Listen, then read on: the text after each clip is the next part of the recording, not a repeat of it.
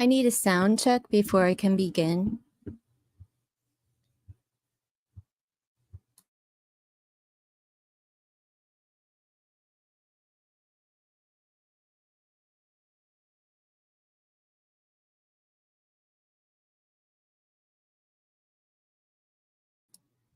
If you don't follow the rules, I'm not answering your questions. They're clearly written across the screen. They're in the description box as well.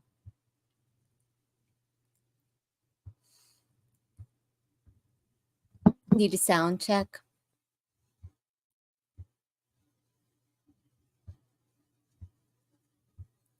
Hit the like button before asking your question.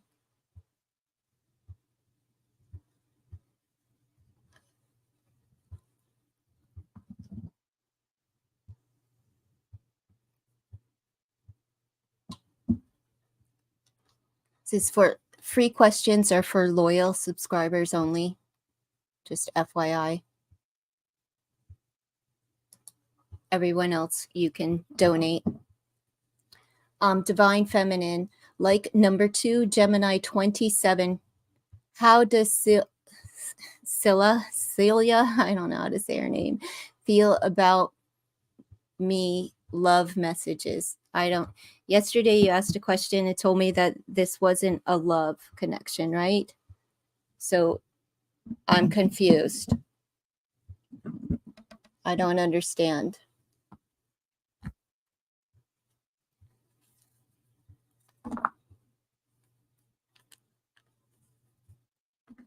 I don't understand. Yesterday you said that it was not love related, and today it's love related. It's a love connection. Are you, I need more information. Are you with her? Are you, I need the status of the relationship is what I'm saying.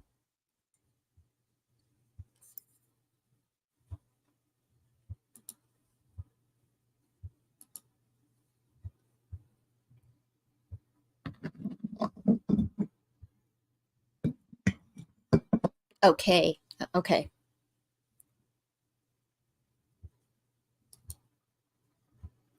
Gotcha. Gotcha. All right. It's a love connection. You're in no contact. So you want the energy of the relationship?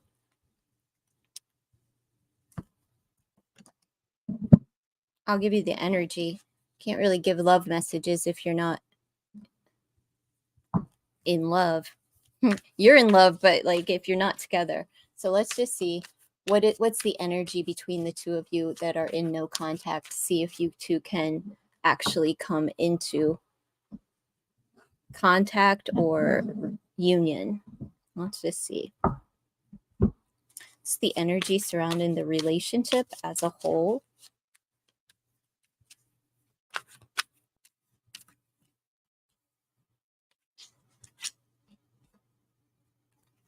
Well, what's stopping the two of you? There isn't anything here that says the energy between the two of you is King of Pentacles, so it's really secure. Oh, wow, I'm not even showing you. His energy is like he feels good about being in a relationship with you, at least like wanting to be in contact with you. So what's the holdup? Because you show up as the magician, you have everything that you need in order to bring this into, a secure foundation of a relationship. So what's the holdup? Why the lack of an offer or an extension of, reaching out to be in communication with this person? Because they feel good. They're showing up. The energy toward being in a relationship with you is happiness. It's good. It's vitality. It's success. So I don't care what they say. They actually want to be with you. So why not pick up the phone or send a text or something? It's a good time. Let me just pull love. Well, it's not love, but let me pull one of these oracles for you and just see if we can get a little advice. Because the energy is good and one of success and a long-term, like you both want something long-term with the King of Pentacles, something stable, a foundation, right? Good love, understanding, just a solid foundation there, and it's long-term energy. So I'm not really understanding why no one's reaching out. family reunions. Okay, you guys are going to reunite. All right. So it's like it's time to go home. It's time to make the phone call or whatever the case may be. All right, Divine Chronicles. Reach out if you're comfortable reaching out. I wouldn't be surprised if they don't reach out soon, but I would just open the door. Open the door to it. Crockett, can you stop? Can you just go? Crockett, get going. Yeah, round, get going. You're being a pain in the butt. Go. Not round. All right, let's see who's next. Let Crockett, stop it. All right.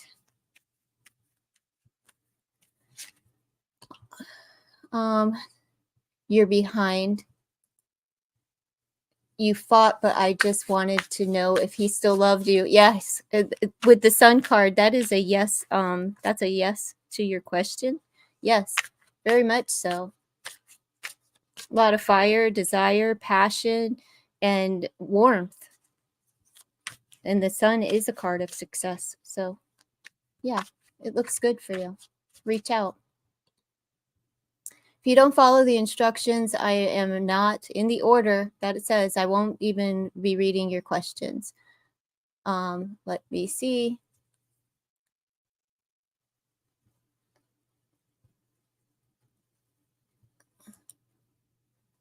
Like first, 27 Pisces. My girlfriend Luana is 28 Leo. I don't need her information. Things are not going well. When will it be resolved? Let's see. Well, I'll do an energy check. I can't tell you when things are going to be resolved. I got to see what the problem is, what needs to be resolved before anything. So let's just see what the energy is surrounding the relationship. Dear Crockett, get going. Come on now. Get out of there. Oh my goodness. Fur baby.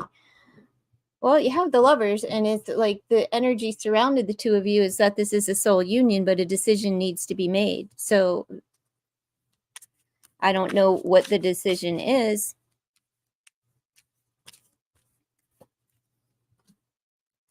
You're showing up.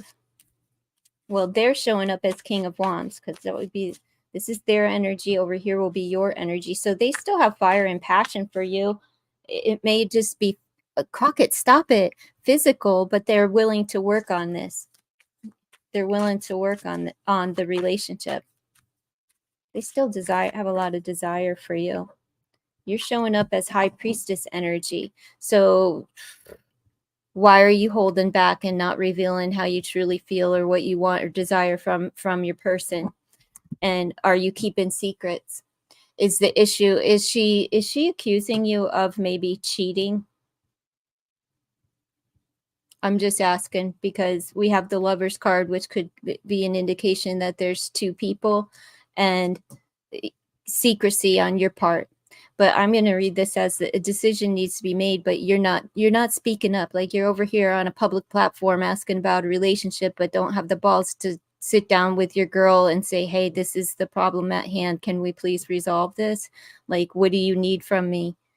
Where am I lacking? What am I doing? It's time to have a conversation. That's all. Because she's still heated up. She still has a lot of passion for the relationship as a whole. Like and this is a work card, so she's willing to work on it. But you're like wearing a mask and not being completely truthful about the way that you feel. It's just time to expose your emotions to her so that she knows exactly where you're coming from and not get caught up like in the heat of things, right? I see that she's very aggressive and she's like, aggressive by nature. Like she could be loud or boisterous within her tone and demanding. Okay. So, when you can get off of the problem and into the solution, that's when things will get better for you. What you need to do is when things will resolve is when you begin to expose your true emotions for her and just like sit down and have a conversation without it being so passionate, right? Like, because passion can be aggression as well, feisty, hard-nosed, belligerents, know-it-alls. So, just have a conversation and let her know what it is that you need from her in order to sustain a relationship, and vice versa. Let me pull you an oracle.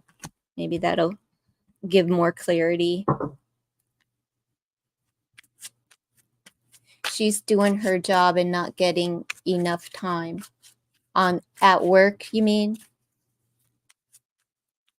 Well, you have to understand that she's probably tired. Women get tired too. And it could just be like a bad season in her life. You have to, thick and thin, good and bad, blah, blah, blah. This says altercations. So you have to deal with the problems, I'll pull one more. Yep. And then we have the sweet indulgence. So deal with the altercations, whatever's going on between the two of you, with solid conversation. That's all. Honest communication. Like, really get down and dirty with what you're really feeling. If you feel insecure, if you feel like she doesn't pay enough attention to you, like, you need to be honest about that, and what it looks like to you for her to provide that for you. All right. And then you're going to get some nookie, cookie, sweet indulgences. Okay. All right. Let's see. Like number 14, Libra, 19 years old. I don't give generals, so this is for a personal question. You're giving me no information. You want a general love reading. Personal question. What's your question? I'll wait for you.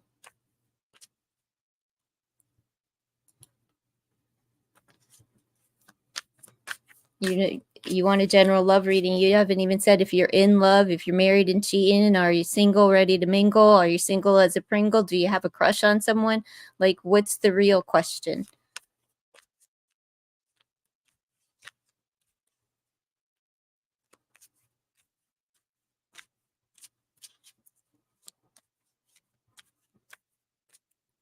All right, here we go with this idiot.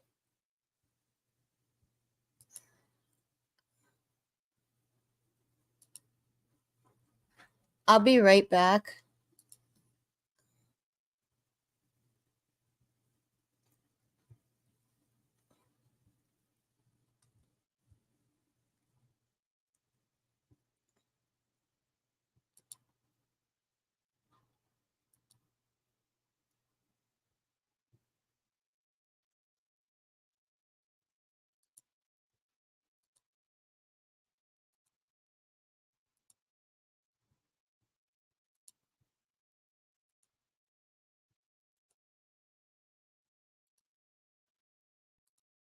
All right, Tarot Destroyer, you're the fuck out of here, you dumbass. Go back to your mama's basement and piddle your pud, okay?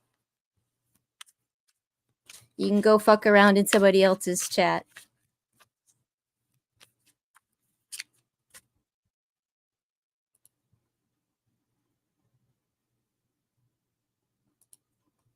All right.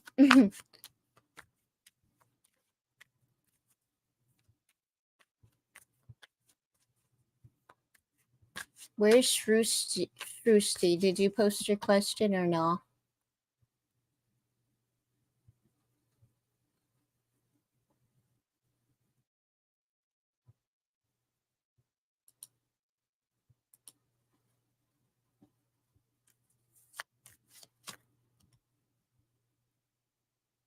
Well, crap. I gotta go back over here. Shrushti, repost a question.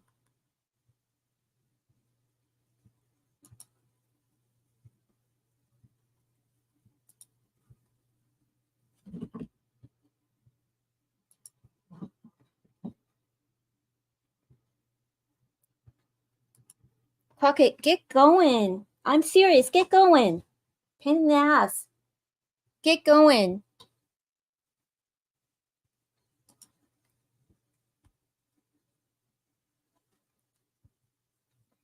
Okay, well, I don't see Shrusti's comment. So,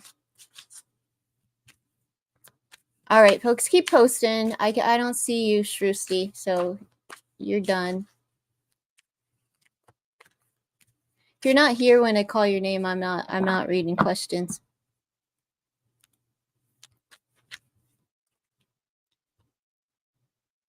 Let me see. Aquarius 23. I don't know how to say your name, darling, but whatever. New subscriber, age 23. I have USA study visa at December 1st. Huh? There's a language barrier. I have USA study visa at Crockett. Stop it. Will I get approved for your okay, you want to know if you'll get approved for your study visa. Let's see. Will you get approved for your study visa? Are you still here?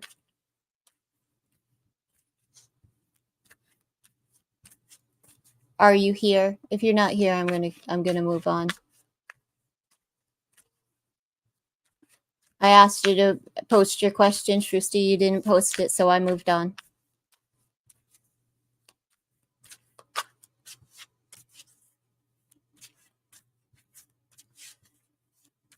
Okay, so let's see. 23-year-old Aquarius, will you get approved for your visa, your study visa?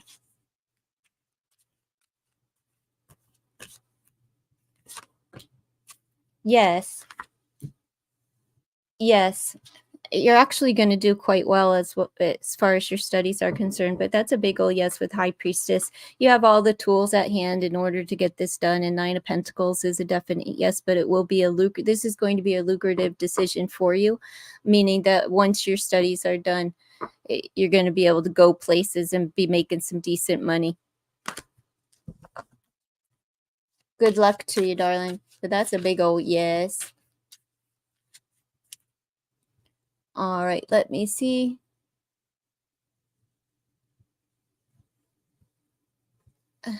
Shalini, are you still here? Like number 17, Scorpio, age 24, shared on WhatsApp. How and when will I and HT start dating? I don't know. It's one question. Could you scale that down? Don't combine 4 questions into one. Scorpio girl, like number 21, shared on WhatsApp. 25, Scorpio. What's the energy of M Aquarius toward you? What's the energy? Are you with Aquarius? What's the status of this relationship? Are they a friend, a lover, an ex, a no contact? Are you married and screwing around? What's the real deal?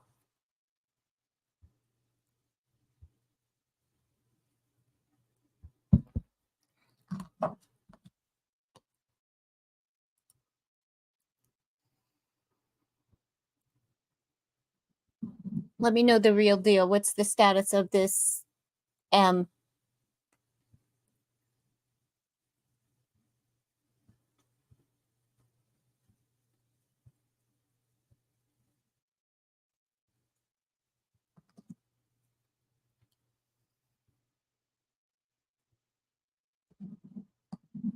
Friend, no contact.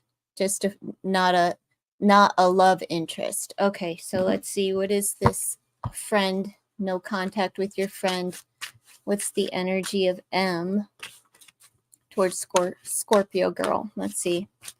What's the energy?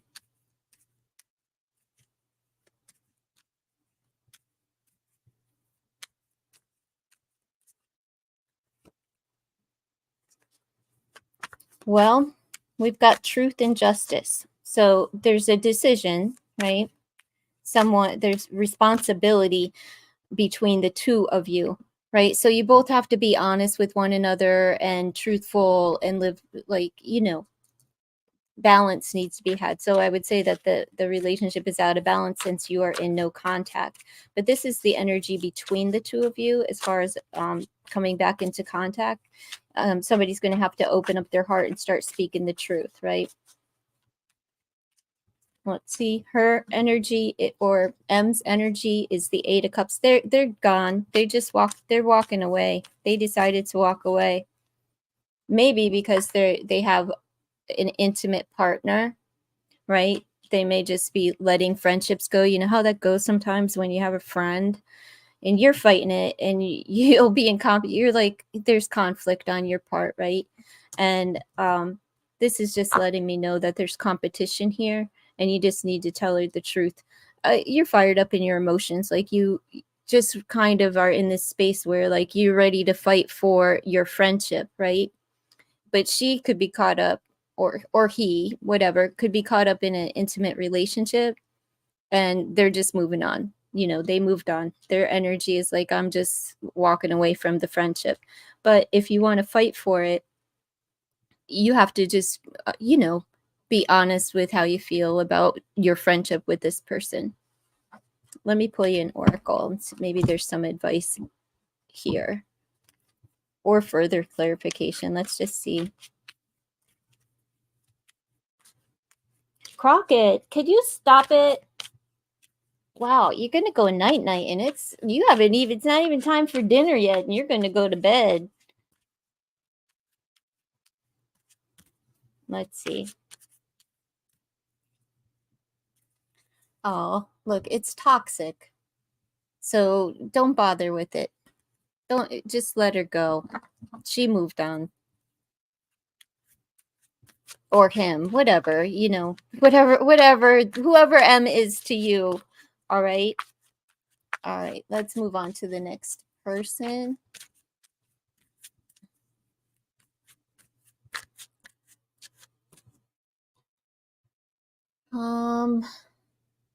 I can't tell you how somebody feels about you, Shalini, but I'll give you the energy surrounding the relationship. Could you please clarify what kind of relationship this is?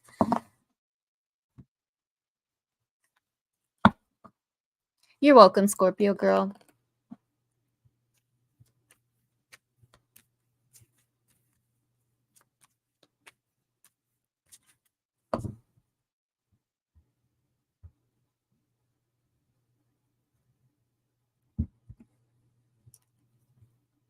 If you're in the background, oh, never mind. I was going to switch it back to like anybody can come in.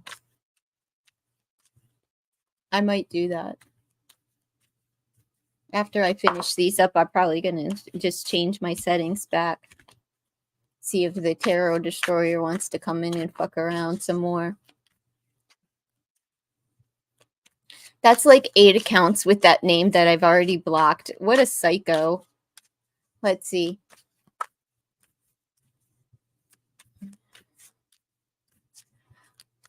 We are friends and in contact. Okay. So this isn't about love. This is,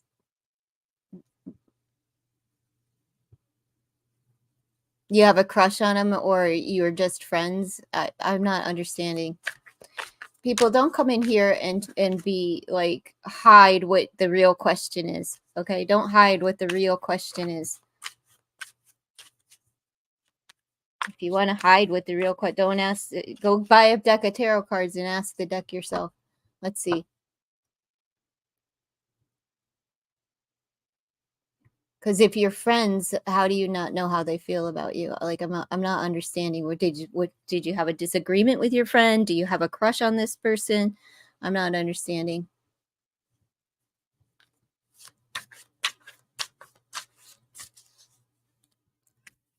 Again, Simone, status of the relationships that you're asking it up.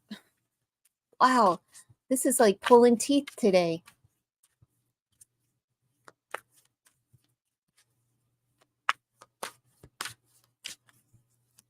Okay, Shalini doesn't want to follow instruction or anything, so I'm moving on. Oh, there we go. Let's see. You kind of feel like he's attracted toward you, but he's not expressing anything. Okay, so all right. What's the energy surrounding this friendship becoming a relationship? It looks good with the sun. There's a lot of heat between the two of you on both sides. That's what, like, the two of you make each other happy. This is a shared experience between the two of you, the sun's energy. So it looks like y'all have a lot of fun together. Let's see. Their energy is the King of Swords. They're very protective over you. They love talking to you. So it says, never alone with him by my side. So they really enjoy your company and the conversation, with that being a sword. So let's see what your energy is. Since you don't want to come right out and say that you like this person, you're crushing on them. Yeah, there it is. Knight of Cups. Yeah, you're Miss Dreamy Romantical and wanting to fall. You're falling in love with them. So why? Just be honest, girl. Just be honest, girl. So I know. So I'm not up here like pulling teeth, just trying to read the cards in the way that, like, the question, so it corresponds with the question. But yeah, they're very protective energy. They love spending time with you and the communication. I would not be surprised if this person doesn't, if he doesn't, or she, whatever, doesn't come forward and express this to you at some point, right? Maybe by asking you out, or leaning in for a kiss. But look at you. You're like daydreaming, fantasizing about wedding bells and being the one and everything else. Girl, you can't, the cards don't lie. It's you folks that up here lying. Like, oh, how's my friend? How does my friend feel? You gotta ask about a friend. You want to know, does he want to get it on? Does he want to be in something with me? Just come out with it.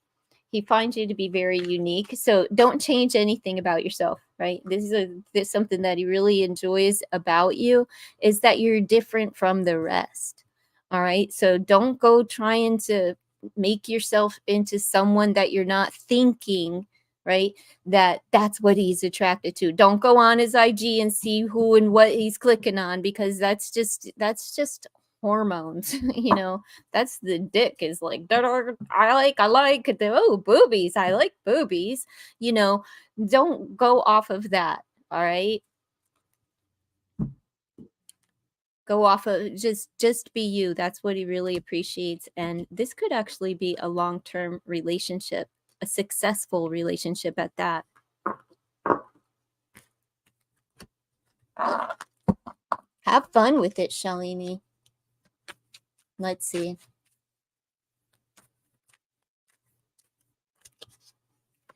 You're gradually starting to like him.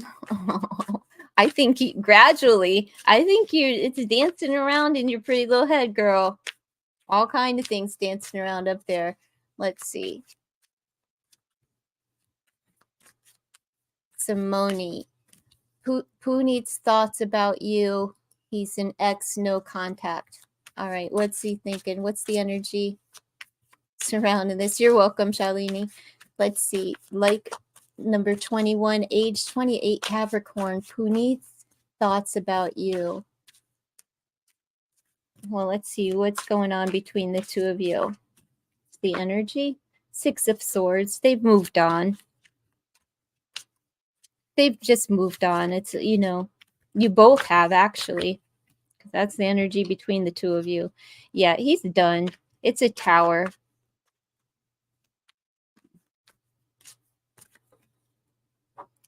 In their mind, this is just like they moved on from a relationship that was destroyed. So they if you want to know their thoughts about you, if this card, I would say that they think that you're unpredictable, uncontrollable, and a disaster, right? But this is just the energy surrounding the relationship. I'm not going to tell you what they're really thinking about you. It's just that in general, they've moved on because they feel like the relationship, there's nothing to salvage, right? They don't want to rebuild it. And you've moved on as well, and you're just like kind of taking a break, and but still having those lingering thoughts of, you know, the ex, like what could have been, what maybe should be. No, they're not thinking like that. They've moved on. You've moved on too, but you're still giving yourself a break in the meantime, between time. That's when those thoughts creep in, when you're laying down at night and it's quiet and it's the holiday season and we're lonely, so you know the mind goes back. Don't put it in reverse. All right, look forward. Look forward. Let me pull you an oracle. Let's see. Concerning What I want to ask a different question for you. Like what can you look forward to in the very near future? For Sumoni, what can she look forward to in the very near future? Let's see. Self-love. Yeah, it's all about like just focusing on you. Just continue with the healing process, all right? And you'll be fine. I'm going to pull one more of these just because I like you.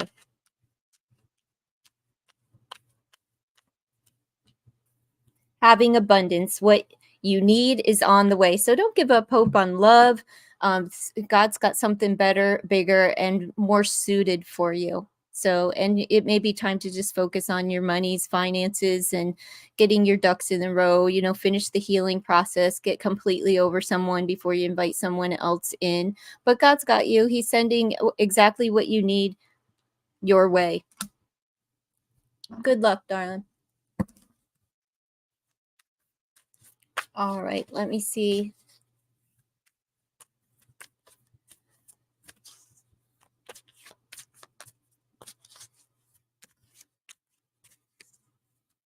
Like number 8. What is this? Rika Duda. I know, Rika. I don't know how to say your name, but you're on the screen. Like number 8. Does A have feelings towards you? Age 21, Aquarius. Let's see. Does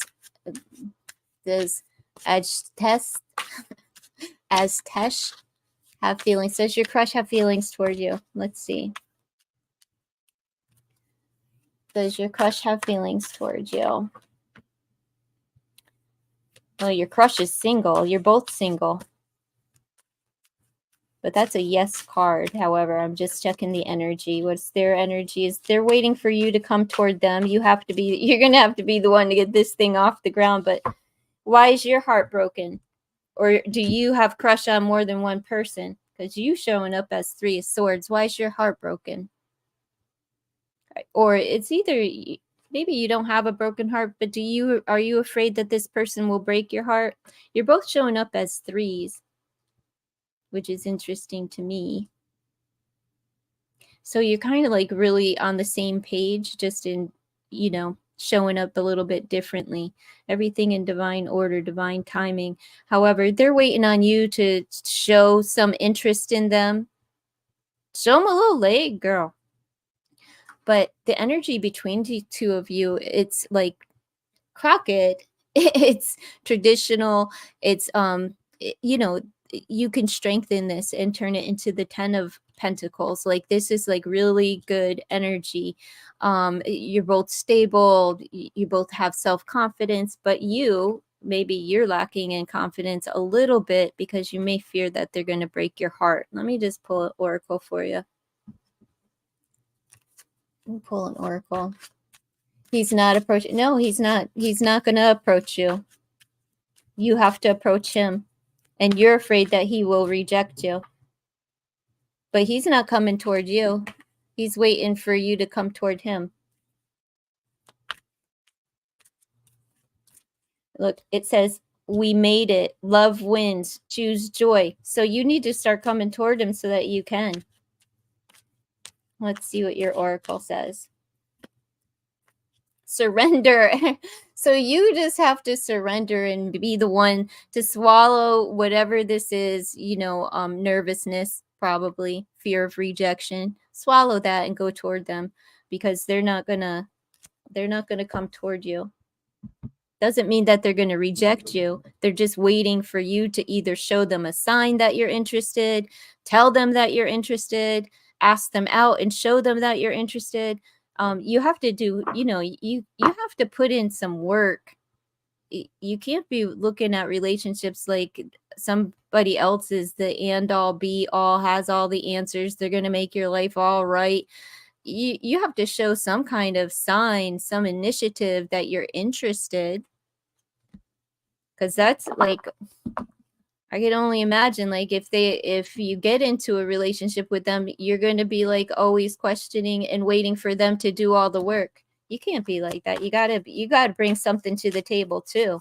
Bring your boldness at this point, they want you to be bold and at least let them know that you're interested, or this one's it's gonna pass you right by. Let's see. Who's next? SB. Why is your question so darn long? Like number 13, Cancer 23 shared on WhatsApp. Should I move on from from D, or is there a strong chance of reuniting? I don't know. That's two questions that you want to smush into one. Let's see. Crockett, get down. Hold on. Let's go. Let's go. Let's go. You go night-night. No, I gotcha. No, I get it. But you can't have my attention all day. No. I love you, but you're pretty much. No, you even have to chill out. Go chill out.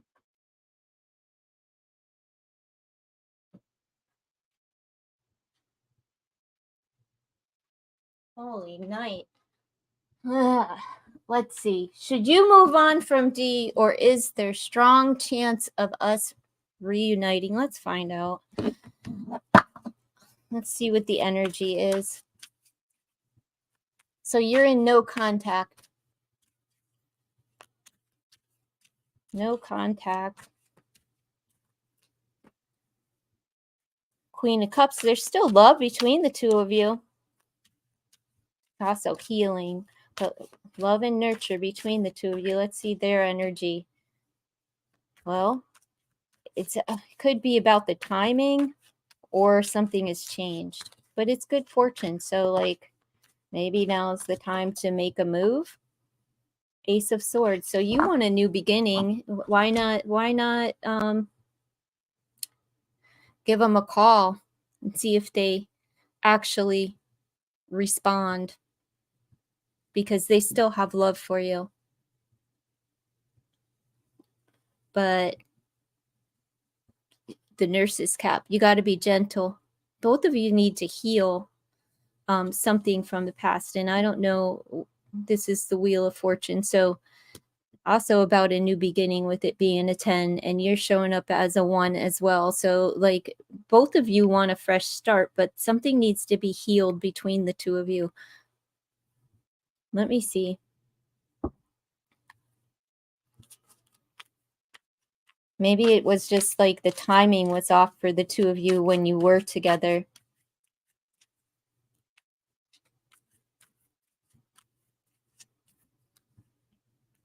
Foundation. Yeah, work on the foundation.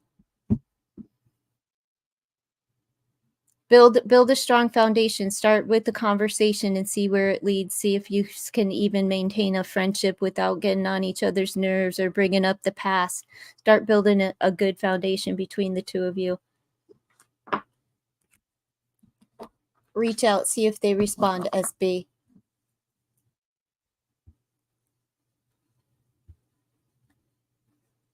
Oh, Ilda, I changed the setting. You don't have to post any of that, because everybody here has been subscribed for at least a day. Well, it's for loyal subscribers only, so, you know. What you're allowed to do, Marie, is follow the instructions. They're scrolling right across your screen, and they're listed in the description box below. All right, let's see. Who's next? Anthony Miller. What do you have to say? Better not be in here asking about anybody's virginity. Let's see. Like number 20, you shared on WhatsApp. Thanks for sharing the stream. I appreciate that. I'm 33-year-old Sagittarius. Can I get energy check on my marriage? Me and wife was texting back and forth for the past few days. Now we are in no contact. Okay. What did you do? What did you do? Let's see. What's the energy between you and your wife? I hope that your marriage works out. You know, if you would just withdraw that energy, you'd be better off. and let her come toward you like it's her idea. But let's see, what's the energy surrounding you and your wife? Two of Pentacles. So, well, that's balance. So the energy is that it's balanced. She's showing up as Two of Wands. So she needs to make a decision. She's making a decision. And look, like marriage licenses is the decision that she's going to make, wanting to stay married. Let's see. And you're showing up as Justice.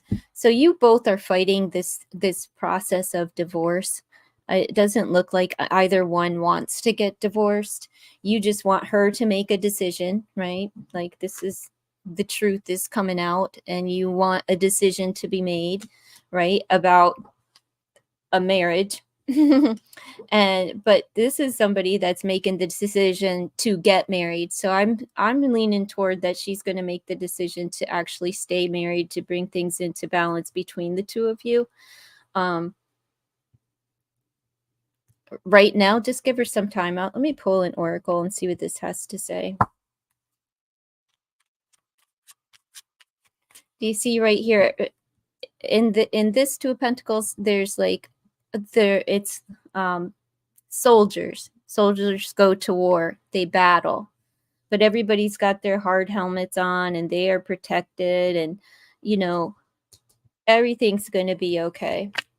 It's no matter which way. But like, you want her to rush a decision on whether or not she wants to stay married. Don't push because you're pushing her away, right? Like, you just want her back so desperate. Like, women can't stand a desperate man. It's unattractive, right? Like, no, we like a confident man. We don't want someone that's like feels like we're their life. No, like, we have to protect them. So that's backwards. You're supposed to protect her. But it looks like she's deciding to stay married. Let's just see what this deck has to offer as far as any advice for Anthony Miller. If you show up as a weak man, women look protected by the angels, if you can see that. So there's a level of protection for the two of you, but you can't be showing up as a weak man. That will make a woman seek out another man for strength, because like, we don't want it. We want a man, not a woman, to show up. So you need to suck it up and stop being a little bitch. You can't just become putty in her hands. You have to have a backbone and show up as strength and solid. So even though you feel like crying and you want to do whatever she, you know what I mean, like whatever she wants, no, don't let her turn you into a bitch. We love that, because we can then walk all over you. And look at what she's doing now. She has complete control in the relationship, because you've given her all of the power and strength in the relationship, because you're here asking a question about, what's the energy? We're no longer talking. Now we're back in no contact. That's weakness in a woman's eyes. I'm just saying. Don't let her turn you into a weak man. Find your strength. Find your strength. It looks like it's going to be okay, though, Anthony. Just grow a pair. That's all. I'm sorry. Let's see. Who's next?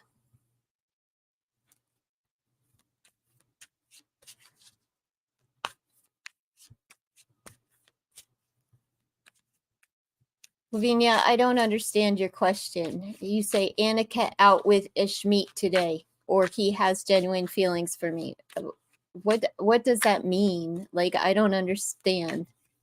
Are you asking if he's out with somebody else today?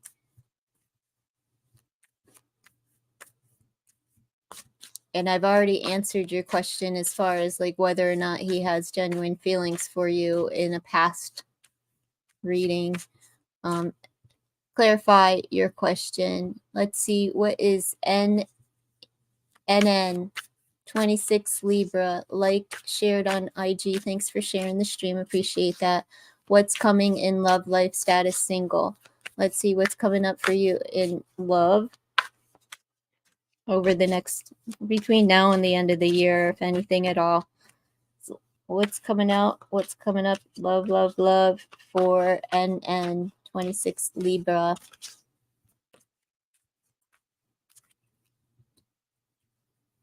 You're going to be waiting on love. It's just time to take a look in the mirror while you wait. It's a time of self-reflection for you, and maybe having a little bit of a change of perspective on what love is and what real love is. Okay.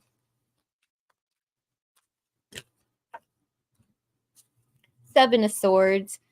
It's just not a good time. Wait. It's telling you to wait on love, because who is coming toward you is not, they're sneaky, they're filled with trickery, they're lies, deception, they're not truth tellers, they're full of shit, and then they leave you high and dry. So this is, wait.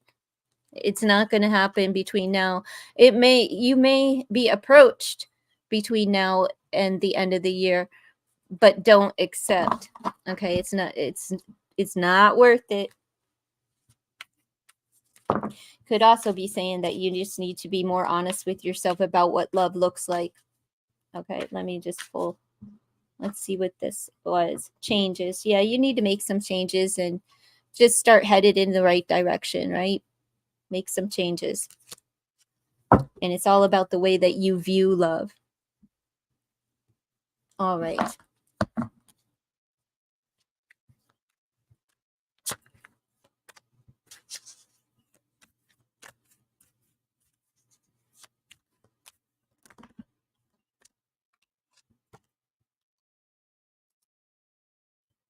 Ooh, Big Bird. Don't poop on the table.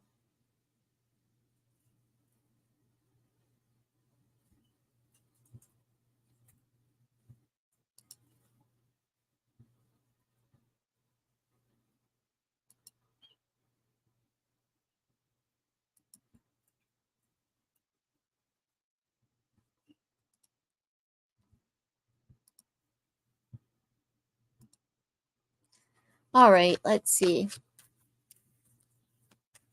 You're welcome, NN. Who's next?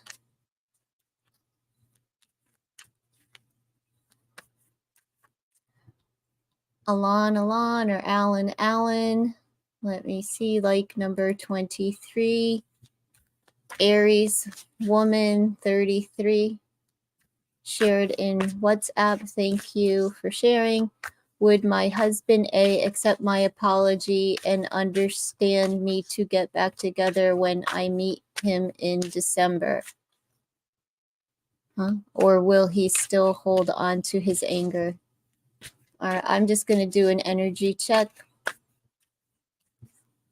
Let's see, what's the energy surrounding your relationship?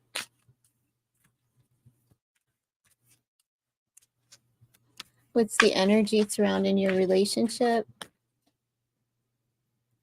Well, it looks like it looks like he will. To be honest with you, we have King of Pentacles energy. Thrilling new love stories. Yeah, he's still physically attracted to you, but it's almost like, he might accept the apology or whatever, but then he's going to head right back out. It's not a, he's inconsistent. All right, like, this is an inconsistent energy.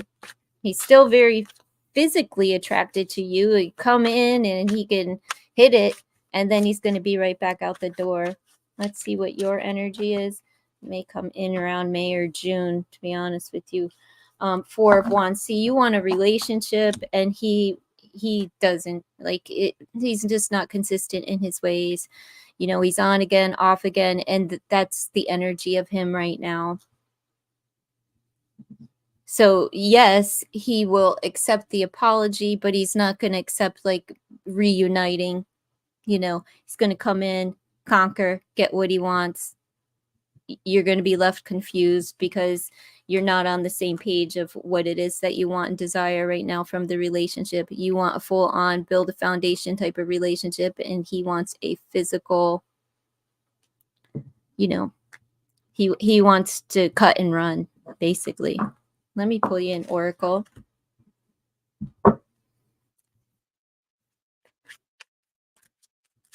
So in December, you know what? Keep your legs closed. If it's going to hurt your feelings in the long run to be intimate with him, don't let him, because he's not going to stick around. All right? Like that's it. Like it's just the way that the energy is right now. Let's see what does this deck have to offer you?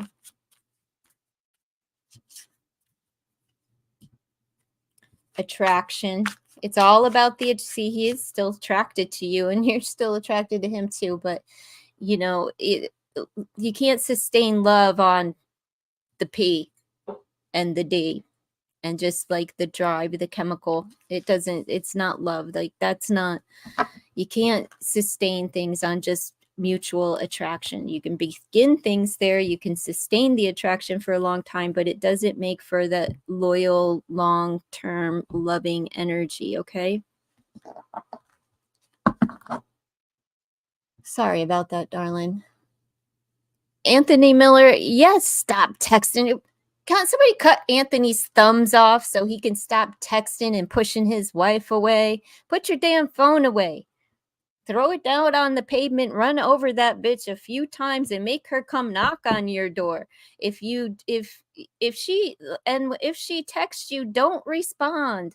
Like, give it a day before you respond so that she's thinking like, you know how you're thinking like, I wonder who she's with, I wonder what she's doing. Well, that's the same kind of energy when she can't have you at a snap of a finger, right? So let her feel those feelings. But you're just so afraid. Like, you're too much of a bitch, dude. Like, you got to give it up. Honestly, you're weak. This woman got you so weak that you're turning into a woman. Stop that shit. Yes, no texting. No texting. My goodness. All right, is anybody following the fucking rules or no? Let's see. Lavina, like number 18. Taurus. Taurus 21. Clarification on me and Aniket relation he doesn't express. I have no idea what your question is. I have no idea what your question is. Clarification on me and Aniket relation he doesn't express. He doesn't express.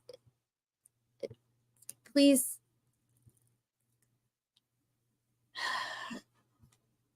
Rephrase your question. Everybody else, could you follow the freaking instructions? I'm not gonna be pulling teeth. Y'all just gonna have to go somewhere else. I'm not pulling teeth. The instructions and examples of how to post are listed in the description box, and they're scrolling across the freaking screen, folks. Wow. Let's see. Here we go, Amy. Good to see you. Like number 25, Libra woman, age 23. Advice on my situation with Jordan. Who is Jordan to you? Please state the status of the relationship and what kind of relationship is this? Is Jordan a girl? Is she a friend? Is it a boy? Is this a crush? Are you married and cheating? What's the status? What's the status, Amy?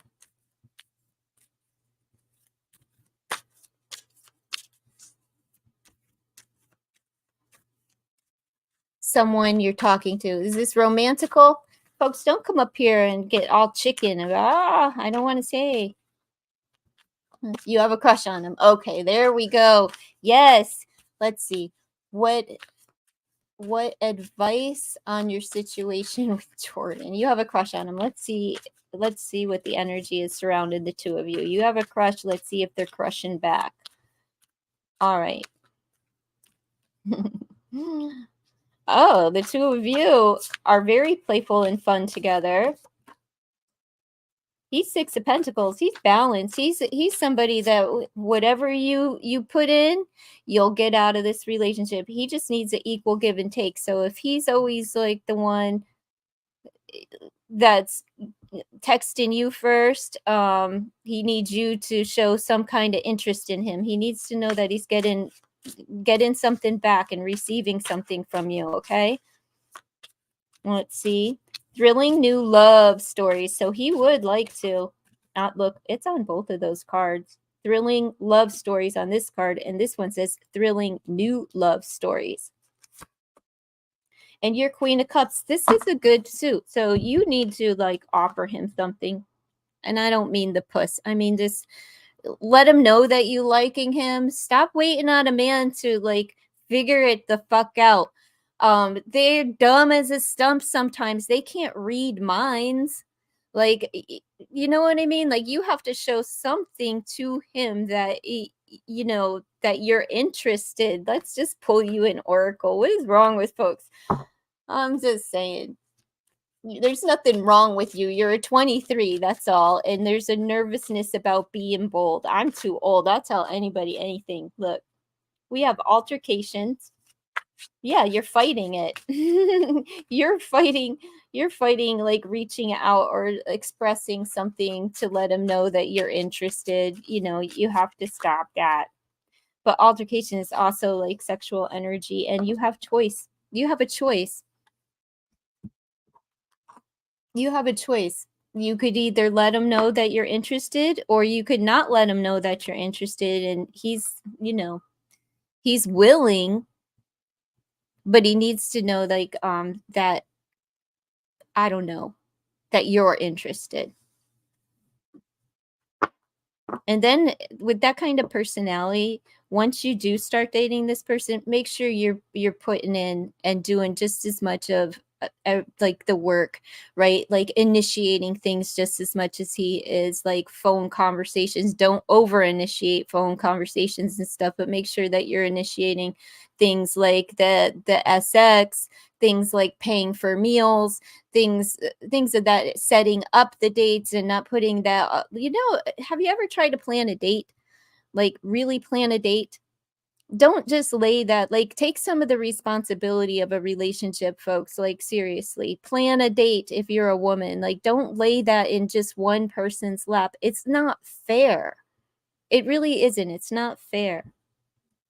Plus, if you like fine dining and you want to go eat filet mignon, well, you best be prepared to do that once in a while for the other person, right? Where it's coming out of your pocket and it's your idea. And you know, come on, it's 2023, folks.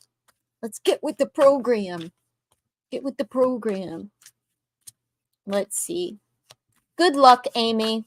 He's just waiting for you to give him a signal or a sign or something. He said he cares about you too, but lately he takes like almost a whole day to respond back to you. I don't know what ATM means, but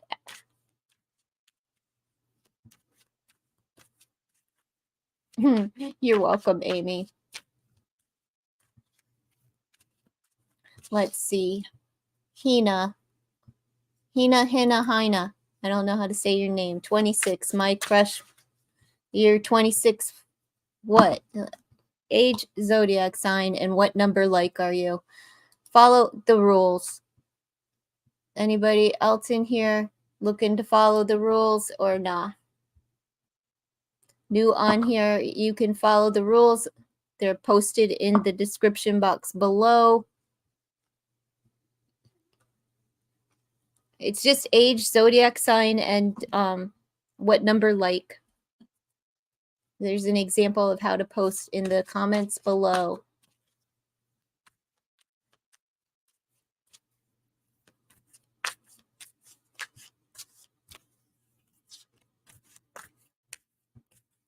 I don't know what your question was, Hina.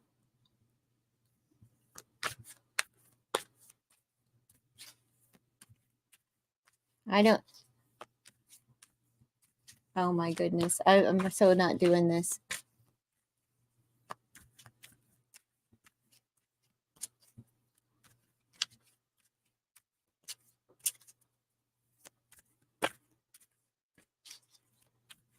If you're here, just post new here question at the top. I don't scroll for questions. New here.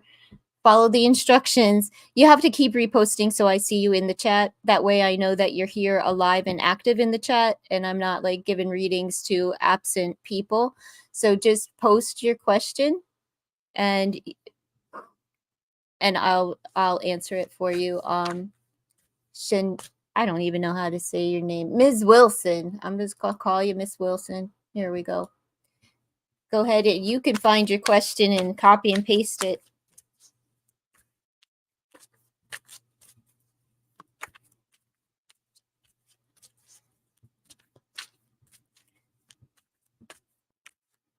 Johnny Blake, you are not new. And if you say that if you are a new subscriber, Johnny Blake, you're going to get blocked for subscribing, unsubscribing, and resubscribing.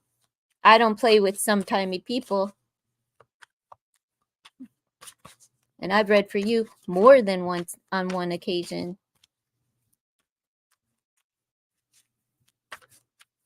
I don't do sometimey folk. It's for loyal subscribers. That's stated right in the description box below. Where is Shaniva? There we go. 35. 35 Aries. All right. Next time that you come in here, you need to let me know. You put an L for the number that you are of liking the stream. You have to like the stream and be subscribed in order to receive a free question. Let's see. 35 Aries. Who is currently spying on my Facebook story? It's one question. So who? I can't answer who. I'm not a psychic, but we can see if we can come up with their, I don't know, their zodiac sign and a personality trait of who. Somebody that is obsessed with you. They are locked and loaded and fixated on you. Could be a female with dark hair, as that's just showing up in the card like that. But it's somebody, it looks like it's somebody that you have hurt, maybe through conversation or an action, and you hurt their feelings, because this woman is in tears. But 8 of Swords energy lets me know that she's locked and loaded and obsessed. I'm going to say it's female.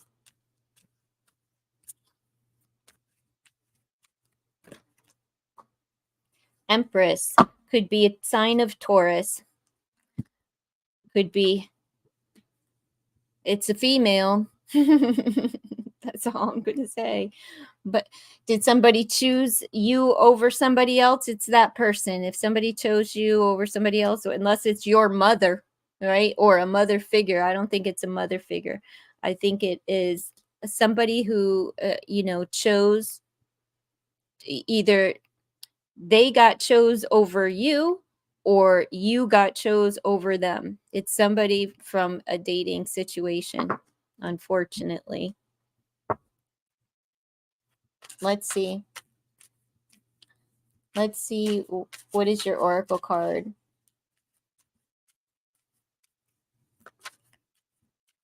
Jealousy. They can't, they're so locked and loaded, like they can't get you off of their mind. Positive atmosphere. That would be beneficial. Try to just remain positive through it. But this could also be an indication of where you know this person from. If there's a place that you go that is a positive atmosphere, like school, work, I don't know, sometimes work isn't so positive and neither is school, but you know what I'm saying, gym, hanging out with a friend, anywhere you do some form of networking that is positive for you, it's somebody in that circle. Somebody in that circle.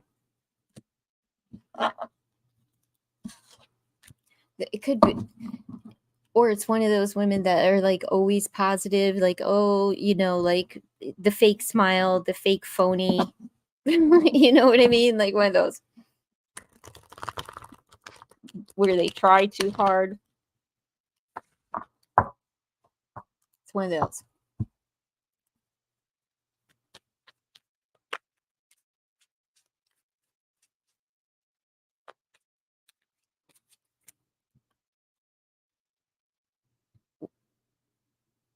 All right. Well, good luck with that, Shaniva. Good luck with that. All right, Hina. Hina. Like 26. My crush name is Mosin. What he thinks about me. You're 35 Gemini. 35 Gemini wants to know, what does Mosin think about her? Let's see, what is the energy between you and Mosin? Is this a love? Are you yeah, okay, you said your crush. All right. Let's see.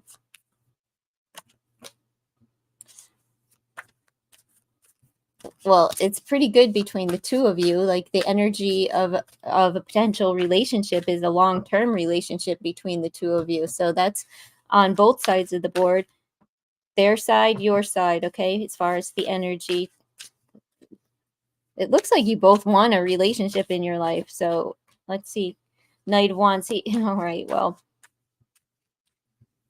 Knight of Wands connected to that Ten of Pentacles energy lets me know that he's not going to be, he may be inconsistent in some of his ways, but he's not just here to hit it and quit it. But it may start off that way. He's just really, I don't know, actually attracted to you. Five of Swords. All right.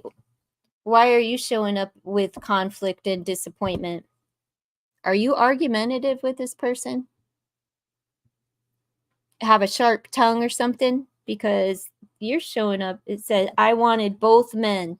So even if you didn't really want two men, this person thinks that you do. And that's why, but he's still driven to you, but you both want a relationship with the other person, right? He thinks that you're either a liar and a cheater who is kind of like greedy with the peen and you want everybody to want you type of gal, still wants to have a relationship with you, doesn't really matter. So he's showing up like where he's attracted to you, right? And he's willing to hit it and quit it because he thinks the only reason that he would quit it is because he thinks that you don't solely only want him. So good luck. There's a lack of trust, and even though you both want long-term relationship with each other. Let me pull you an oracle.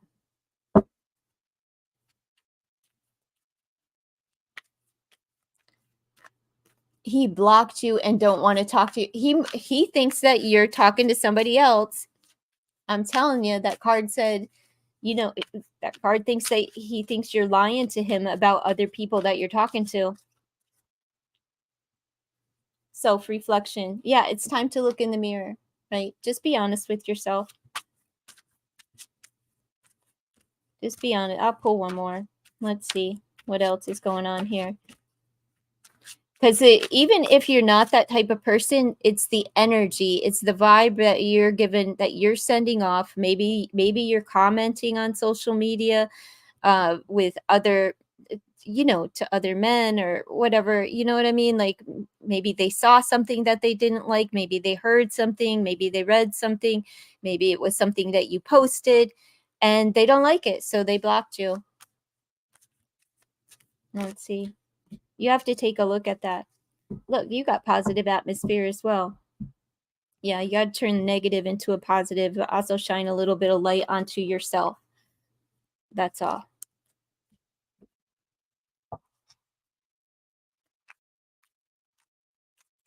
All right.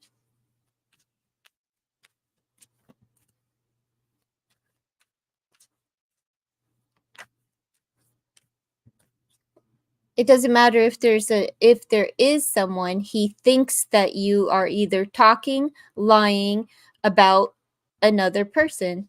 He saw something, he heard something, you know, he don't like it. Could be something, he could feel that you lied to him, like you showed up as Five of Swords energy. So let's see who's next. Precious, what is your question? Like 32, Gemini, 18 years old. Your crush is Basil. What does he, well, I can't tell you how he feels. I'll give you the energy surrounding possible relationship. What's the energy surrounding you and Basil? 32 Gemini. What is the energy surrounding these two? Romantically.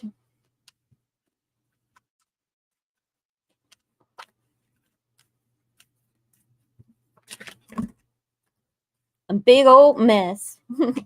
Temperance, Four of Cups. Anything else turn up? Nope. Okay, their energy is they are withdrawn, and this energy is one of balance. So I don't know why they're withdrawn. They could just be bored with the way that things are right now. Do you see how she's scolding him? He might think that you're like one of those people that wants to dictate to another person, that you're going to, reprimand them. And do you see the look on her face here where he's like got to talk to her and trying to stop her, and she's got a stern face on, like, I don't want to be bothered with you. There's something in the way that you present yourself that is putting this off. All right. It doesn't mean that you're actually that way. Don't you ever see like a woman with resting witch face and she's just stone cold? Well, once you get to know that person, they could actually be the sweetest gal in the world, but like it's a defense mechanism a lot of times. Like women are very, put on a mask, and it puts people off. Let's see. Yeah, because here you showing up as the moon, which is, lies, deception, betrayal, hidden factors, secrets. So why are you wearing the mask? You're the one that's wearing the mask, right? So something's got to get, like, you got to be more honest about the way that you feel about things. This is, what does this say? Will love always wait? Does love ever lose? Could be feeling that you're a little bit competitive when it comes to love, but he feels like you're a person that will shame him and that you're hard to get along with. All right. That's what he's thinking. And that you keep a lot of secrets, or at least you're showing up as a person that's hiding the way that they actually feel. So be more expressive in the way that you feel, because you're coming off as a person that's not interested, that's in control, that's like, a finger pointing type of gal, that, it's not a warm welcoming anything.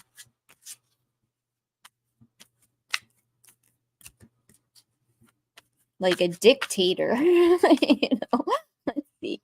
Memories, something from your past. Something from your past is coming up. And vacation. So go back to a time when you were more relaxed and at ease, and present yourself in that way, right? Where, everything was sunny and it was warm and everything felt good. Try to relax, because this woman here is not relaxed. She's not relaxed at all. She's pointing her finger and she's like got her back turned and very stone cold face there. Like, leave me alone. I'm checked out, right? So you have to kind of just present yourself in a more authentic way if you're interested in him, where you're relaxed and everything's easy breezy. And it's the way that you used to be. Maybe you were burned by someone and you have like a defense mechanism that's been working for you. It's not going to work with this person. All right, I wish you the best.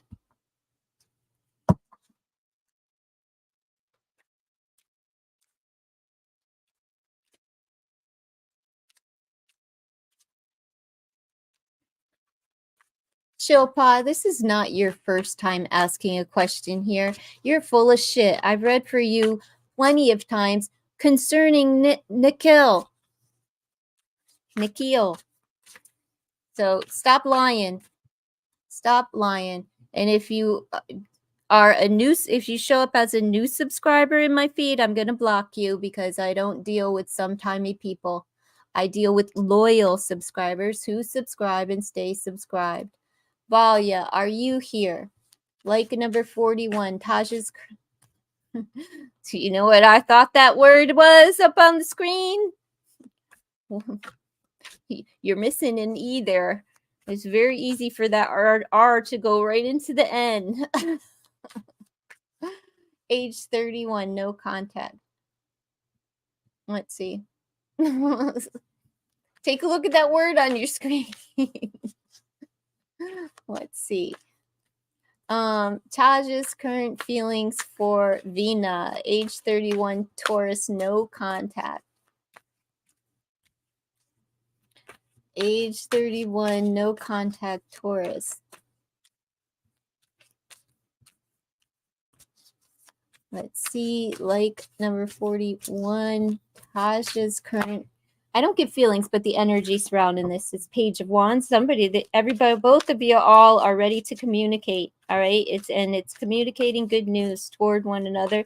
This is also indication of a new beginning. So both of you are inspired by this, like a new beginning. They're fighting it. Right? They're fighting it. It's Five of Wands. It's also a very physical, aggressive energy. So they have some pent up sexual energy for you. Words you can't say. I tried to kiss the pain away. Aw. Which means that they've been out there. I don't know. You've been in no contact. There's a little bit of competition here. They've been knocking boots with other people, just trying to numb the fact that you weren't there. But they do want a new. They do want a new beginning with you. That's weird. Six of Cups. Look, your soulmate. All right, you feeling like this is your energy. You miss long and yearn for them. You really want them back. You feel like this is a past life connection. You're stuck in the past. You really desire this person. And look, you still daydream about, like, are we ever gonna get married? Can we? Well, I don't know about that, but I do know that you two, if you start communicating, you won't get a negative response from them at this point. However, they are not spending their nights alone, and it has nothing to do with because they're in love. It's just they want to F their way through the hurt. All right. Let me throw you an oracle just for shits and giggles. Let's see.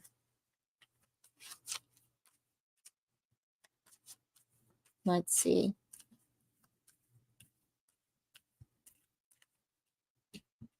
Perfect timing, girl. It's perfect timing. Go ahead and reach out.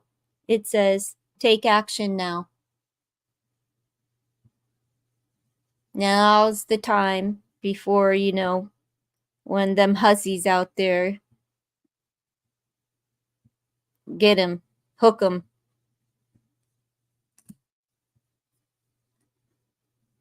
All right. Good luck to you.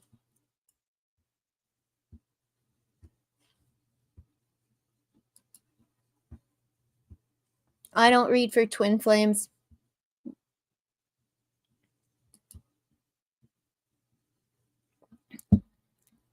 You'll have to rephrase a question, and don't ask me anything about twin flame, twin blame, narcissistic, abusive, violent, crappy ass relationship. Why would you even want that shit in your life? That's my question. Change your question, Vanishka. But don't ask me anything about twin flames. You're welcome, Valia. Let's see. Like number 33, you didn't give me all of the information. I need your age and your zodiac sign. And I don't tell people how other people feel about them, but I do read the energy surrounding a possible relationship.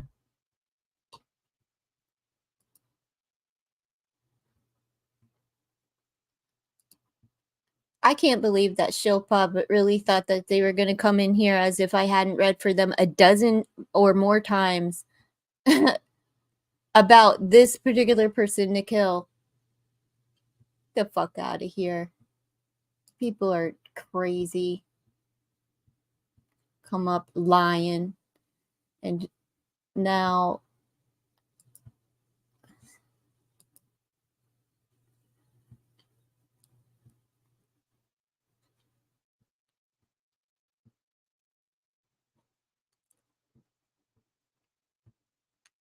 I don't give feelings. Just told you I don't give feelings.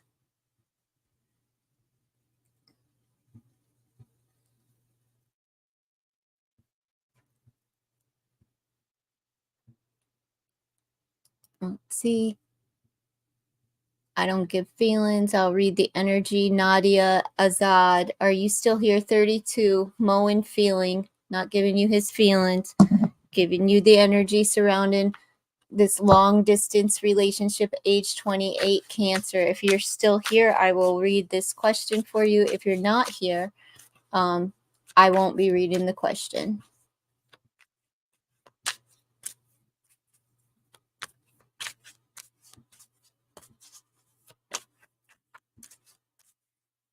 Nadia, are you here?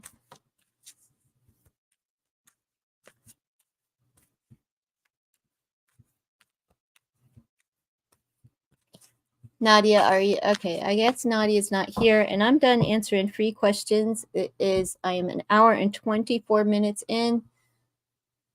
I'll give another minute to Nadia, but I don't think there you are. Okay, Nadia is here. If you would like a question, you can pay $5 via super chat. If not, sorry, you missed I did it for an hour and a half almost. So let's see. Let's see. What is All right. What is the energy surrounding this long distance relationship for 28-year-old Cancer? Let's see.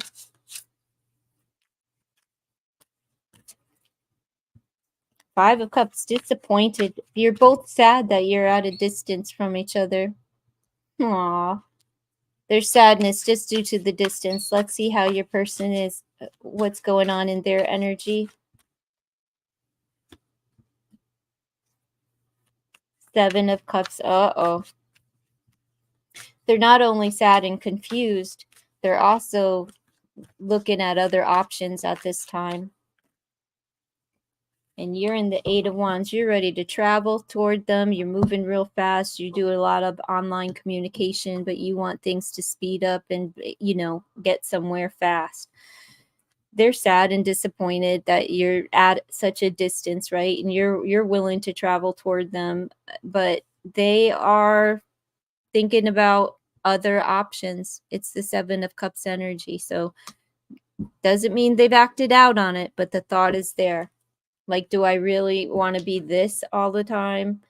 Do I really want to be sad and disappointed because there's such distance between us?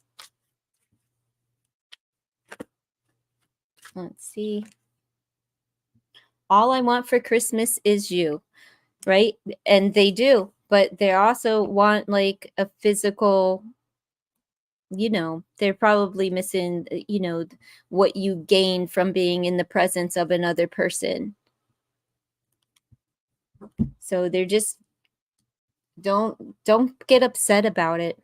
All right, it's human nature to be considering like other options, and the other option could be like maybe moving you toward them, maybe traveling to see you, because they're really jacked up in the feelings as well as you are. But all I want for Christmas is you. So like, if you can get to him for the holiday, do that.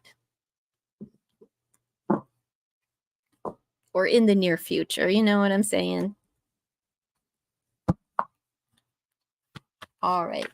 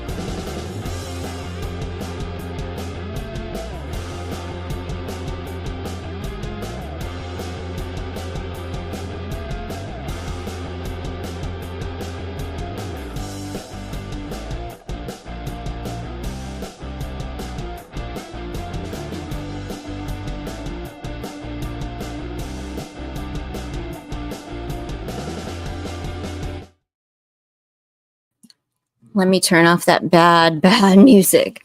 How you doing, Amina? Hi. Who is coming toward me in love in December? I hope for someone stable as a Christmas present. Let's see. Who's coming towards you in love in December? Let's see. Love, love, love for Miss Amina, December.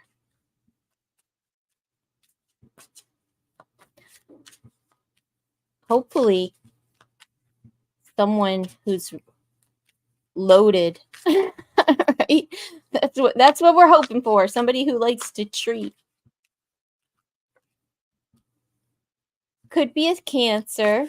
They would be a successful person as well because it is the Chariot. They could be, they might drive for a living. It doesn't have to be, but they are a successful person. Let's see. Possibly sign a Cancer. Start taking cabs. Maybe they're a cabbie. I don't know. 5 of Cups. Somebody that's sad about the past, a little disappointed. But again, more water energy there. So look for water energy, specifically sign of Cancer, but Pisces or Scorpio as well. But this is a person that has had some, they're a little sad. Maybe they have sad eyes or something.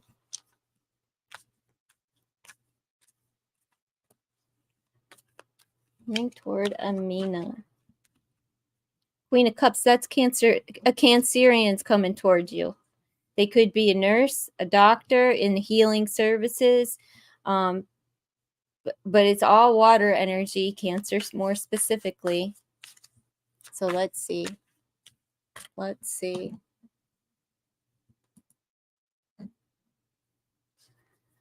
Let's see. All right. Who else? Anyone else or just this water energy? Just this water energy. More water energy. Somebody that they're withdrawn, and they're withdrawn probably due to some disappointments, or maybe their travel plans didn't go as planned, but it more all water energy here. So 9 more water, 9 of Cups, dreamy, romantical, dream come true, dream boat, wish fulfillment. You might meet them out at a dance, right? And they may try to come forward and actually like get your attention, but here you are with your back turned toward them.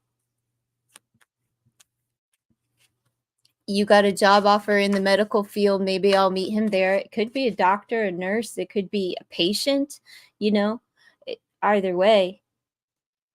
Somebody's looking. Look in this card, somebody's watching. A little voyeurism going on there. There's people watching in the background here. It feels like this is going to be a dreamy romantical relationship where all eyes are going to be on the two of you. Like there's a lot of onlookers. Like there's onlookers here. It doesn't have to be voyeurism, but where the two of you are just like the it couple. This is wish fulfillment though. And they are single, so they're not attached to anyone else, but it seems like they may have had their heart broken. Look for the guy with the sad eyes. They may have been in the service. Maybe they're a service doctor. Oh, or one of those humanitarians. You know how like the doctors and nurses, and they go to Haiti or wherever. Expect this person. They also could be musically inclined. They may be a good dancer, but I don't know. I'm feeling like they're more of a musician than anything else. Maybe they have a really nice voice. Let's see. It is somebody at work. Look, you got the 8 of Pentacles. It's somebody either that you graduated with, but I'm going to say that this is a work card. So this is somebody that you are, go take the job, girl. You're getting more than you bargained for out of this deal. I'm going to pull one of these and a couple of these for you as well. Let's see. Love. It's just one person. It's this person showing up very strongly as a sign of Cancer. Now published monthly. It could be whatever. They could have just graduated, from med school or something, or nursing school or whatever. They're going to sweep you off your feet, though. And look, it says true love right there.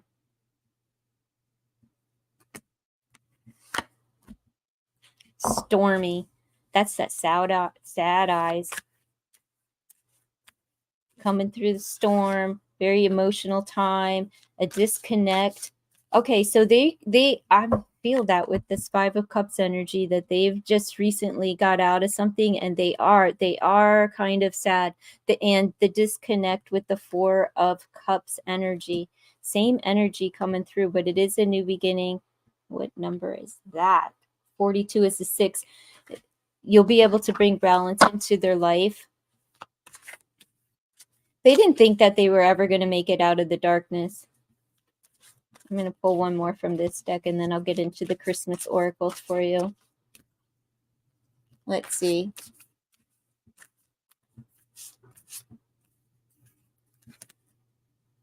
Confessions. They're going to tell you all about it. They're going to tell you about, like, this is a person that's been so disconnected due to some kind of heartache, heartbreak. It could have even been like schooling or whatever it is. They're going to confess not only like their feelings for you, but so you see the phoenix here, like how they had to rise above from the ashes. It could have been like a death that they've experienced where they've been really disconnected from the world around them, where life just was kind of murky and mucky and hard to get through. They're going to share all of this. Is like a true connection. Like they're going to share like all of that with you. So be mindful of somebody that like either got divorced or went through a really bad breakup, or a death in their, I'm say family, but in their life that really affected them in a deep way. They're gonna, when they start sharing this with you, know that they're the one. Like you won't have to question it. They've been through some things, and now they're just coming out of that. Right? They're beginning to feel again and not be numb to the world around them. Oh, they're unique. So it's not going to be anyone that you're used to, right? Like they're not your everyday Joe. They may have a unique style. They may, whatever. Look, travel comes up again. This could be somebody from a different country that starts at the facility, or, maybe they graduated from a different country and they're coming over to Europe to for work. But again, they could also be a well-traveled person. Still showing up as a sign of Cancer with that card. I'm just saying.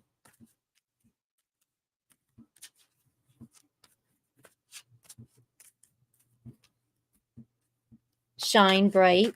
So they are a star in their own right. Like this is a person that's going to be like, when they're at work or whatever, the spotlight will be on them.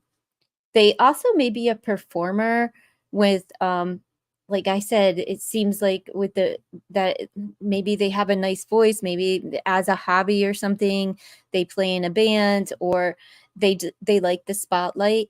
They could also be somebody that is just a higher up in the job. Subordinate. Playing. Let's plus one more here.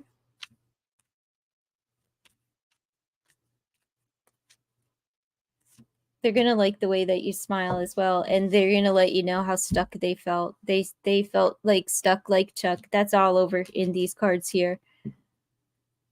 That's what they're rising above from. They could also be really stuck on you.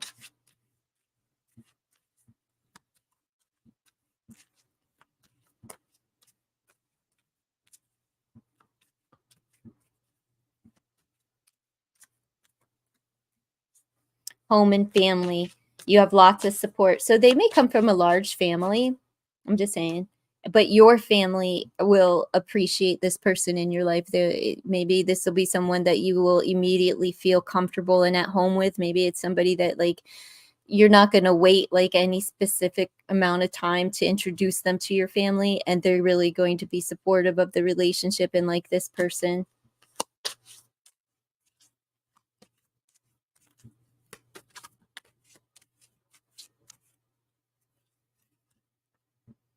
Finding direction, of course, like with everything else that's been said, it says you're being shown the way, but I think for them,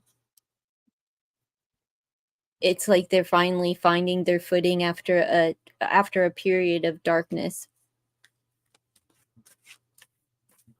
They also may be a leader, right, on the job, so they may be a leader, someone that other people follow. More stars on the lantern here. Could indicate the sign of Aquarius, but who gives a shit, right? Aren't they the water bearers? Let's see. Sweet surprise. Good things are happening. So that's just, he wants the stuff you're stuck in, girl. Yeah, good things are going to happen for you in the realms of love in December. Look out for this. If you start that new job, girl, I don't know. Walk in there, smile at everybody, let people know that you're easy to approach and available. Single as a Pringle. Ready to mingle, mingle, mingle.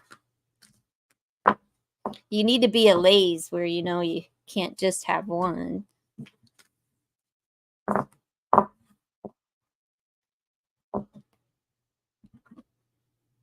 All right. That was good. That's actually a very good love read.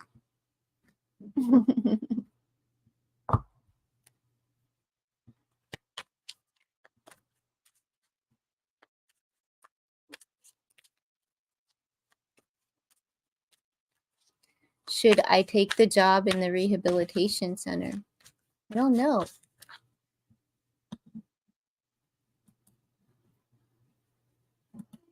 I would say if you're looking for in some kind of if you have, why wouldn't you?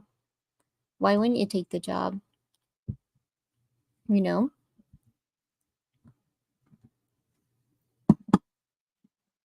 gotta fix this banner. It's all missing letters. Everything. Let's see.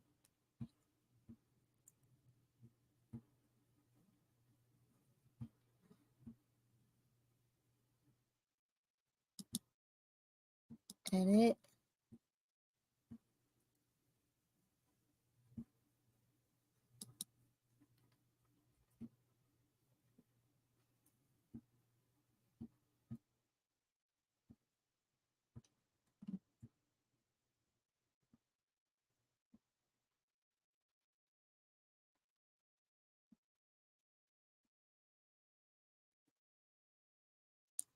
Let's see. There we go.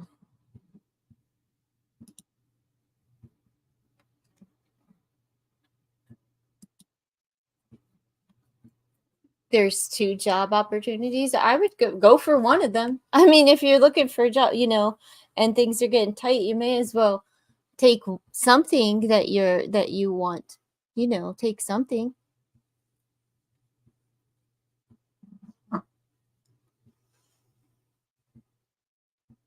Have I read for Priya?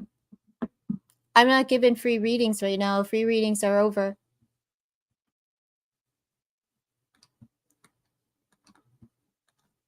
You have to come in, Priya, during like I read for an hour and a half for free already.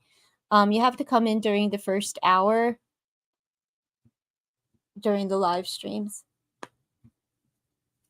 I'll pull you an oracle if you're still here though, Priya. You just hope to take the right job so you can meet him, right? Listen, what God has planned for us, it doesn't matter. You could be on the freaking bus or the subway or something, and you're going to meet him.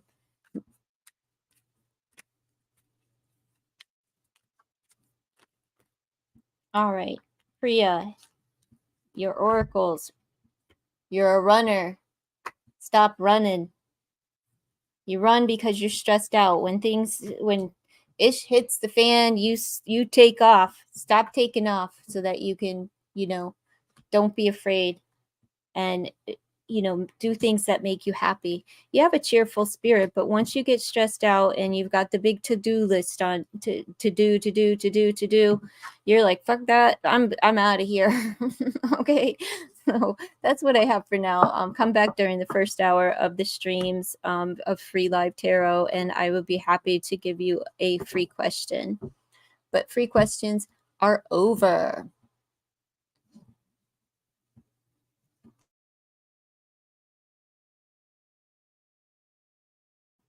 Now I'm going to play some bad music until somebody pays me to stop. Oh, Maurice. Oh, thanks, Maurice. I appreciate that. Look at that. Back in the 70s. You see that? You see that?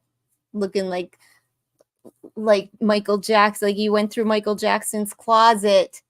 What do the cards see for me in the coming 3 weeks in general? In the next 3 weeks, what's coming for Mr. Maurice?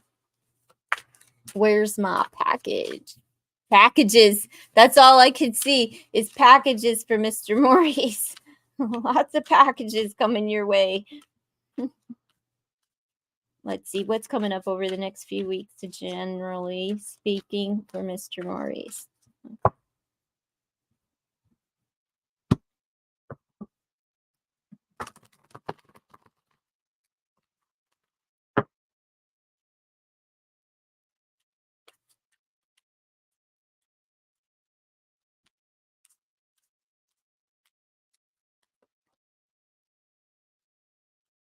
Somebody's waiting on you over the next 3 weeks, waiting for you to come toward them, or you're waiting for somebody to come toward you or something, right? We have the 7 of Pentacles. It's a wait period. So you're waiting on something and you're being advised to wait. Don't make any investments during this time. Like, be wise with your money.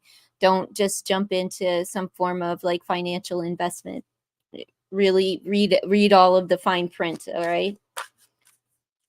You're waiting for something to come toward you, and it's coming.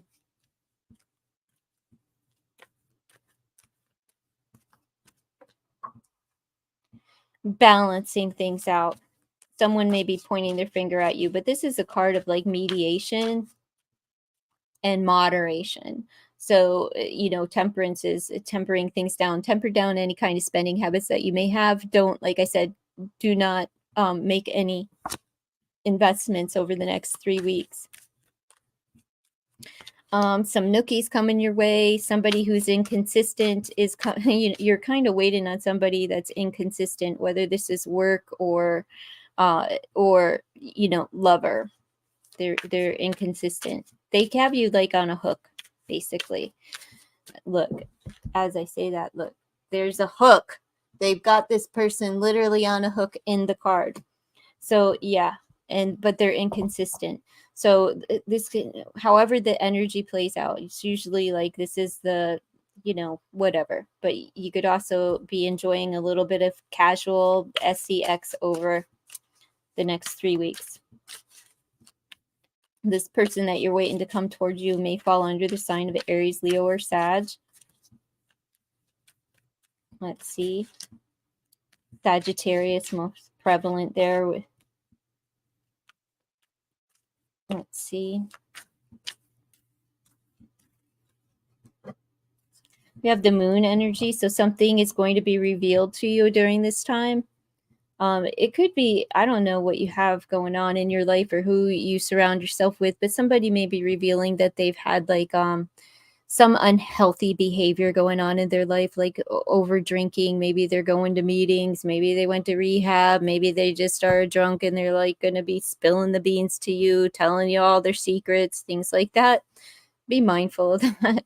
But they could be getting their ish together. We also have the sign of Pisces on the board.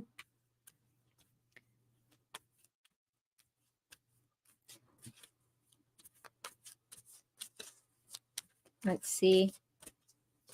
Some kind of secret is being revealed to you. You also could be being admired by somebody secretly as well. That falls under the sign of fire.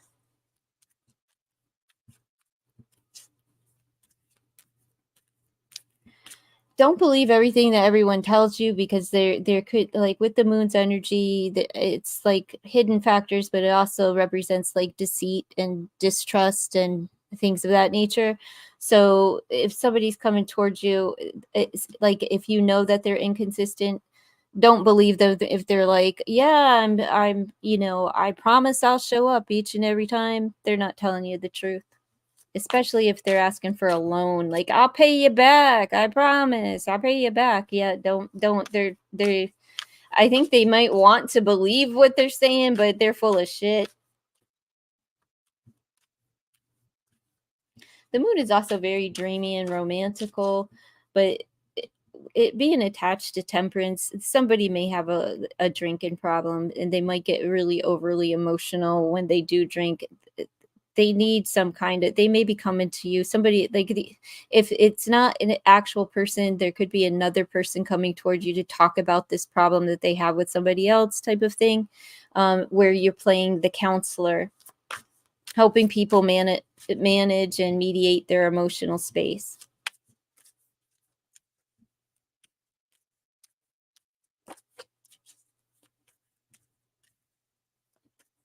Someone could be hiding some money from you.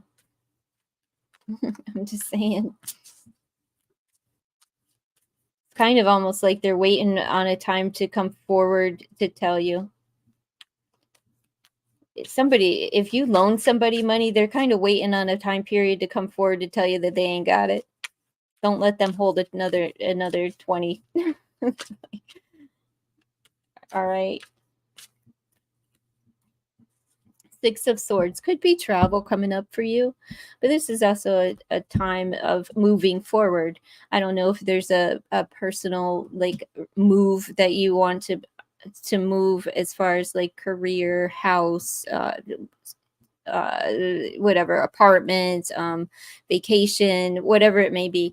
This could be a physical move, or this could be like just learning all the lessons and moving forward, especially when it comes to inconsistent people that you're always kind of like waiting on them. You're waiting to get paid back. You're waiting for them to show up for you, and you're just kind of going to let it go and be like, you know what, I learned my lesson over and over and over again with these types of people that kind of like lie, cheat, and are just basically like dishonest.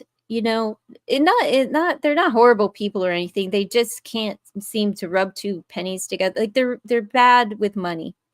Don't invest your money and time into somebody that you already know is inconsistent.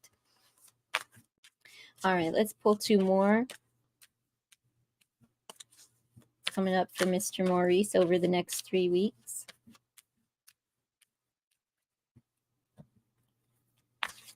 A period of withdrawal, just like kind of checked out, maybe a little bored in this waiting period, but like just being reserved, not accepting any offers. So if there's offers coming towards you, whether that doesn't matter what kind of offers they are, an offer to help you out, an offer for a job, an offer for a house, you're just like, nah, that's not the offer that I'm looking for. I'd rather wait, not taking anyone up on any of their offers, because they may sound a little bit too good to be true. This is a separation of something, or a hurt feeling. Third party situations. It could be lying, cheating, stealing. I don't know if you're knocking boots with somebody and lying to somebody about it, and you're putting somebody into a third party situation. It doesn't have to be all doom and gloom or anything like that. It's just like kind of being separated from your creativity at this time, separated from the fact that like of starting things up. But it could also go into that lying, cheating scenario as well, right? Like, but that's not exactly the threes that speak about creation. So you're separated from your creative nature, or from your mother even. When I think about creation, father figures, things of that. Let me get into your oracles here. Someone may be separating from you. You may be separated from someone who may have like a dependency problem, or who's in need of some form of counseling, where like a rehabilitation may be necessary, and you may be in, you know, just at a distance from them.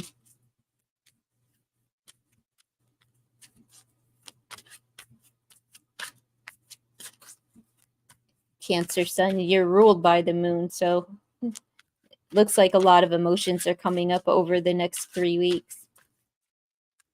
But you wade right through them and move right on from them. It's not really a difficult time for you. But somebody may say something that pinches your nerve and upsets you, hurts your feelings or whatever, or vice versa, where you may say something to somebody else.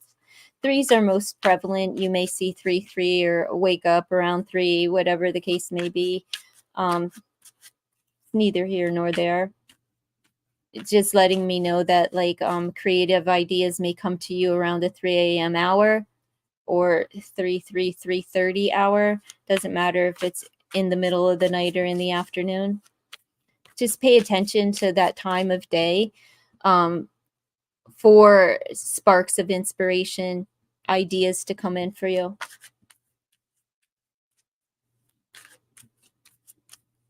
For Mr. Maurice.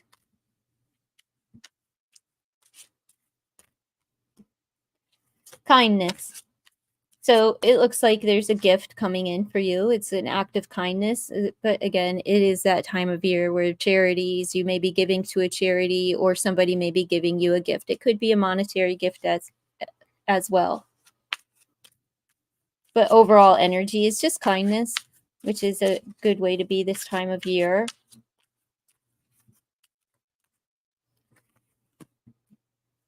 Family reunions. So it looks like, gifts are coming, and charity, helping the family out, and, reuniting with family. And of course, it's that time of year, family functions and everything else you'll be attending over the next few weeks. Gatherings. And you're going to have an epiphany, an aha moment. This is a keyhole, so it means that like you're going to be given the key, right? It's realization, but you'll be given the key, meaning that you'll be given the information that you need over the next few weeks in order to open a new door in your life. It may be a financial opportunity that's coming in, and your family may be offering you. I don't know if it's your family may be offering to give you some cash, or a cash gift, something like that. Or you are offering somebody within your family unit like cash over, I don't know what people buy these days, but cash over a gift, or cash as a gift, however it falls. But there is a new door opening for you. The star is here, so this is like a rejuvenation, a healing is happening. Where you the light is being shined on the information that you need to open the new door for you.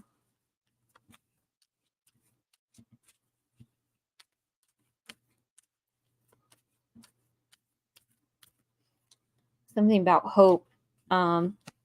Your pace is shifting. We got this in the last reading, Mr. Maurice. So it says all downhill, but like, I don't like that title when it's just your pace is shifting. So like things could begin to start to speed up, right? That's what happens when you go downhill. The momentum gets, it speeds up. So any kind of timeline that you're thinking about, things are going to start speeding up, even in your relationships. If you're hoping that like maybe we'll go from point A to point B, but B doesn't seem like we're ever going to get to that destination. It's being accelerated at this time. Also, things are getting so bright for you that you will have to wear shades because, like, that glaringness of the snow, and then we have all of the lantern light over here.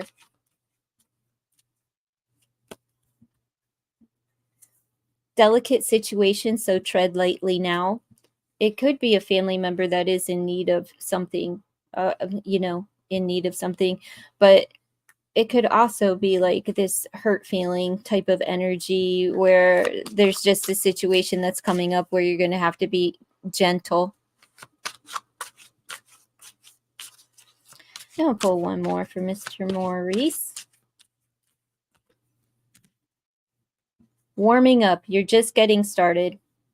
Yeah, well, once you get started, right, the momentum, you start to accelerate as soon as you take off. It's just like the momentum is building for something coming up for you over the next 3 weeks. So that's what I have for you, Mr. Maurice. Thank you so much for stopping by. Appreciate you. You're a mailman delivering packages for a living. Cancer sun. Super chat isn't working. Let's see. You're welcome. Thank you for your kindness, Mr. Maurice. Appreciate it. And good luck delivering all those packages. You're going to be worn out, run down over and through February. All right. Ms. Ilda. Thanks, Ilda. My friend wanted to borrow $250. Will she pay me back in February? Let's hope so, right?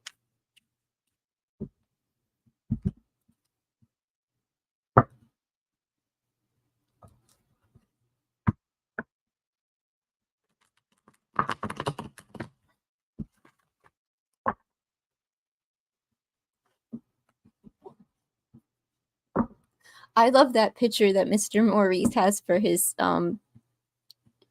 image, whatever you call it. Takes you right on back to like the either the late 60s, early 70s.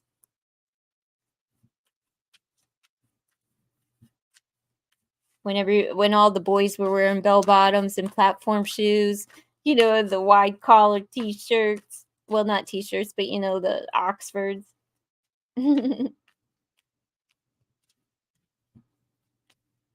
Listening to disco, rollerblading. Did you ever rollerblade back in the day, Ilda?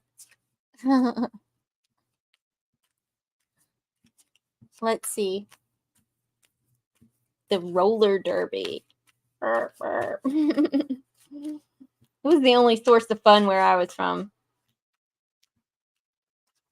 Let's see. Is Ilda's friend going to pay her back? They wanted to borrow. Did you loan the money already or haven't yet? Let's see. Am I asking, should you loan the money or will she pay you back? Or he, whatever. You roller skated with a 12-pack of beer for my mother. If that were me, my dad would have got an 8-pack by the time I got home with it. I used to like ice skating too. But that's when we actually had ice. We don't really have that much ice anymore. Am I asking the question, like, have you already loaned the money to this person, or like, should you loan it, or am I asking, will they pay it back?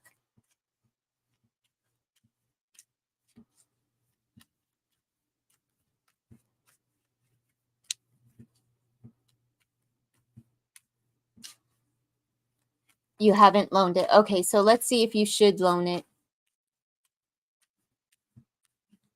Is it a good idea for Ilda to loan her friend $250?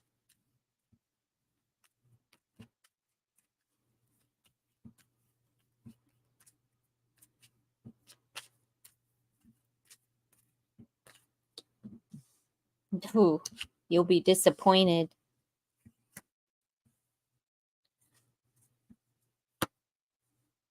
It's not a good idea. You see what's on the table here?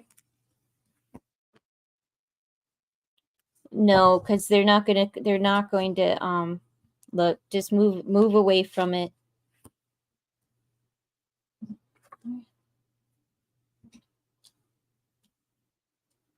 Nine of Wands in the reverse, but you have the Tower with the Five of Cups, the Moon where there's betrayal, things are being hidden, they're not telling truth, dishonesty, and a new chapter. Just move on from it. It's not a good idea, right? Like mm-mm. Because they're not. The thing of it is, it's almost like they're going to do a disappearing act if they do, and you're just going to have to, start over anyway. Um, but with the Moon and the Five of Cups in the Tower, no, no, because card of resilience, but then they're going to move and just give up on paying you back anyway, right? Like they're just going to move along. You're going to be disappointed. You're not going to be able to get in touch with them. They're going to be deceptive, deceitful, distrusting, and hiding things from you. No, I think they're going to cut and run. Like when it comes time, when February comes, they're like, oh, well, like I got what I wanted, but I can't pay you back type of energy. And they're being a little bit deceptive. Let's see. Yeah, because it's going to, should you? No, because like there's disappointment, but then it leaves you like sad and untrusting, right? It's like emotionally, you're going to be emotionally messed up if you do. So the cards are just saying to close out that chapter and move on, because like it's the boat is turned upside down. Let's pull some oracles for Elda. They're very they're like, this is an emotionally unstable person, to be honest with you. Because we have the Five of Cups with the Moon's energy and the Tower. So their emotions are all over the place and they're really unpredictable.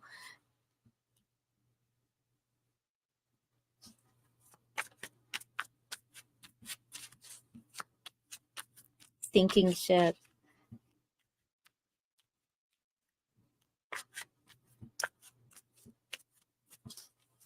I wouldn't, if you December to January is a Tower moment that's coming in for them, but they might be able to pay you back by like June or July.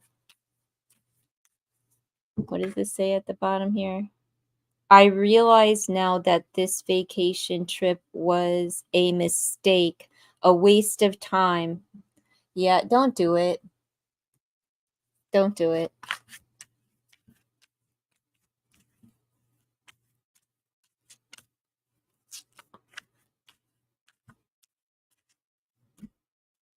Stuck like Chuck, they are. They're going to stick you with the bill, right? Like, so no. I'm sorry, Hilda. Like, I'm not getting anything good out of this. It seems like they're using the money for marijuana. Okay. Yeah, just tell her no. If you have a bad feeling, you just need to like trust that. Like, because there's nothing good. They're stuck like Chuck, but they have choices, right? They have other options to get whatever it is that they're trying to get from you from other things, but it's up to you whether you decide, if you have the choice of to decide, like if you want to loan the money because you just feel like that's the right thing to do, then loan the money. And it's really a choice. Like you can just get stuck with it, stuck with the being out the money. I wouldn't. I personally wouldn't, if I wanted to keep if the friendship means something to you. Do you know what I mean? Like if it means something to you, then don't. Yeah, because it's going to cause altercations. Yeah, that's arguments and everything. No, I don't know. This reading is saying no, no, no, no, no, no, no. But you have the choices and discernment, and if you feel like you want to, just know that they're not going to be able to pay you back. That's all.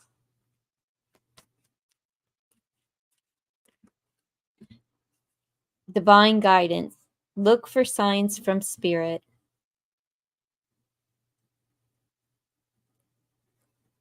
That's always good, solid advice anyway. Pray about it, and talk to your spirit team. Ask the Holy Spirit like to show you the way, and which whether or not you should. Don't leave your life over a picture card. Let's see.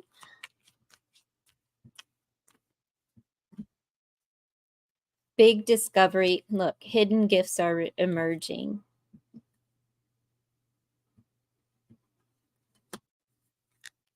That's a good thing for you. I don't know how that plays into this. I would say that things are still hidden, but you know, big discovery is like aha moment. And hidden treasure.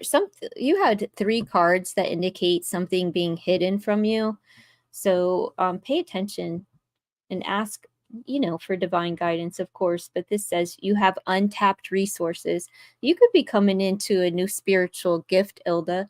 But this could also be, concerning your own money. There could be something hidden. Go on that, like, I don't know, is it Lost Money or something website, and see if to make sure that you cashed out all of your father's make sure he doesn't have something lingering around where people owe him money and it's sitting in escrow somewhere, because you may have untapped resources, because they're about to be revealed to you. But other than that, I would say there's something spiritual going on with you where you're um could be accelerated in the ethereal realm. However, I would go, like, I don't know what that website is, where lost money, where it's like where there's policies that weren't cashed out. That's where my mom's policy is going to sit until her boyfriend dies. Because they can't do shit if the children don't send them the death certificate. Yeah, go. I don't know what the name of the website is. Like Find Money Now, or is it Lost Money Now? Just type in the browser, like, I don't know. I don't even know what to type. Find Money Now, and it'll be like, money that's owed to you, but it could even be money that's owed to you, not have anything to do with your dad. It could be like maybe there's an insurance, uh, like insurance companies, maybe you switch your insurance and the insurance owes you money from a past bill or something. But check it out so that, like, untapped resources. So I don't know what that is though.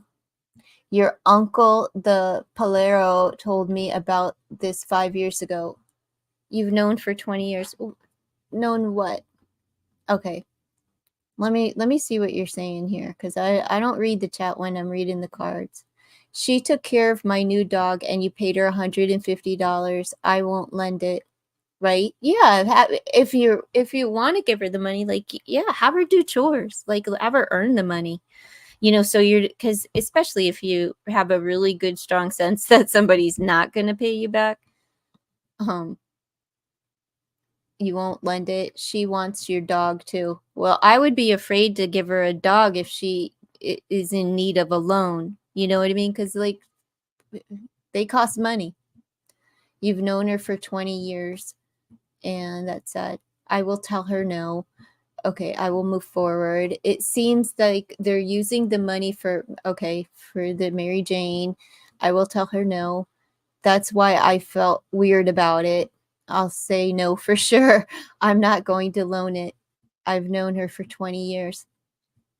Yes, my uncle the Polero told me about this 5 years ago. He said, I will make a lot of money in the future.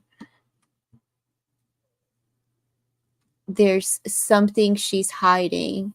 You think another spiritual gift. I don't know. I'm just saying, like, if there isn't any money out there in the, I don't know, lost and found, whatever website that is, I mean, it's a possibility that in the ethereal realm that you're being initiated into something and being granted a new, I don't know, sight, sound.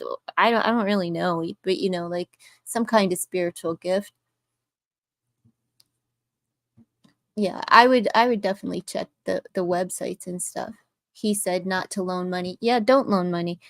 But maybe you could not loan her, but gift her half of what she's asking for by allowing her to do something for you. You know what I mean? Like, hey, well, I'm taking a trip and I need somebody to take care of my dog. You cannot have my dog because you can't afford my dog because you have your hand out for a loan, you know? So, yeah, I wouldn't give her the dog either, just because, I wouldn't. Have you heard anything about Starburst or nothing yet?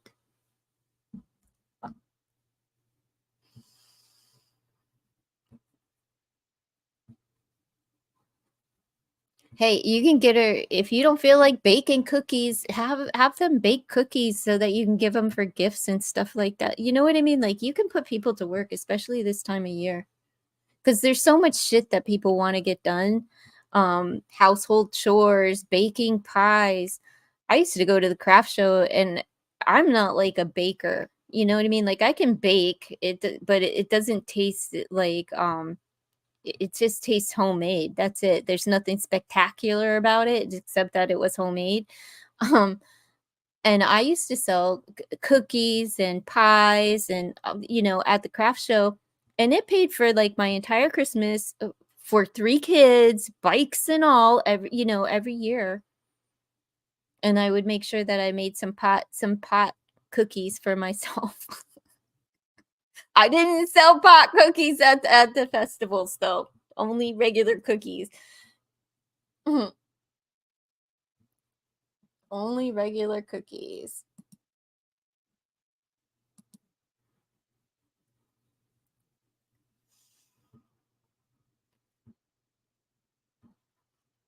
Oh, hi, Crystal. There's no more free readings today. You have to come back during a different live stream.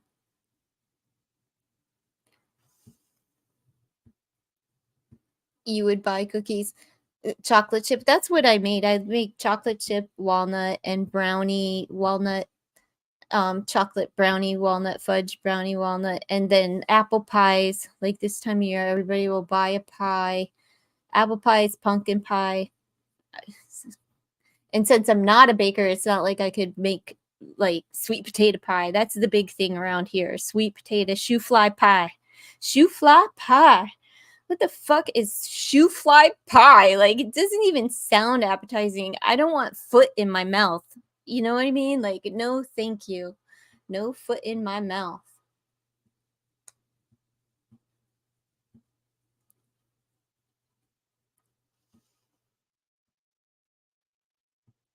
Your email. Girl, I don't check that shit. I hate email. The last which email did you send it to? Because I don't check either one of them, to be honest with you. It's just kind of like the snooge is just overwrought with like spam, especially like I don't know, everything and everyone under the sun is trying to sell you shit. And just bird, I haven't checked that since I had offered to do the ghost box sessions. I don't check it. But which one did you email? I don't check it.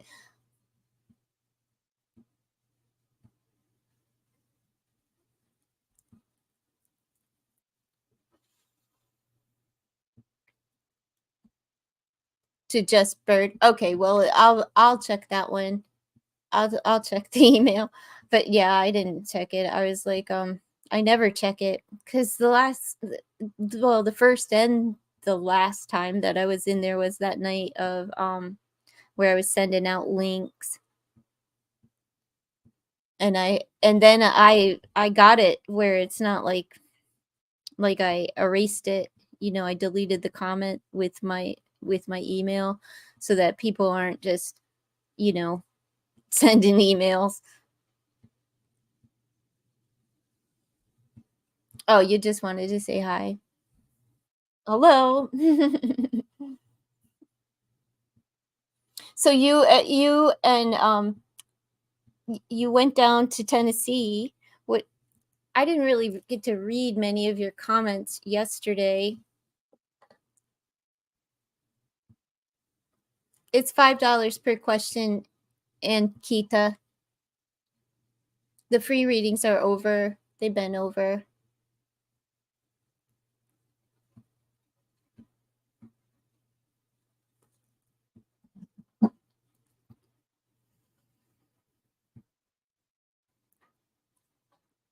Oh, you wanted to give your support for the holidays.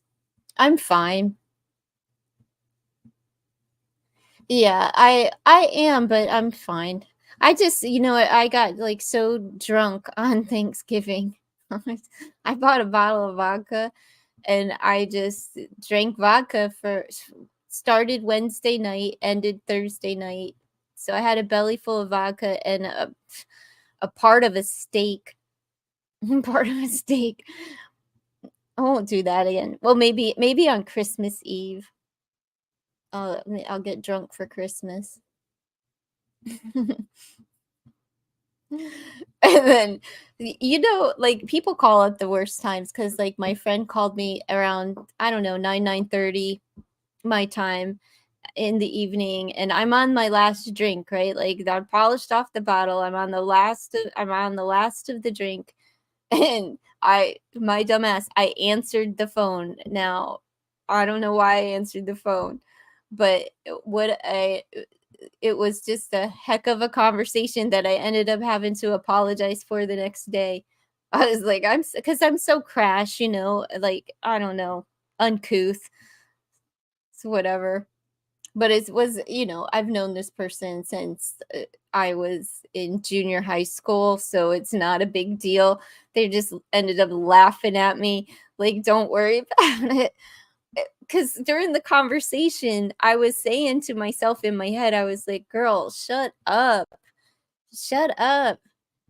You're slurring your words. That I remember, and I remember like parts of the conversation, but there were big chunks of it that I had no idea. I don't even know if we said goodbye or if I passed out on the phone. It's been a long time since I drank. So I don't know. Uh, yeah, it wasn't like that though. It wasn't like that. It was just like I don't know how we got from hello to where the conversation went, and they had fun with it, they had fun with it. They just, it is what it is. Who cares? But yeah, it's you know what, like see this was actually a gift that I bought for my mom, right, to give to her for Christmas this year. And because like after Christmas I go and I buy gifts for the year, like for Mother's Day I have a Mother's Day one that it's like this, but it's a nightlight that says, I love you mom or whatever on it. um and I had picked those up to give to her as gifts, and I was like, shoot. Because I pulled my tree out like the day after Thanksgiving. I got my tree. It's up here on my look. I'm gonna show you. It's up here on my kitchen table, literally. There's my tree. Sitting up there on the kitchen table. Whatever. Gotta decorate it, you know. I'm trying, but I want to get some white snow owls. They, like maybe 3.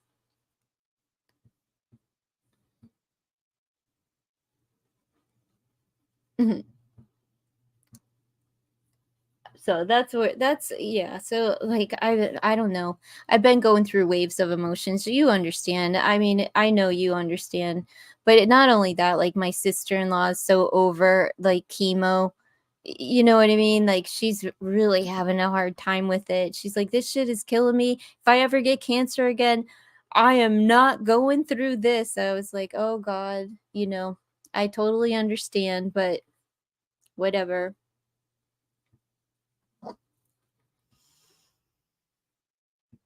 It is what it is. Hi, Alphonse. The free readings have been over for an hour. You have to come out for a free question during the first hour of a live stream. Crockett, come here. Come here. Well, all right. You're going to be a pain in my ass. Poor Crockett. I was going to bring her up on the table so you could see her, Ilda. When you were in Tennessee, man, Dolly, you know what? Dolly Parton, I had left a comment on this other content creators. He went to see Dolly Parton like this past week, like a few days ago, and his name is Rich Lux. He's like he's great, is what he is. He's great. He's a fantastic. He does like gossip, on online gossip and celebrity gossip. So I like his channel. You get to check out From Reality. Oh, thanks, darling. Let's see. Well, Lisa and I'll get back to you in a minute, Ilda, and tell you about Rich. I did a reading for him. That'll be posted soon. Will Lisa and I become a romantic couple in December? Let's see what the energy is between Alphonse. I don't know if I'm saying your name correctly, but I'm looking at your picture. Will you and Lisa become a romantic couple in December? I'm going to do an energy check. Let me see what the energy is surrounding a potential relationship between you and Lisa.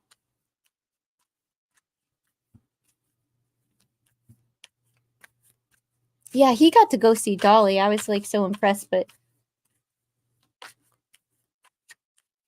I want to go. She's like an earth angel, heavenly voice. She's got a nice rack and some pipes on her. Let's see. 5 of Cups. So why the tears? Why is there sadness or disappointment that stands between the two of you?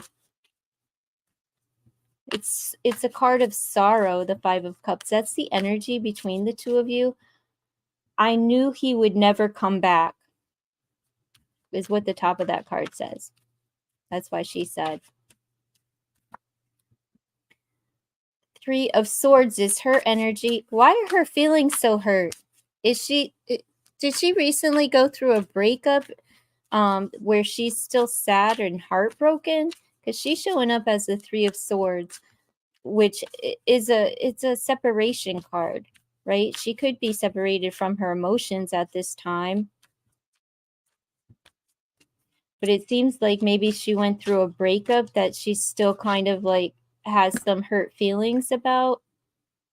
And you're showing up as the Knight of Pentacles in the reverse, which is just letting me know that it's going to take a lot more time, right? This is an insecurity when it's in the reverse. So you're insecure, which makes you kind of down in the dumps, and she has hurt feelings and is heartbroken, which has her down in the dumps. But this is like the sadness is kind of what draws you together. So I don't know. You spend a lot of time together. We dated last year, and she has dated 3 different guys, all treated her like crap. Okay, so she still has a broken heart. Like she still has a broken heart, and she is afraid of like getting hurt. So you're going to have to slow it down. I don't think it's going to happen in December, but let's just keep going, and we're going to see what the challenge is. You love her and you're in love with her, and she knows that. Oh, don't let her walk all over you though, okay? We women, it you know, let's see. Nine of Swords, anxiety. The challenge here is anxiety. All right. She's stressed, right? She's still stressing this breakup from the past, right? There's one of those few guys that she was dating really broke her heart. All right. And she still has anxiety. This is stress, sleepless nights, anxiety, just overthinking things, right? But it's to the point of being just kind of stressed out, stressed to the limit. So lessening the anxiety is what she would need to do. That's going to be the challenge, is the anxiety. It's not another person, it's just like fear. It's a fear of breaking up, which ultimately is a fear of falling in love. So let's see, what is the advice? What is the advice? Eight of Swords. Look, there's the overthinking. So as advice, it's like to put a lot of thought. Get her outside of her head. You gotta. She needs to get out of her head, and you need to stop obsessing over her. Okay, like stop the obsession, and kind of like step out from overthinking things. She overthinks already because we have the Nine of Swords. So like this is the advice. I mean, the challenge is the anxiety and overthinking, and then we have, this is the challenge. This is the advice, which is you have to break free from this pattern of behavior, which is this card being one of obsession. You have to be mindful of that. Both of you, this is advice for both of you, not just one of you. And it seems like the two of you both are very analytical people and overthink. You're going to overthink. You're going to think yourself out of a relationship that ultimately might be good. So let's see what the potential outcome is for you two to come into union during the month of December. It's like you're in bondage to your mind, right? To the thoughts of her. And she is too, but she's just a high-strung individual that's been hurt, and it creates a lot of anxiety within her. So she has fears of breaking up and, separation anxiety. But she's still kind of pining over someone from the past.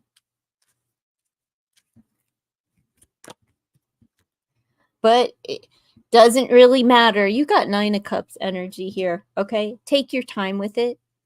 Maybe take her out dancing. That could relieve some of this. It's ultimately yes is the answer. Like, yes, you two will be a couple, but be mindful that everyone is a little bit just be mindful that she does have like separation anxiety, where you say that you two are in constant contact and communication. Just know, like, if there goes a day like where you're at work for too long and she's texting you and you let that text go unnoticed for a while, that's going to it will set her into a spiral, like a spin effect, where the separation anxiety will come in. So she's a little bit needy. So are you, though. So are you, which maybe it could turn out to be good. But yes is the ultimate answer for the potential of this actually, manifesting in December into a relationship. And this is a dreamy, romantical, happy relationship. This is wish fulfillment. So yes, let me pull you a couple of oracles just for good orderly direction. I don't know if they will have anything to do with this here. That question's already answered. So let's just see what else is to come. That's you with the text if you don't hear back from her. Okay, well, if it were like it's still take the time. It's complicated. It's the card that came out. You're working through it. So both of you, you can work through these things together. Just to have an open mindset and open the lines of communication. And this is shaped in a heart. And this isn't a love oracle. This is just a winter oracle. But it's complicated. And, you know, because it's complicated because everybody overthinks things. Let's see. Safe and secure. You're being protected, as is the relationship that you two will build together. So create that safe space, and that may be difficult to like navigate, but you'll be able to get there. So create a safe environment for her to be open about like her true like fears, and that, like, you know, she was hurt over somebody else. Just keep it a very, very safe place for her to open up, because whatever she is working through, it is complicated. It's a difficult because she may not know exactly why she's, you know, apprehensive, or why she's still heartbroken or sad or whatever, you know, or anxiety. She may not know, she may not have pinpointed that in her life. So just create a safe space for her to be open with you. All right, I wish you the best. It looks good, and the answer is yes. I was actually surprised by the outcome, to be honest with you. You're both in the same industry. She knows that I would never hurt her, and she knows how much I love her. Oh, you're welcome. All right, Ilda, are you still here? Oh, hello, Shantae. Can you just give me 1 second? Like, I have to use the restroom, but I'll be right with you. Okay, I'll be right back.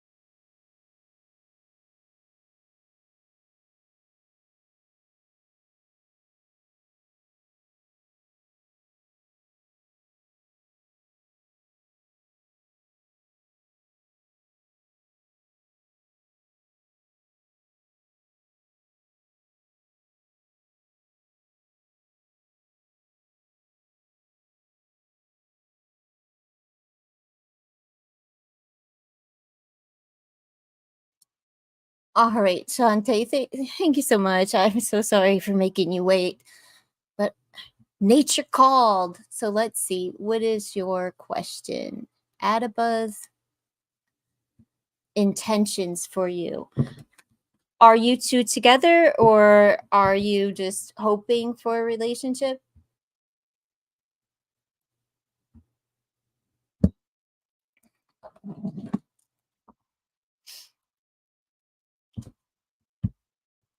My saint. This one, that's Mother Mary. It holds holy water. It's, you know, Catholic. Dip, dip. Do the crucifix. Hello, I speak my truth. All right, let's see. What are his intentions for you? Your lovers. Let's see. All right. So you would like to turn this love ship, this knocking the boots situation into a romantical thing, huh? So you want to know what are his intentions? Let's see what's the energy surrounding the two of you coming into a relationship. You go get it, girl. I'm afraid to go get it. I'm afraid I'm going to crack a hip, break a knee, throw my back out, have some big burly guy like conk out on top of me. I'll wake up dead with some fat fuck on top of me. Make it to the papers. Let's see. What are Adaba's intentions for Shantae? Relationship.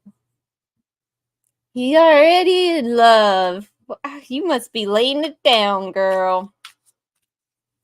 Putting it down on him. Yeah, he's already in love. He wants a full-on, long-term love, love, love. His intentions are relationship. Look, relationship, love, love, love, love, love, love. Going from, he wants to jump all in from the beginning. He's wanted a relationship with you. What are his intentions for you? You just want to not be somewhere in the middle. Yeah, I don't blame you. Let's see. I'm going to pull your energy and then I'm going to ask a different question. Should you ask? He wants a relationship. I don't see why you can't let him know that you want one too and start that conversation. What do you have? It's all love. You're in love, he's in love. Now this came up kind of like this. Is how it fell out, like on the side. I'm just going to turn it in the upright. I would say that it's on the side just because you are not sure, not about whether or not you want a relationship, but you're not sure of his intentions for you. It's all good. You both have emotions for each other, and it's okay for you to offer him. He wants to offer something to you and has wanted to since the beginning, since the beginning, and you want to come toward him. Let's just see what the challenge of this is. Look, Cupid struck him right in his tuchus, or peen, whatever. And you look at you. You're swept off your feet. And are you having fantasies of marriage with this guy? Let's see. What's the challenge of this coming into union? What's the challenge?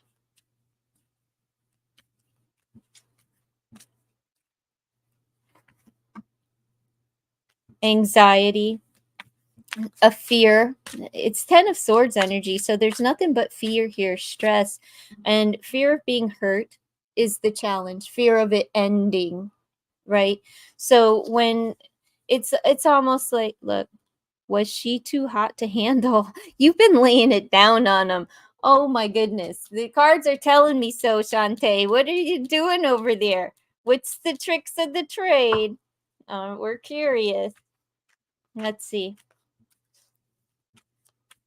What is the advice? There's a fear of it being like crash and burn. You see the crash down here? It's a fear of getting burned. 7 of Wands. Somebody has to let their guard down. I love the danger in his eyes. So everybody likes getting their freak on. It's a lot of fun. We're playing with fire. We're doing things that maybe society says we're not supposed to do. I don't know what you're doing over there, but we like to be watched and all this other stuff. But this is just saying, like, you have to let your guard down. Both of you have to let your guard down because both of you want the 10 of Cups. Relationship. You both want a relationship. And he's wanted it since the beginning, and you want to offer it to him, but you're hesitant since it came out on the side, right? But we're going to keep it in the upright. Let your guard down. Let your guard down. Let's see. You two are going to be together. Let's just see what the potential outcome of this is.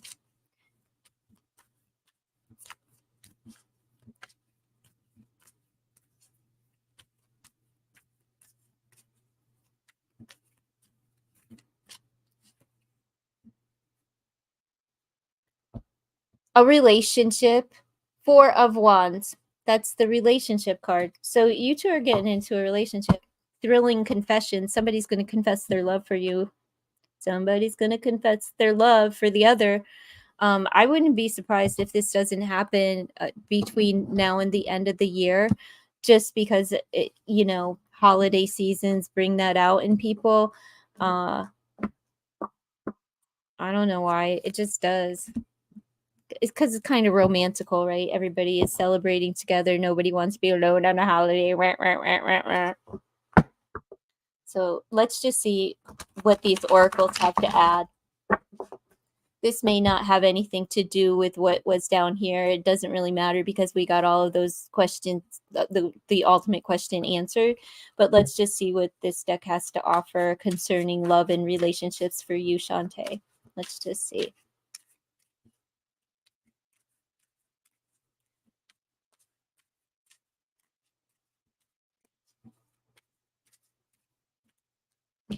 Well, there's 2. A positive atmosphere and togetherness. Like, y'all are going to be good. This is like the 2 of Cups energy, just being together, chilling, and it's a good thing. It's positive, right? It's a positive atmosphere. It's just I was hoping that maybe it would have told me like when this thing is going to I think it's already begun. It's just a matter of like someone verbalizing their true feelings. Let me pull from this deck just to see if I can get anything else. Yes, claim it. Claim it.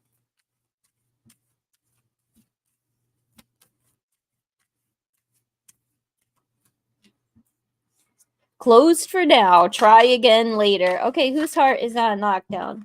Look, tender moments. You're finding new love.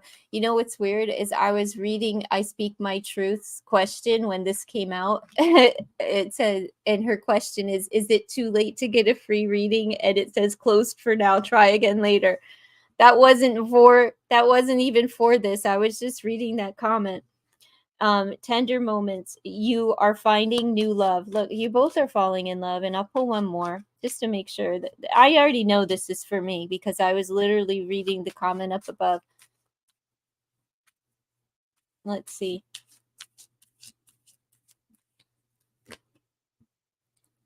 Look, you have lots of support, home and family. Like your family is gonna love this person, like the 2 of you, both. Yours, his, whatever. It'll be combined at some point anyway. But you have lots of support.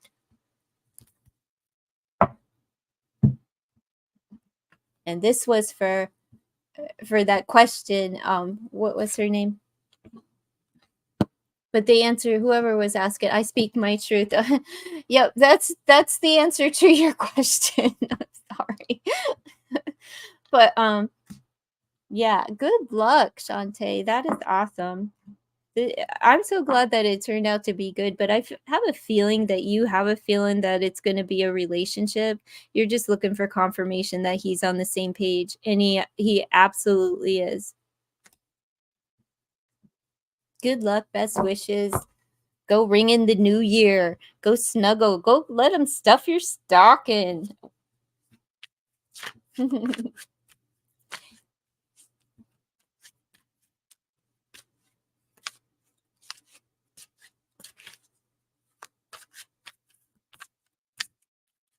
Oh yeah, honey, you have to come in during like the first hour that the live comes out, but it's scrolling across the stream and whatever.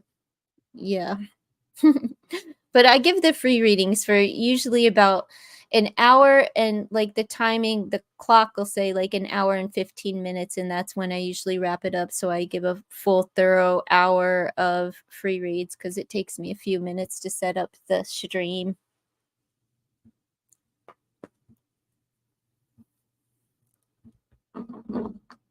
All right, now Rich Lux. Back to my Dolly Parton story. Um, he went to see Dolly down and he's in Texas, so I think she was playing in Texas somewhere or whatever, wherever she was at not too long ago. And so he had posted it on his platform, and I was just like, I'm so jealous, because Dolly is my most favorited person, like, as far as like idols and things of that nature, and singer, everything. And I love her story. It's like, she's my most favorited person. So he gives like winners for comments. Apparently, I had no idea, but he was like, the winner is, and it was my comment. So it was nice. So I did a reading for him. Let's see. And Dolly's like story is like, you can't get any more trashy than this. Anybody who, like, she's world famous, right? She's what they consider an icon, and she's like totally her story goes like this. She was a little girl and she used to go to town with her mom, which it was a rare occasion because she lived in, the freaking boondocks. She lived in Tennessee, so they didn't go to town and they were a poor family. But when she would ride into town with her mom, she'd be in the back seat of the car and she'd be looking out the window and she would see the streetwalkers, right? And she just thought that the streetwalkers were just so cool and so beautiful with their little boas and their big boobs and their tight clothes. And like, to her, that embodied everything, because she come from a modest family, a Christian family, and she never got to see anyone look like that. And that's who she based her entire appearance off of, was the big blonde wigs, or because the big blonde hair and the blowout of the boobs was all because she loved the streetwalkers, and that's where her whole character and her persona comes from. And it's just like, I love me some trashy, you know a trashy woman like that. And here, but she's like gospel singer, and I think that she just set the mold. A lot of people like, oh, the blonde bombshells. No, Dolly Parton was out there way before y'all Baywatch babes. She did her breasts and wore all of her, I don't know, her gear. I'll just say gear. But she's still, how old is Dolly? Like hitting 80 years old or whatever. She hasn't got her breasts reduced. She still wears a wig every day and puts on a whole face of makeup. That's my kind of gal. Even though I don't wear makeup and I don't have a desire to get dressed like that every day, the fact that she's her age and still doing it is, she's my kind of gal.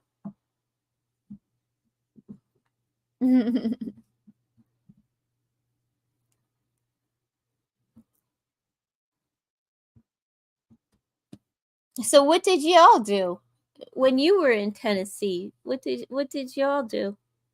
I know you said that you went ghost hunting and you had a hit, but I don't know. I didn't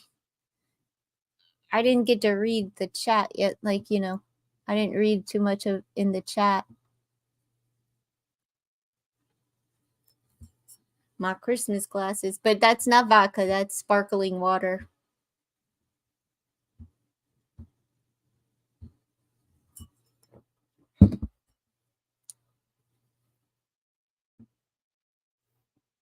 I'm going to leave this stream going. I think I'm going to fix my dinner.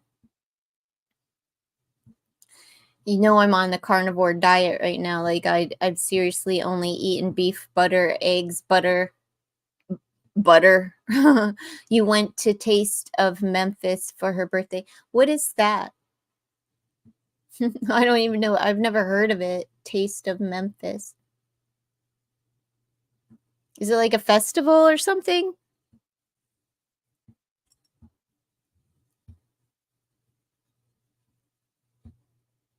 Some of the food was good. Okay, well, that makes sense. Taste of Memphis, like a food festival.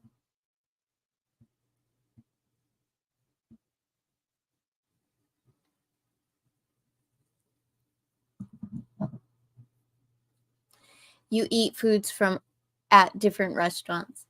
Oh, okay.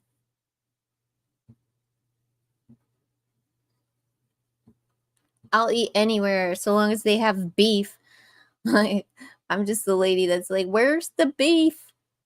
Where's the beef? Give me some mother beef." I feel really good though, because I was sinking into a depression for about like 2.5 months, and 3 days into just eating high fat and protein, it lifted. And I didn't think it was gonna lift. You love beef too? I'll tell you what, I haven't had a carb in a while. Like an actual, I haven't had a carb in a while. I think I'm on my, I think maybe 2 weeks in. Now I do have a carb. That's a lie. I had a carb this morning. In and I have carbs every morning because there's carb like there are like 2 carbs in my creamer, but I'm not giving up coffee or creamer. They tell you the history of the tour.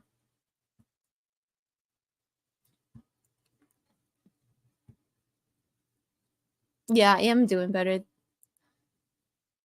You had carbs on this trip. Like, I haven't had any. And I'm like so satiated by this diet. It's like unbelievable. I don't, let's see.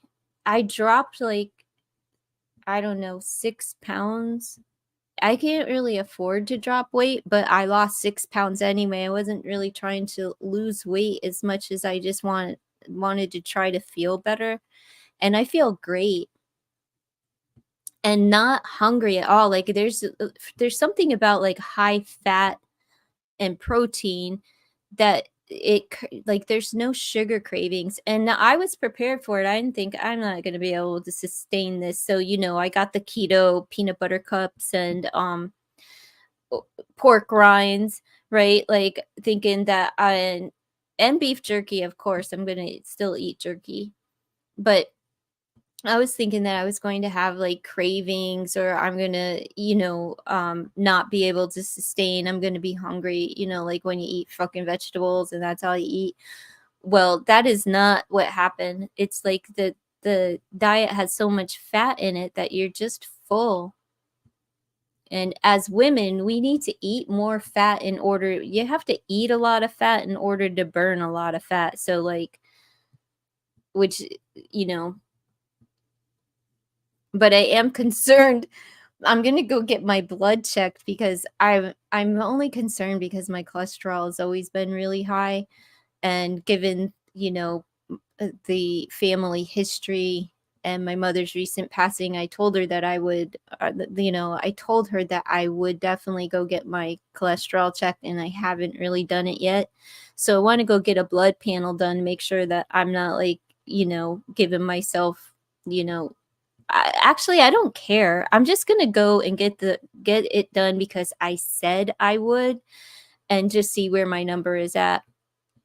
But I don't really care. Like this is my thing. I would rather live a life that's actually worth living without depression and anxiety and like you know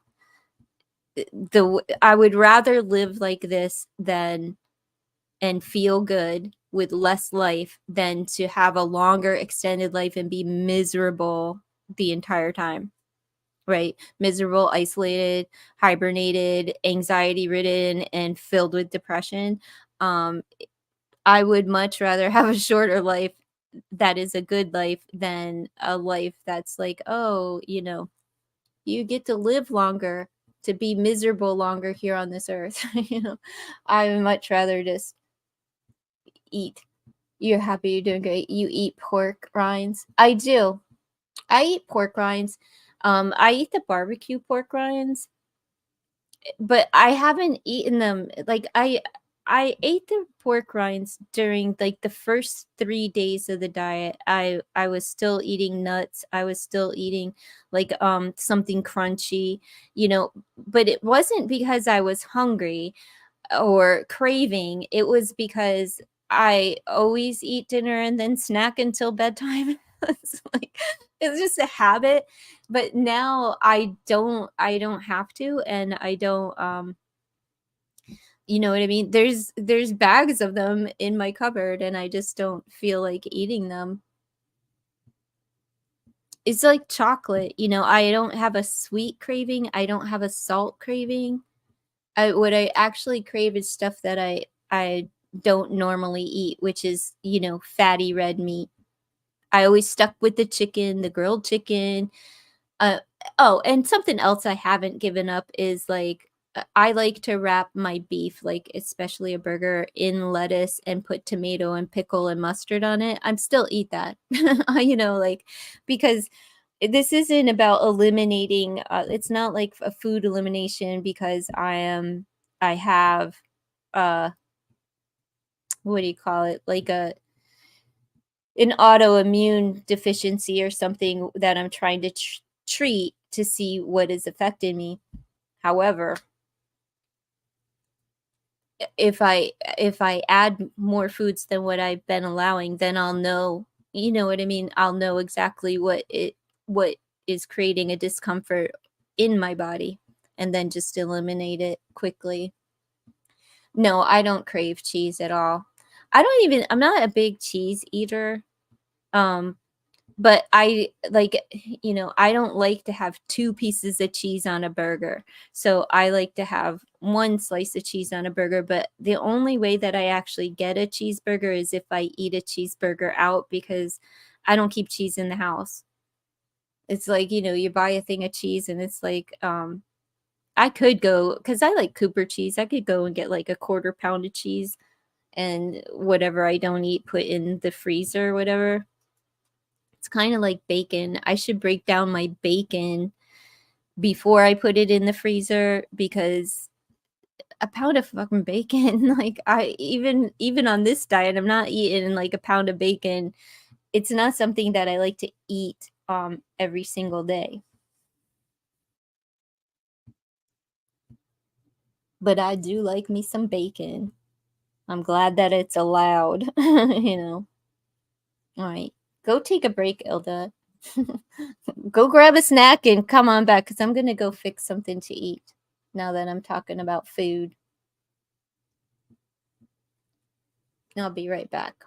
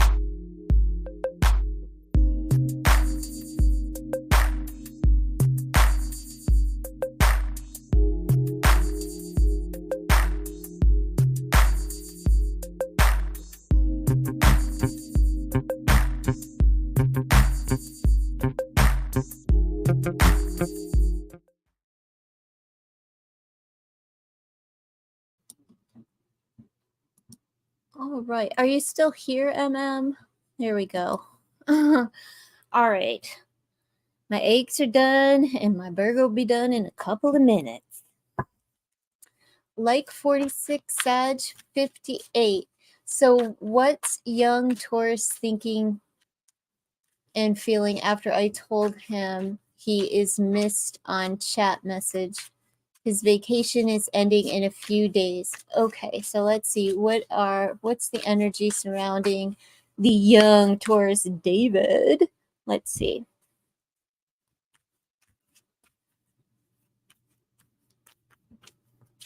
Let's see, what is the energy here? What is he thinking? All right, so what is he thinking, feeling, and what's he going to do about it? Let's see. In his mind space, Ace of Cups. He feels good. What's he thinking? A new beginning, love, romance, feeling. He has love feelings there. And it's a love offer, all right? So let's see, what's he feeling? So he's thinking about offering you something, maybe to take you out, maybe to offer in something, offering you some love, a fresh start, a new beginning. In his feelings, he has the Death card, so there's something from the past. It's like his feelings are beginning to change. So let's see what's in his body.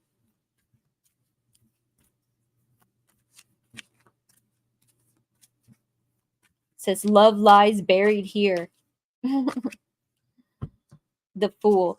Okay, so even something's changed within his feelings. I'm not sure what that is, but in his headspace, he has something to offer you with the Ace of Cups. He's thinking about it, right? Thinking about making an offer, a fresh start, a new beginning. His feelings, he's putting his feelings to rest. He's going to put something behind him. And in his actions, he's going to move forward with a new offer, a fresh start, thrilling new love stories, that card says. Let's see. Let's just keep going here. So in the past, he didn't have enough confidence or enough money, one of the two. I'm going to say it's a lack of security. So it's an insecurity, right? He just may not have had enough courage to actually do anything, say anything. Five of Pentacles energy. In the future, we have the Four of Pentacles. So he's holding on in the future, right? Let me just read what this says. No place is home when a girl marries a rolling stone, just married. Four Pentacles, he's not letting go in the future. So he's thinking about the security and offering, his feet are the most important thing here, right? Well, not the most important, but it's good when everything is aligned. Something within him has changed. He's thinking about making an offer, and then he comes forward with, this is a new adventure. This is taking a trip. This is taking a risk. Finally, he's taken a risk. Finally, he's taken a risk. And he hasn't let go, he hasn't let go, but like past energy is that insecure, don't have enough, confidence, but something changes. What does that say? Something changed for him in October, maybe around the 13th, but this date here is October. I'm going to say something changed with him during last month.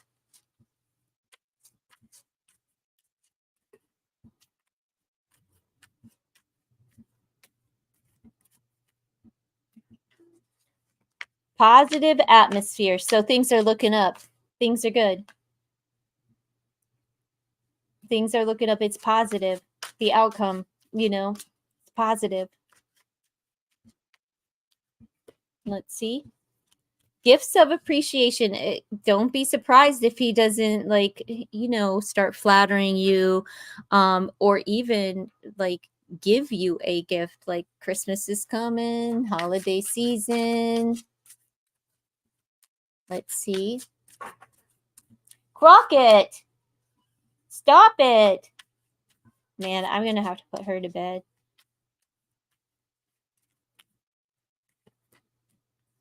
Stuck. Stuck like Chuck. I don't know if he's gonna be, if he's stuck on you, or if he's stuck like Chuck, where like can't come forward. And I'm talking about physically, not emotionally or anything like that.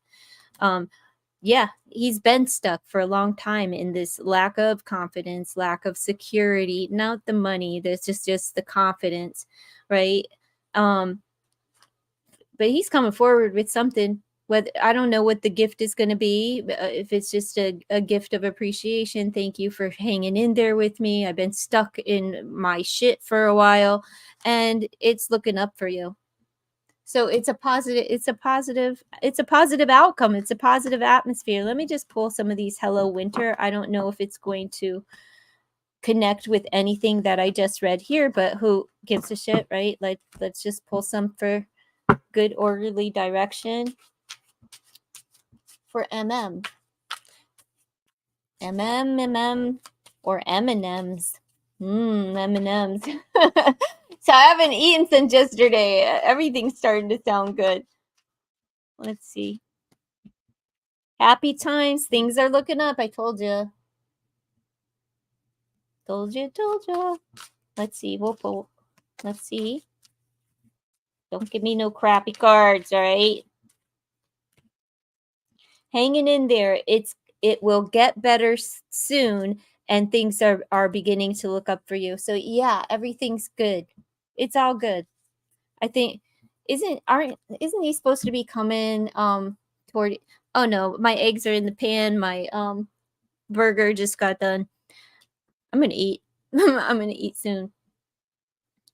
Um, but things are looking up for you, like really looking up as far as this is concerned. It's just like he's been, I don't know, you hung in there with him too, right? And I'd have to say that you make him happy as well. No more playing those games with him though. Posting, please don't fuck this up by posting something of some other guy on your social media, okay? Don't do that, because that insecurity will come right back, and then he'll be right back into isolation, hibernation mode, and it's going to be hard to crack that shell. So don't do that again. All right? Promise me that you're not going to do that, MM. No, you won't. Yeah, it didn't work, right? You didn't get the response that you were looking for when you did that. Don't do that again. All right. I'm gonna go grab my dinner. Hey, you could, I want to know how this all turns out for you. Aren't you supposed to be going, or one of the two of you, like where you can meet up this, is it December? Is it coming up? Yeah, don't screw it up, because you're too close to like getting the good from the young one. You're bold. I wish I was that bold and brave. I'll be right back. I'll just be right back.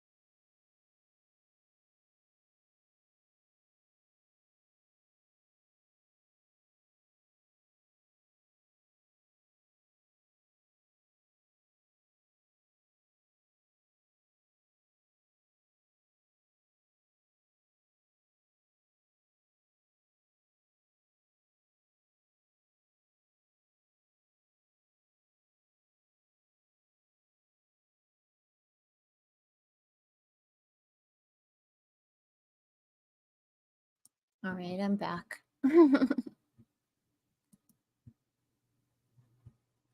Online for work study in 2 weeks. Woo woo. All right.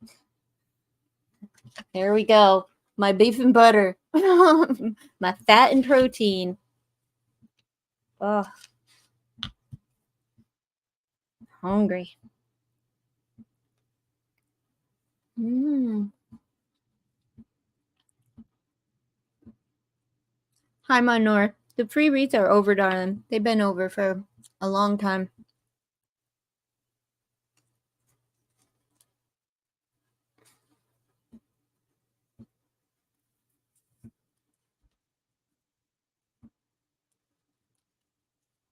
Mm.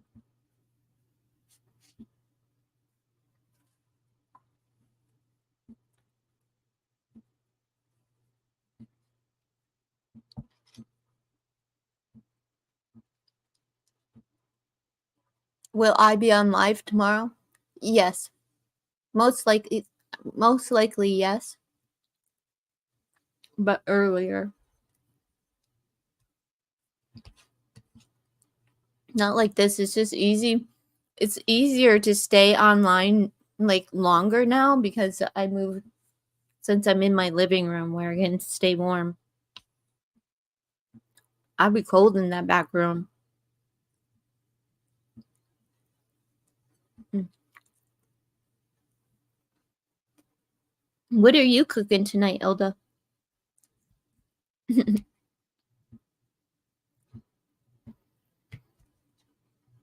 I make my burger right in the air fryer. Igloo. Ice box. Back there freezing. That's because I'm still not like I run my heat at night. My furnace, I should say. I put the furnace on at night, but not during the day. Not yet.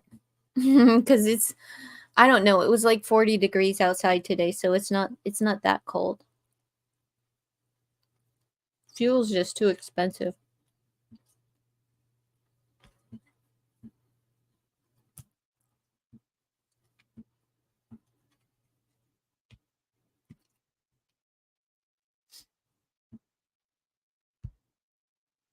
You're not cooking tomorrow. You make tamales, but you're not eating them. Oh, you're making them for holiday gifts. You're marinating a turkey tomorrow in the for what? I was gonna say like for the holiday. How long do you marinate your turkey for? A month?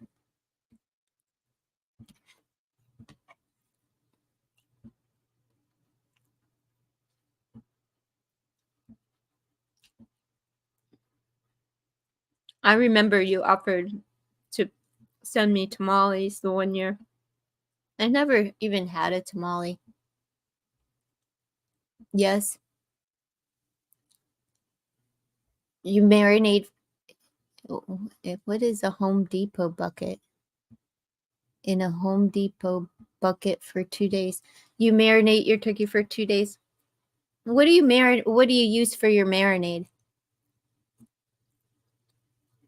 Judy loved the turkey. You made a turkey, or did you make one and take it down with you? A painter. Oh, a painter's bucket, like a 5 gallon or a 30 gallon, whatever, however many gallons. I think they're 5 gallon. How many pounds of a turkey are you gonna eat? Mm.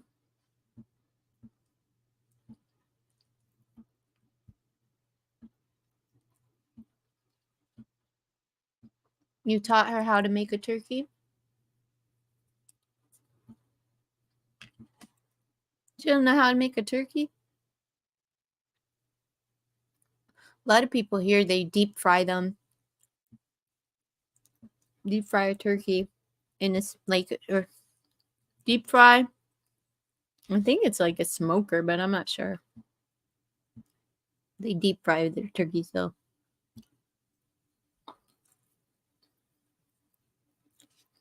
You're sharing the turkey with the coconut man. He'll appreciate that.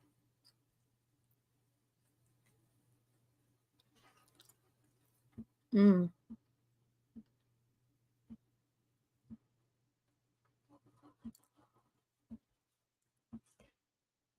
You can't hear me chewing over here, can you?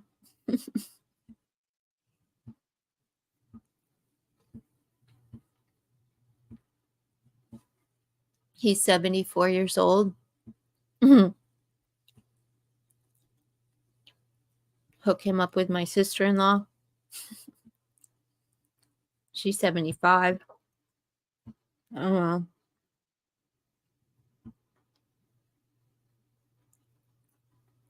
How old was your dad when he died, Ilda?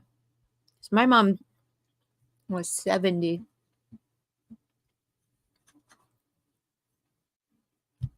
It just seems like too young.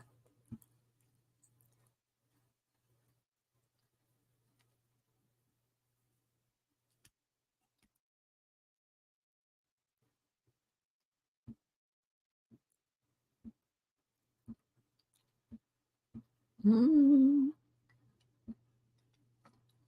But now that I'm out here, your mom is 70. Yeah, my mom was 70 when she passed.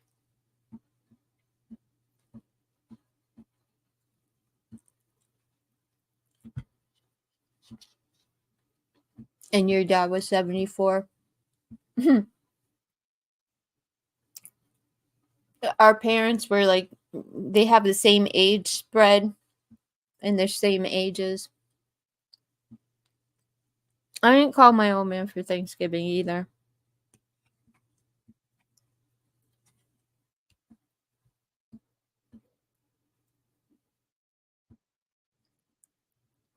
You don't want to be fake. Eh, sometimes I do, sometimes I don't. You know, I just don't do things anymore that I don't want to do. I don't care if it's like some obligation to do them. It was like the turkey, eating turkey and Thanksgiving and celebrating this stupid shit that like my family celebrates, but I don't, you know. No, I'm not doing it.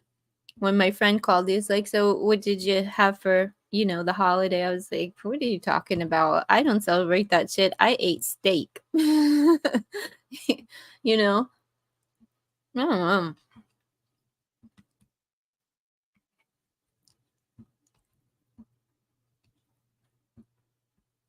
Sometimes I feel like being dutiful to the family and doing the things that, like, are expected of us. But for the most part, these days, I don't do shit that I don't want to do. It's just dumb. Be doing things that like you don't want to do. I don't want to do, you know. Mm-mm.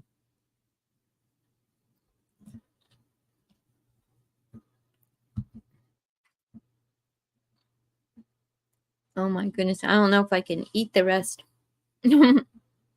But I'm not going to let my egg go to waste. I'm going to eat it. Me too. I do what I want to. I just don't.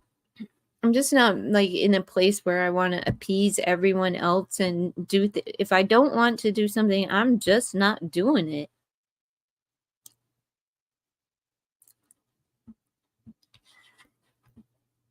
I mean, what part of life is it, like where does it say in like life's handbook like you must do these things forever? No. You must do what, other people expect you to do. Where's that? Like, no. I'm not going to hide the way that I feel. I'm not going to do things that I don't want to do. I'm just not living that life anymore.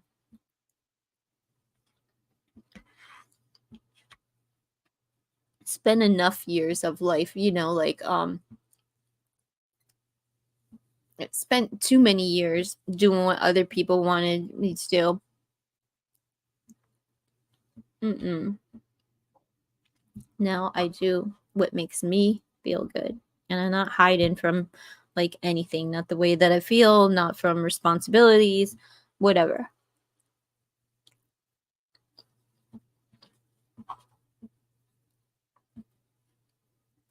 Your mom dangles money over your head. I'm like, whatever, I don't need her, right?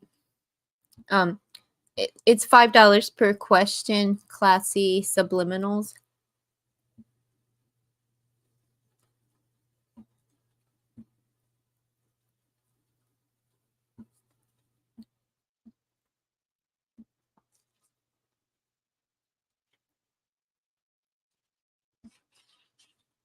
I am enjoying this, but I am full. Like 2 more bites of burger, then I'm done.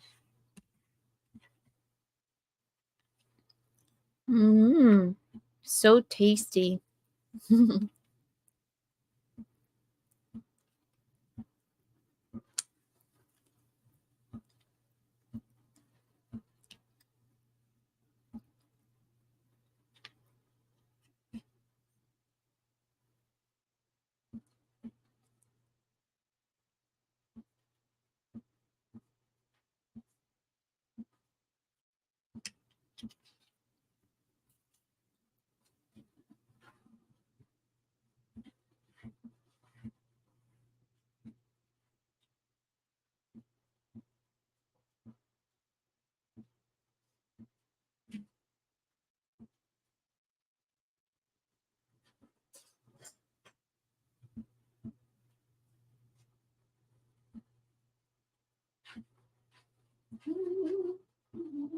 What you doing, Rocket?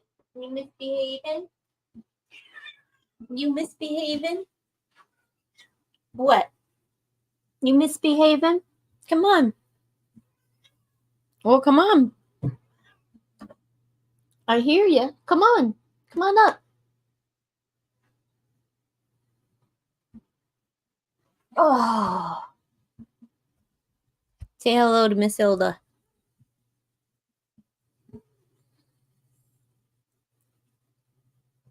That's perfume. You want some? Do stank?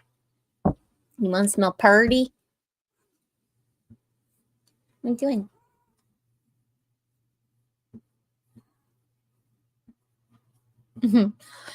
Do they have ghost hunting out there too? Where? Here? They do. They have like ghost tours, and then there's this one, like there's restaurants and stuff. Okay, Crockett. My goodness. But they have tours like ghost walks where they'll take you, but like as far as like ghost hunting, I prefer to choose a place and discover and do the own investigations that way. Because a lot of people, they go out and ghost hunt it during, I don't know, certain places that seem to have activity. But I live near a place called Gettysburg, and it was where like war took place, and there's a lot of activity there, so you don't really need a tour. Just walk around on the battlefields. What are you doing, Crockett? Come on, put your tuchus down, you horn dog. You gotta be done with that. Where are you going? Where are you going? Huh? You big Crockett. Look. Poor Crockett. What you doing? Horn dog. Poor Crockett.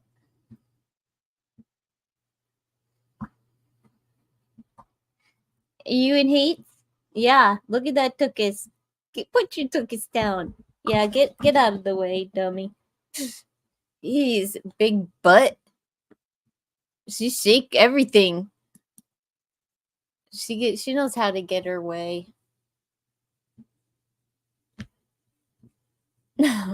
she she just knows how to get what she wants. Good girl, Crockett. Mm.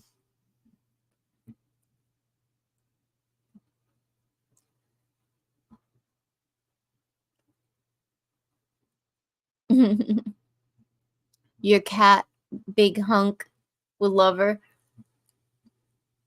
There is this cat out, like, she's not a stray, but she's an outdoor cat. And boy, what did I do here? Maybe I didn't do it. Maybe Crockett just wiggling her fat ass everywhere. Um, uh, oh,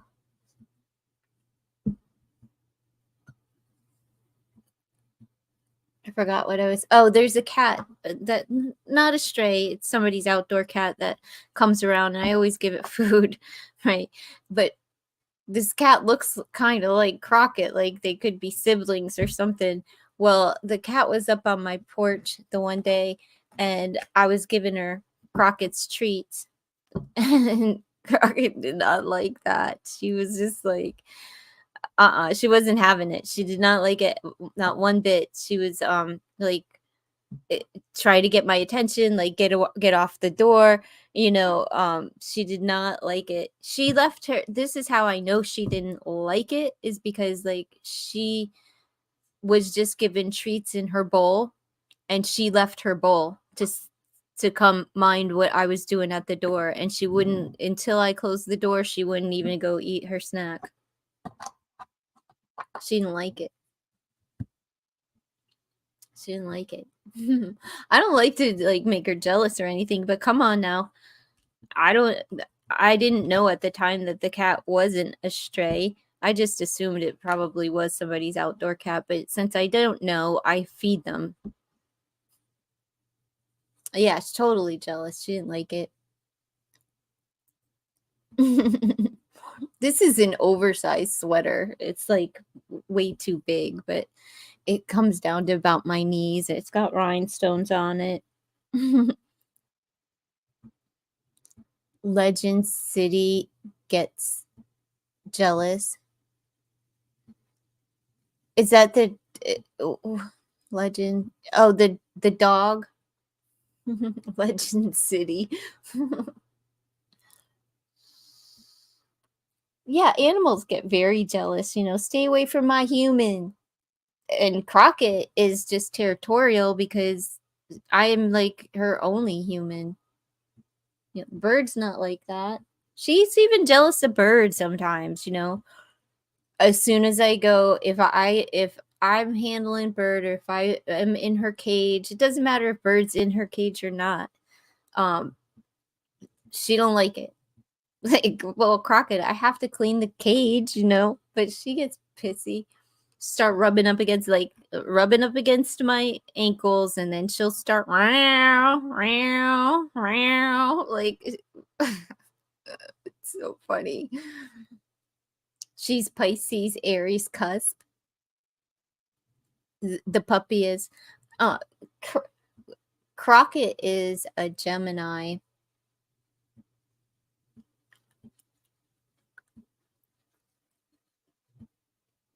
I believe. Wait, she may be Pisces, though. Crockett may be a Pisces. Not a Pisces, a Taurus.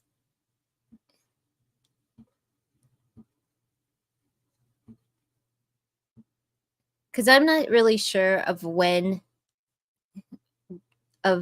she was born, but I know that I got her in June, like the first week of June. So she's either a Gemini or a Taurus. She may be a Taurus.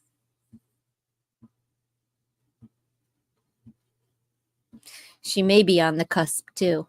Who knows? Because whatever. No, I got her, but she was a few weeks old. Like, she was at least 2 weeks old when I got her. So she might be a Taurus.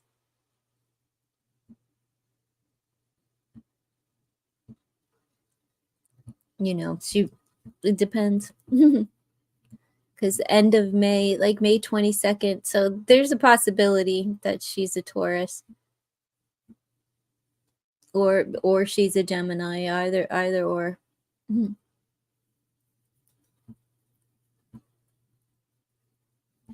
My brother's a Taurus. I get along with Taurus. I should probably say I get along with my brother. I don't know. I care less. I don't care about signs. It's just is I don't know. I think it's a real funny way to navigate relationships, like nixing people off. It's kind of like I don't know. You're shutting down like a whole group of people because they were born under this sun sign. But what is their moon sign and their rising sign and their ascend? What is their Venus in, and what was in conjunction with what, and what was transitioning at the very moment that they were born? Is that born into this earth, or is that during like when somebody planted a seed inside of the womb? I'm curious. It's too much information. It's too much information. The puppy's eyes. So there's so much character when you look at your animals in the eyes. So much character.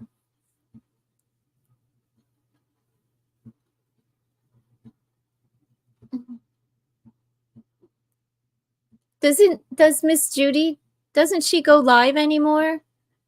It doesn't really matter as long as they're a good person, right? Exactly. Like, who cares?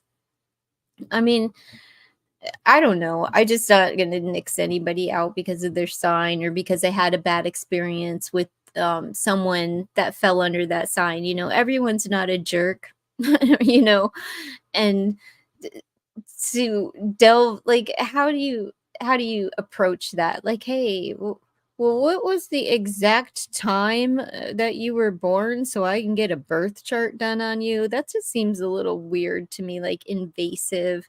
If you know what I mean? And like, how long do you wait before you do that? Like, and are you having a good experience with someone and then go get their birth chart done and decide, oh no, they're not for me. I can't possibly be with this person that I'm like halfway falling in love with. Just doesn't, I don't know. She's been doing videos, but no lives. Oh, wonder why I'm not getting notifications.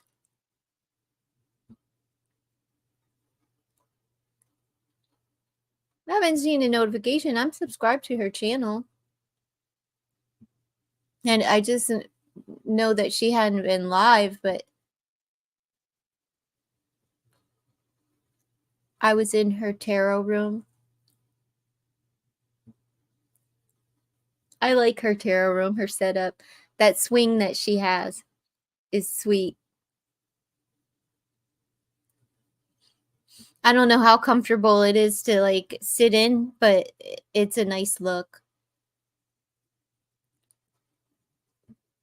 Yeah, I don't get any notifications.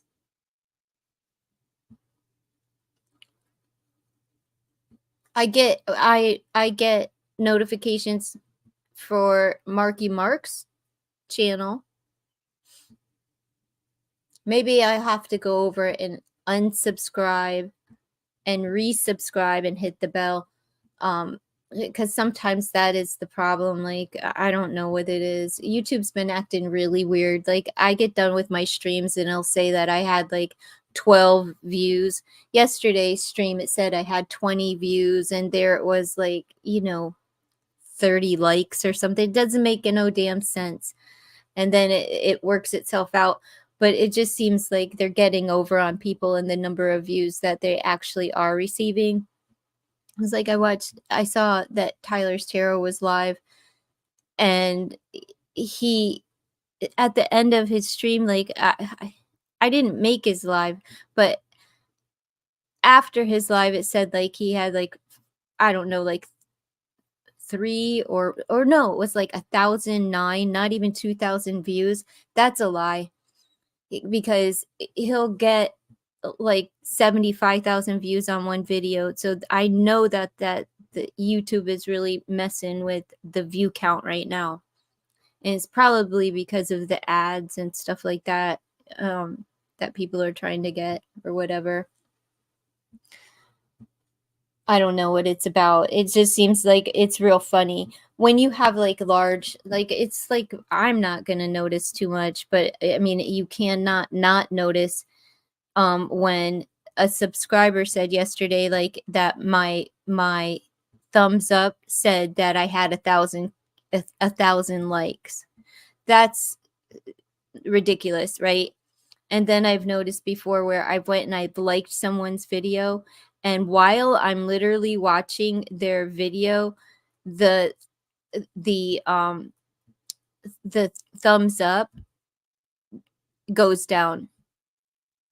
Like there's something like corrupt or going on at this time with YouTube. So I hope that creators aren't taking it personally, because it's really not personal. When you see like large channels not doing numbers, there's a problem. Yeah, where I'm the only person that had liked the video. You know what I mean? So I know that YouTube's fucking with like counts, because it just happened. I think it may have been this morning or yesterday, just recent, where I had liked someone's video and I was there. It was like whatever, and I hit the like. It said 1 thumbs up. Well, there you go. And while I was watching the video, the thumbs up went to 0, and I didn't click. It showed, because like when I click the thumb, it goes to a solid white color, the thumb. If it's not liked, it goes to just an outline of the thumb. So I clicked it, it's solid white, but while I'm watching the video, the one like that the video had went down to 0. So I know for, like it's YouTube is fucking with people's views, which means that they're messing with people's money, right? Like that's all it is. They're messing with people's money.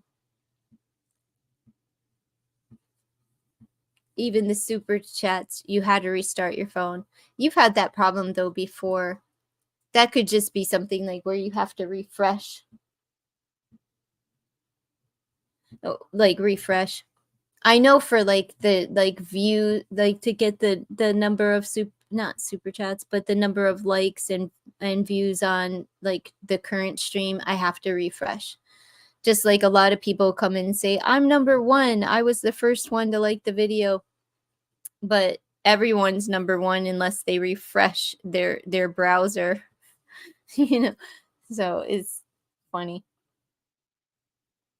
No, it's not right. Not for people like where this is their bread and butter. They've been on the platform for years and years and years and have supplied a lot of content for YouTube to be up and running. I'm not talking about shitty channels like mine. I'm talking about like real good creators and stuff. That's not it. Ultimately, it's just not fair.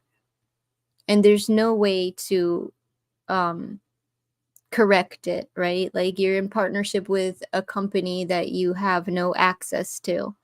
And if say there's a flub like with super chat money, there's a flub with it, there's no one to call. You can't just call Google, and trying to resolve anything with Google is like you just want to rip your fucking hair out and cut your left foot off anyway. So you just tend to leave it alone. But my money is very little in comparison to people who are making $15,000 a month, $40,000 a month off of YouTube. That's a lot of money, a lot of money. No, but I'm saying thanks, Ilda. I appreciate that. But I'm just saying that like YouTubers who actually have an audience. I don't have a large audience. My channel is nothing, in comparison to other channels. So, I don't know, but like when they're just like really screwing around with the algorithm. Well, it's not the algorithm. If you replace the word algorithm with audience, it's not the audience. It's literally YouTube.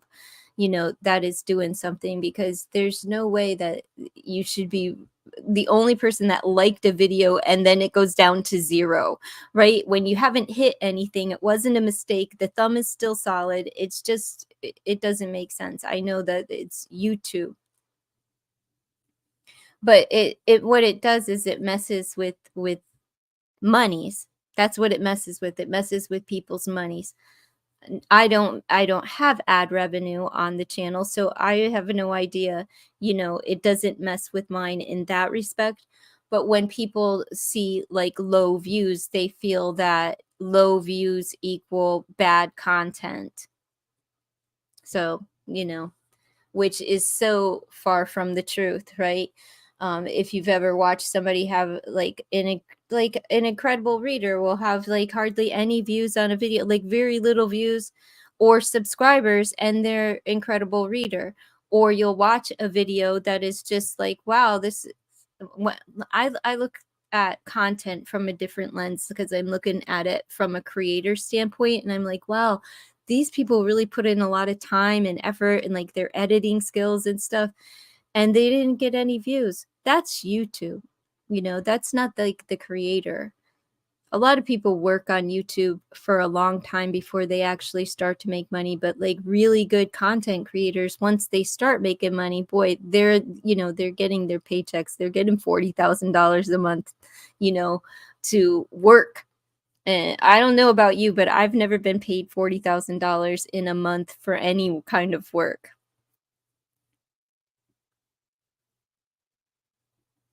I know some hoes and they ain't making 40 grand a month either.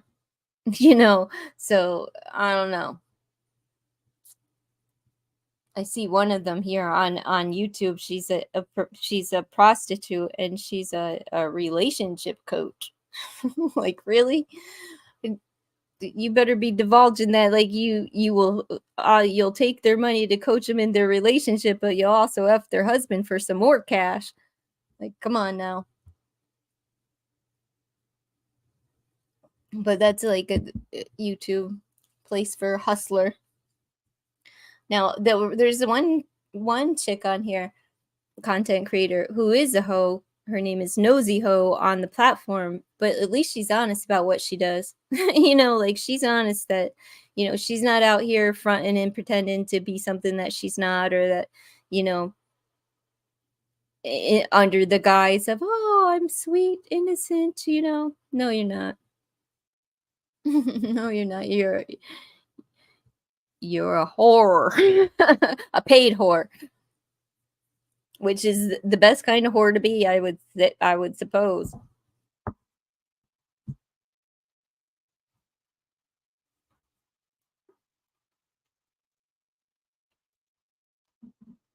Oh my goodness. What is today's? It's Sunday. I'm so thrown off because of the holiday. And then today I had a delivery. So it's like, that's even weirder. Like, when it's Sunday and you have, and like the post office is delivering. Like, what? That always throws my week off when I get a Sunday delivery.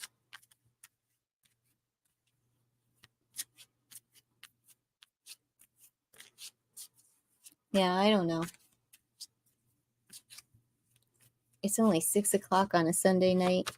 I'm ready to put Crockett to bed because she's driving me nuts. Like, it's only 6 o'clock. But whatever.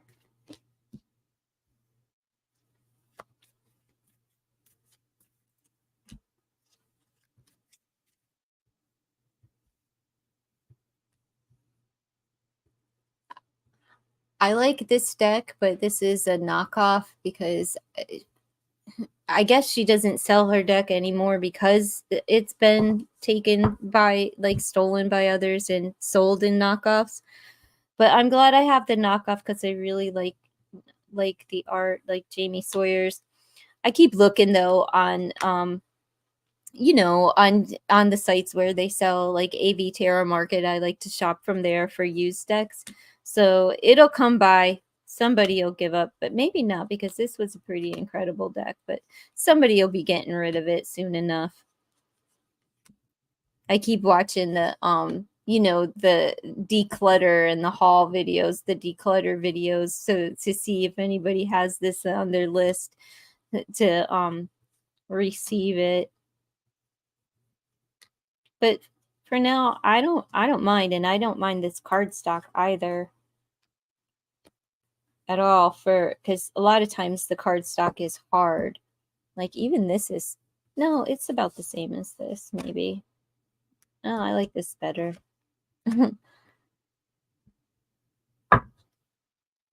You like the comic one? Oh, these two decks come from Bobby's. You'll find him, Bobby's Tarot, on Instagram. They're both the same. It's not. I don't think it's the. This is just the smaller version, and it's the pink, right? The poker size. But this one, very affordable for the poker size. But then I got the larger one, and since I purchased this one, he gave me like a 20% discount off of this one. He has the western with the cowboys, the golden age western. So I like the golden age comics too. They're just pretty cool. But the font is different on these than this one. Like this one is just the banner and stuff like up here. And I like this one because there is added, dialogue on the cards that you can draw inspiration from. But yeah, I really enjoy this one too. It's just the era. He has one with Rosie the Riveter, like from back in the day, from like the 40s or 20s, 30s, whatever it is, back in the day. Well, he has a whole deck of that, of like, I think it's Rosie the Riveter, but whatever, like the Rivet Girls from back during World War II. That is an interesting, it's interesting to see those type of women just on 78 cards. I just not sure how well that one would read, because it's just like women. The art though is nice. What I like about and appreciate about Bobby's decks is that his card stock is, you know, all right, so here is an indie deck that is 3 times the amount of this one, 3 times the amount of this one. So the cardstock, yeah, and it has a velvet finish, and it has matte gold, and the women are beautiful in it. Outrageously priced. Not easy to shuffle. The cards stick together. The deck is extremely heavy, right? And when you do shuffle, you don't feel like the cards are getting mixed up very well. So not easy to riffle shuffle either. It doesn't have any like real give without like really stressing your hands out with it. What I appreciate about Bobby is he's an actual card slinger. He produces decks that you can shuffle, right? They're not too heavy. The card stock's great, and it's linen. This is like a playing card, just a larger size. And this same deal, like where you can just grab the deck and actually shuffle. That's a person who plays with cards a lot. I would say that people that are making decks that are big, bulky, and heavy, and using a card stock that you can't shuffle, I'm going to say that you don't throw too many cards down, right? It's, you're too worried about making the deck appear a certain way instead of making it workable for a person that actually going to utilize it. I'm like over a lot of the decks and deck creators, because it just seems like people, create a lot of decks like these people, like this person and this person. it's just money, like a money grab, right? Like where there's no channeled messages here, anything like that. They buy a deck from a publishing company, and then they just use the titles. There's no books, there's no content or anything.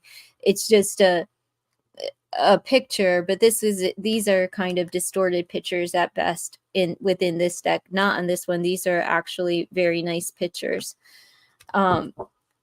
But it's kind of like just all of this digital art and slap together decks that took somebody like, a couple of days to slap together with a font and then to put it through a printing company or whatever. And they are charging like $77, $100 because they're catering to love and twin flame and soulmate energy, you know what I mean? Star seed, whatever the title is, they're charging $100, where except that, like, all right, Joey Aloha has decks out there. His decks are not $100, but you're getting over 100 cards and you're paying like $30. I bought a lot of his decks when I had my old platform. I bought, a handful of his decks. And again, somebody who actually works with cards, the card stock on his is, you can shuffle them. And I find his decks more easier to work with, easier to read than any of these. This with a discount was $40 for 40 cards. You know what I mean? Like, but at least she did a good job. She did do a good job with the images and, and her titles. These aren't just swiped from one of Doreen Virtue's decks, and using the title and the keywords directly off of somebody else's deck with digital images, which a lot of creators have done. Hey, Ivofer, how you doing, honey? You're super late. Oh, no, you're not. That's okay. Yeah, 40 cards, $1 each, plus the shipping. It's ridiculous. But that was discounted, like during I think it was a Thanksgiving sale or something. She was having a sale, and then I had a $10 off coupon from Etsy, which you'll find sometimes.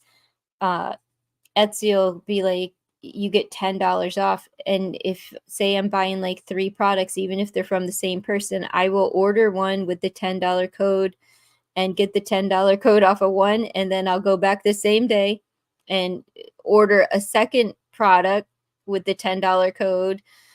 But because if, say, you're ordering 3 things from, 3 things are in your cart, you're only going to get $10 off.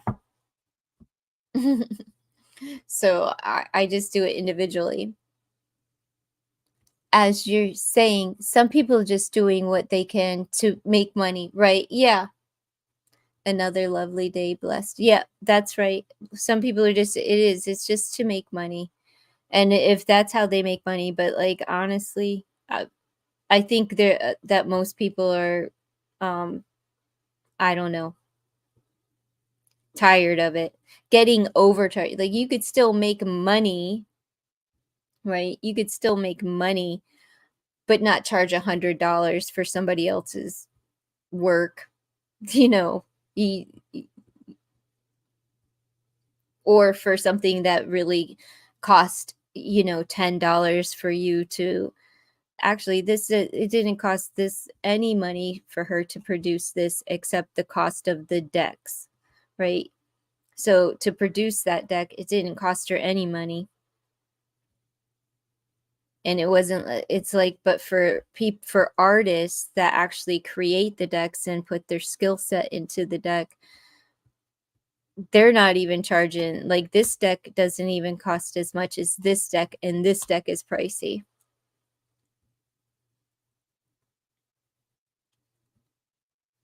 Greed. Greed. You've heard there's so much fake cards out there. There are. Like, these are fake, and they are $7.99 on Amazon right now. But I have no idea who the creator was, but they make a very nice dupe. I just assume that they're fake because they're on Amazon, right? And they're not mass produced. So if they're not mass produced and they're on Amazon, I'm going to assume, and because they were, they're $7.99. But I have them.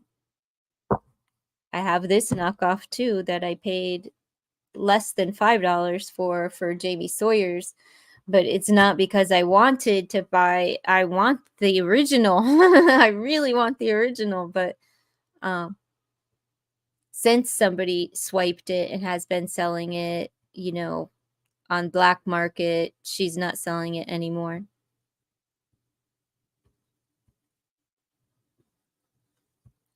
There's a lot of dupes and fakes out there.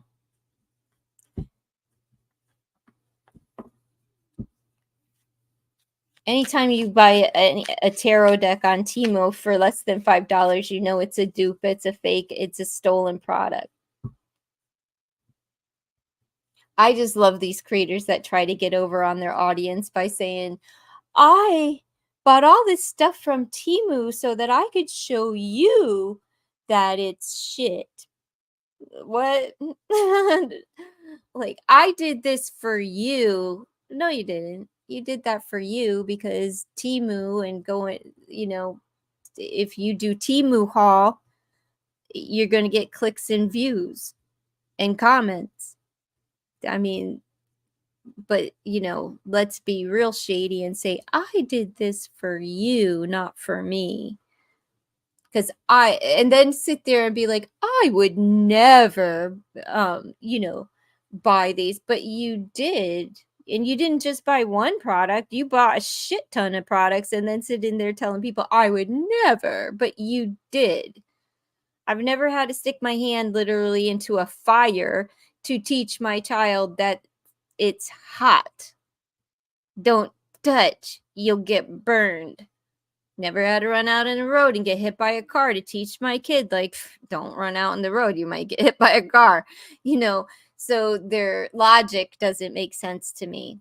It's gaslighting, bamboozling people into believing that, oh, I would never do this, but you did. So how can you even make that claim when you obviously did? That's what this whole video is about. But I did it for you, not for me. No, you did it for clicks and views for you. Where you're not sharing those funds with anybody in your audience now, are you? I didn't think so. It's called clickbait. Just be honest about it. That's the whole point of titles, is to clickbait, and then people get upset about it. Like, oh, anything for a click and a view. That's right. I can't get a click or a view over here for nothing. Give me a click and a view.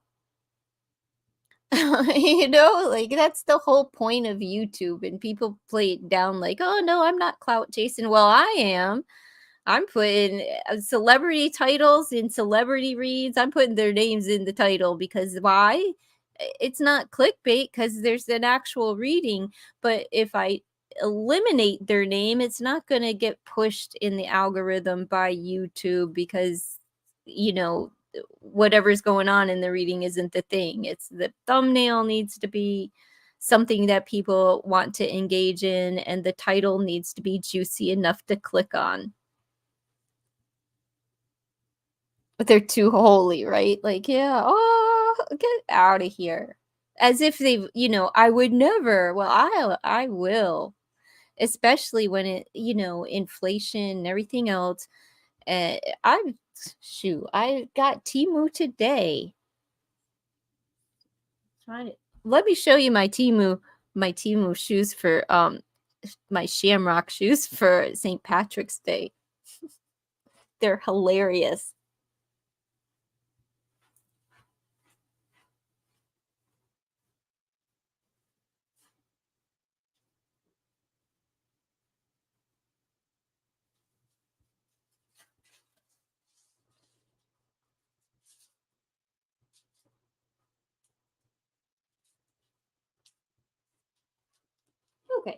First up, Temu. Here's my Temu haul. This is what came in the mail today. For St. Patrick's Day, this is a table runner. I paid $1.79 for this. It's canvas. It's probably not, I haven't opened it or anything, but it's whatever.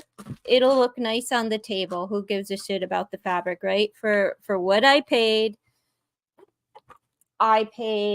99 cents. That is a winter headband to keep my ears warm without having to wear a whole hat.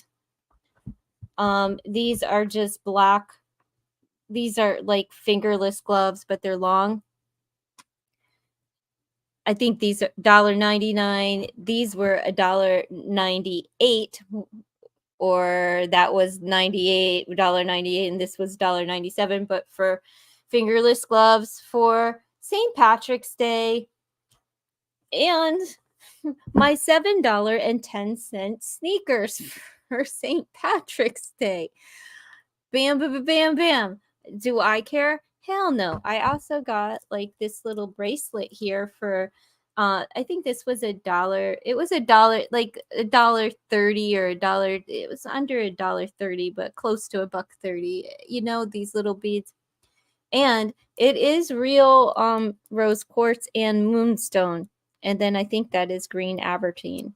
But they're actual real the real stones. They're not, it's not fake crystals, and they tend to be pretty honest when they are selling crystals that aren't actually the natural stones.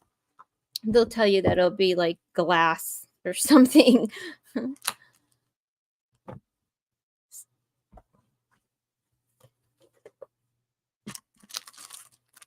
I'll be right back. Just want to put these over on my desk.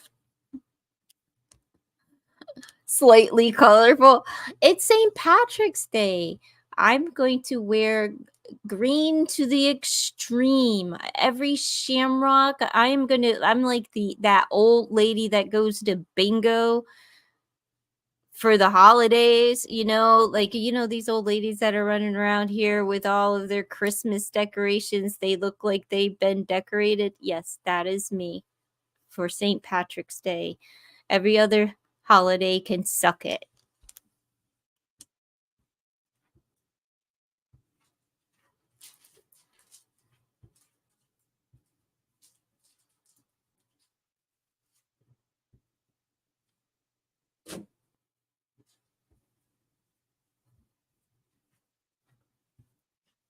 Do you celebrate Thanksgiving, Ivo Fur?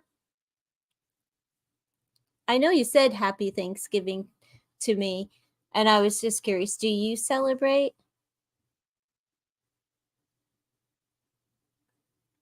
What about the flashing bow tie? You know what? If I could find one, I will. I will wear headgear. I wear earrings. I'll, whatever. Absolutely. Looking ridiculous just to have a fun day. Why not? There's no harm. I'm not hurting anyone. You don't celebrate. Yeah, I don't celebrate it either.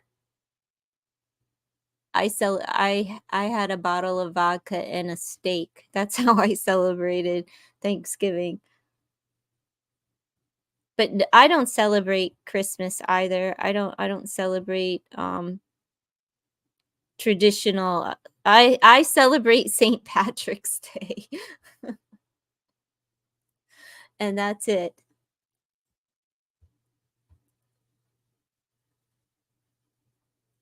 And that's just because you're allowed to get drunk on that holiday too, and you could even go to jail and no one will be upset about it. Where I come from is kind of expected. Do your shoes make a squeaking noise when you walk? No. They're actually, and you know what? I put them on and they were really comfortable. I was surprised. I was very surprised. Halloween. Yeah, another trashy day. That's a holiday. That's where you can go and you can literally dress like a prostitute, walk outside of your house, and it's acceptable behavior. And nobody, you could probably get shit-faced drunk on those days too, on Halloween. and nobody would think less of you. But do that on Easter. You know what I mean? Uh,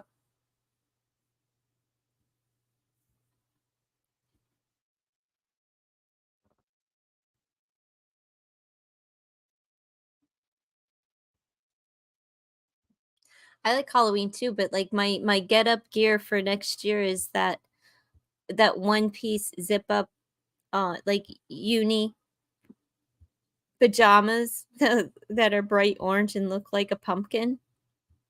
And I have the slippers to match, which I bought the slippers off Temu for 2.99, and I got the jumper was 19.99, but it was 75% off at Big Lots. So like what, $3?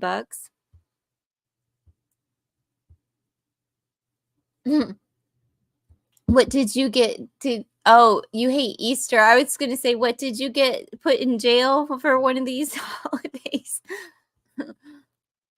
You were thinking of getting a Barat swimming costume for those days, right? Yeah.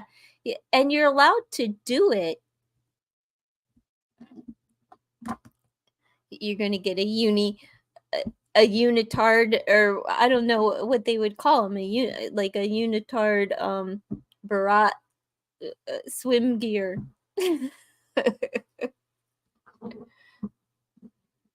That's one of the best movies ever made.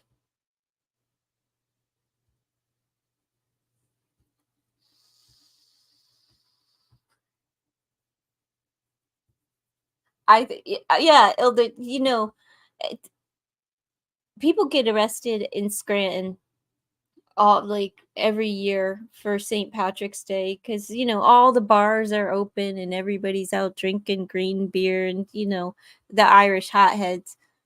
But they arrest everyone. I watched them arrest a 69-year-old woman the one year. Poor Nancy. She took her top off, got arrested, had to go to jail. She was an alcoholic though.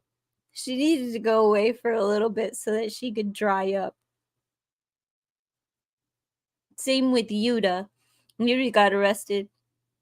I think it was the same weekend as Nancy. Yuta got arrested. She needed to dry out because she was alcoholic out there running around drinking and driving like a maniac. Those Germans, they loved their beer.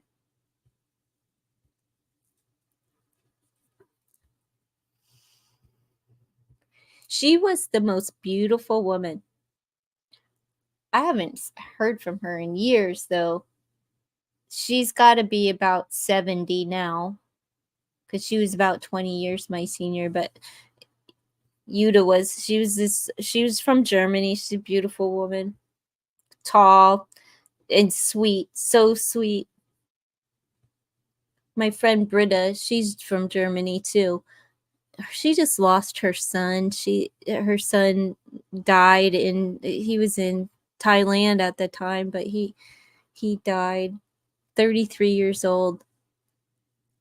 Did she have to register as a sex offender? No. Just it's like indecent, whatever, indecency.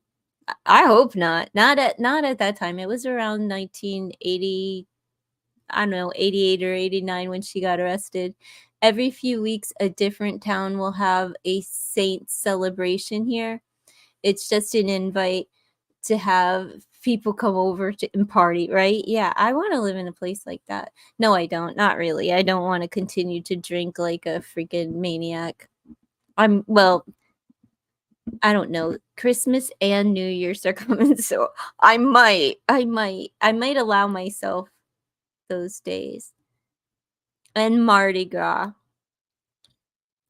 February. So after February, no, because then there's St. Patrick's Day in March. So like once a month, I'm gonna allow myself like a bottle of booze. I don't know. Yeah, it was really sad. Britta's son. I didn't know him because he was away. Like if he wasn't living in Germany, he was living in Thailand. So Britta is the owner of the metaphysical shop that I go to. That's how we became friends.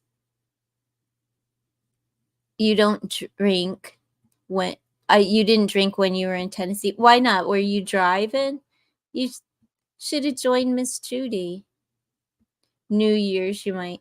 Yeah, like it just, you know what I mean? Whatever.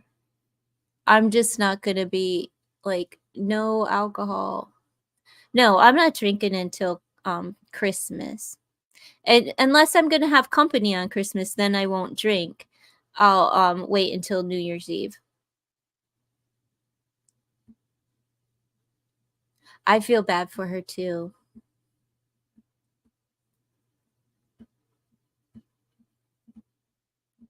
You let her drink. I would. Were you driving? I would have drank with her. You know, unless I had to drive. You know what I mean? But we could have taken an Uber. That's what I would do. Uber it, or call her old man to come pick you up. There were a lot of cops. She was driving while she. Oh, you. How did you do that? I won't get in a car with someone that's been drinking, even when I'm drunk. You've stopped drinking. It's okay. I can still party, right? I can't. See, I quit drinking for years, and then on Thanksgiving, I decided to buy a bottle. And you know what, I prefer? It's best not to bother picking it back up, because I drank the whole fifth. It was just like I had never stopped drinking. I started Wednesday night. I only had a couple of drinks Wednesday night, though, like maybe 4. Went to bed, got up, started drinking, and that was my entire day until I passed out somewhere around maybe 10 or 10:30 at night. She only had 2 drinks. You were there for 4 hours, and she was eating, so that's not so bad. Yeah, like a couple of drinks with food, and time spent apart. She would have asked you to drive if she was like out of, too far. She would be like, "You drive, I'll tell you how to get home." I am still doing readings. It's $5 per question. Peace, love, magic. If you open a bottle, I have ice, and I'll finish the bottle. Yeah, see, if I open the bottle, I'm drinking until it's gone. That's just the way that I drink. I've always drank that way. I know it's alcoholic drinking. That's why I only do it on holidays now. Only on holidays. Who wants to celebrate? When's the next holiday? No, I'm just teasing. I felt like crap on Friday. I felt like I still woke up drunk. I knew I knew I wasn't still drunk, but I knew that there was no way that I was going to drive anywhere, because I was a little bit dizzy. But I didn't have a hangover.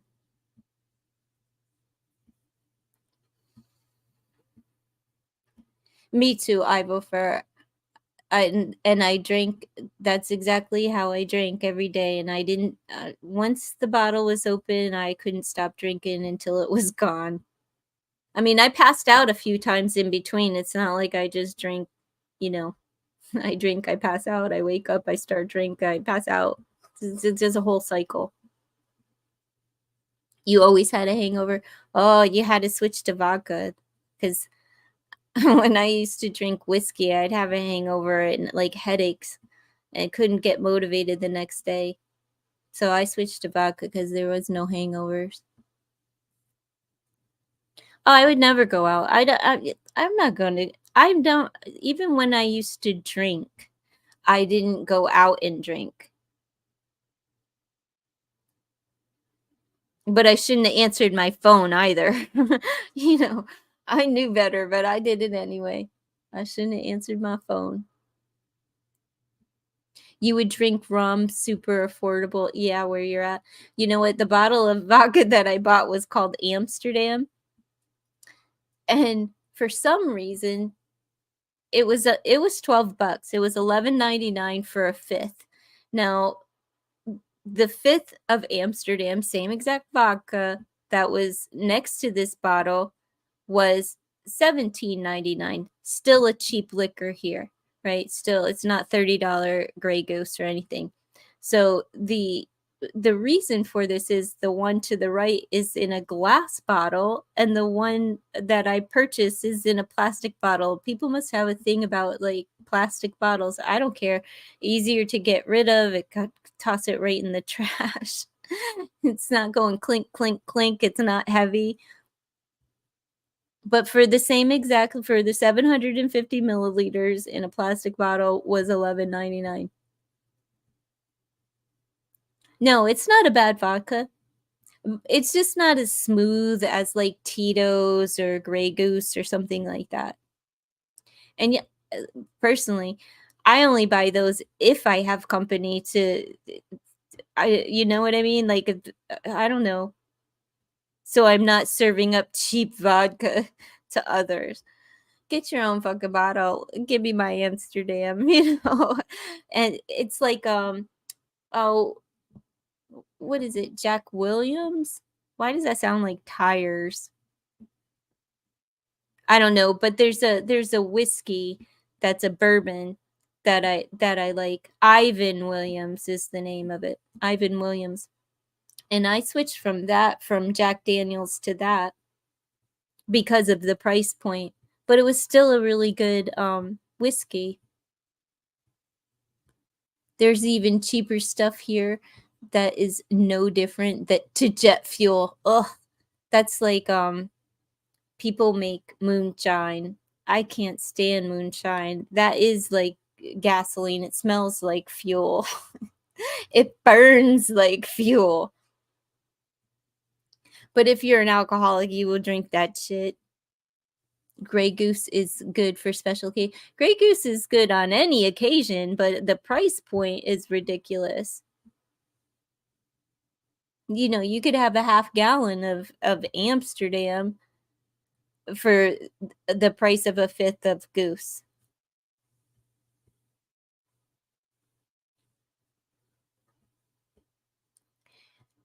I tried the fruity drinks, like you know the I dated this guy and he liked rum shada. Like I'm like, what is rum shada? It's a pussy drink, you know. It's like Irish cream, but it's not Irish cream. It's rum, like rum cream. It's a cream. I suppose you're supposed to put rum in it. I don't know. I don't know what you're supposed to fix with that shit. It just seems like you just want to drink sugar or something. No, I drink whiskey or vodka because there's no carbs in it. No, fruity drinks. I like stuff to burn when it's going down. Moonshine is like gentle, just add a packet of flavoring. No, it's not. Moonshine, it's killer. It's like homemade wine is a headache. I can't drink either one, the moonshine or the homemade wine. Blech. Bourbon is good, vodka is good, rum's good too. Spiced rum is good. Get a half gallon of Captain Jack, Captain Morgan, whatever.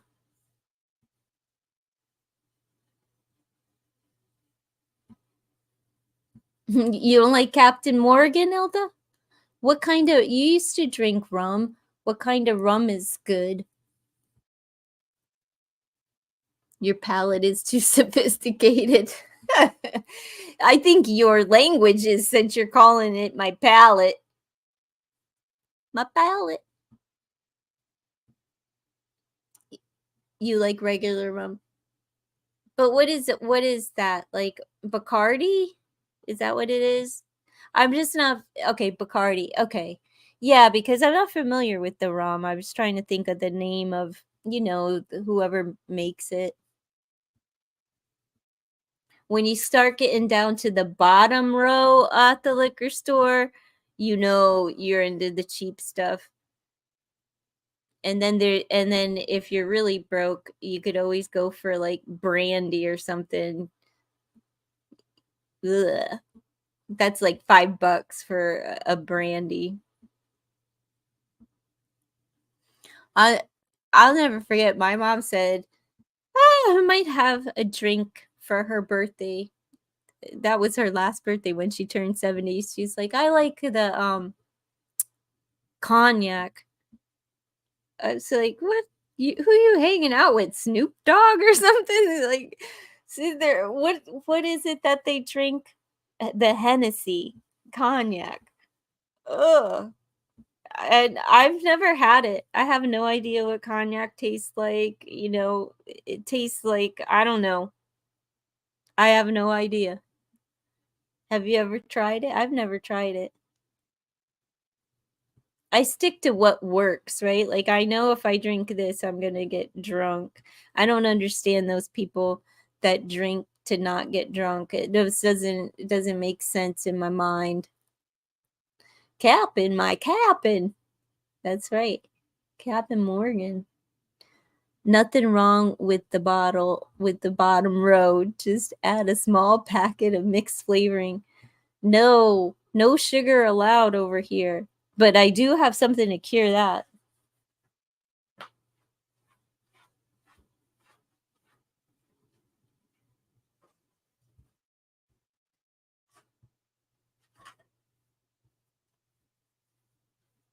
And that's this.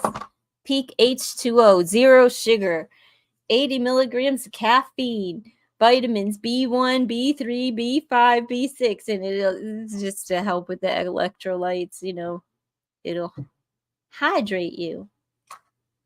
But there's 5 calories and zero sugars, and it tastes like whatever. It tastes like grape juice, but it says blackberry grape, but it still tastes good. I don't know who Stir is, but it's from the makers of Stir. I bought this shit at the Dollar Tree.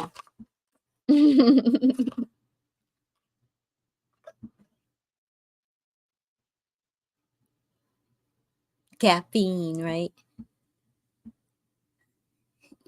You know those weirdos that drink like Red Bull? They'll put Red Bull in their whatever whiskey or whatever they're drinking. Ugh. Red Bull tastes ugh. I've only ever had a sip of one of those drinks. They taste nasty. My son drank way too many of those whatever you call them, those caffeinated, those super charged drinks like monster drinks and stuff. Ended up with gyno. Like, bro, you're growing an extra nipple, like an extra tit. Come on now, like, and it's all because of the overconsumption of caffeine. Irish coffee. Now that is something that I do enjoy as far as a cream, like Irish cream, Bailey's Irish cream. That's pretty good stuff. It's pretty good. Hello, Elaine. That's pretty good. But there's so much sugar and like things that I'm not I refuse to put sugar in my body, but just give me alcohol, gasoline, I'll just pour that down my throat. Red Bull, that is not really, it's not good for you at all. All those energy, there you go, energy drinks. No, my son was growing an extra boob, man. Uh-uh. That's what happens to like bodybuilders because they put all those supplements and stuff into their bodies. They get gyno too. No, I'm not giving free readings, Elaine. That was over hours ago.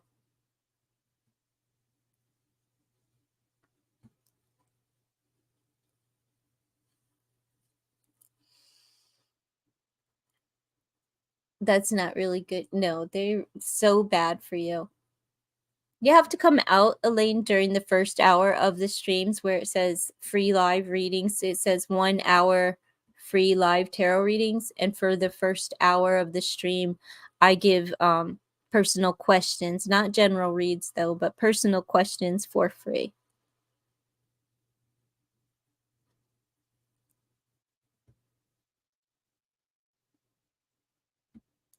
I'll be back tomorrow, Elaine, so hopefully you can make it during the first hour.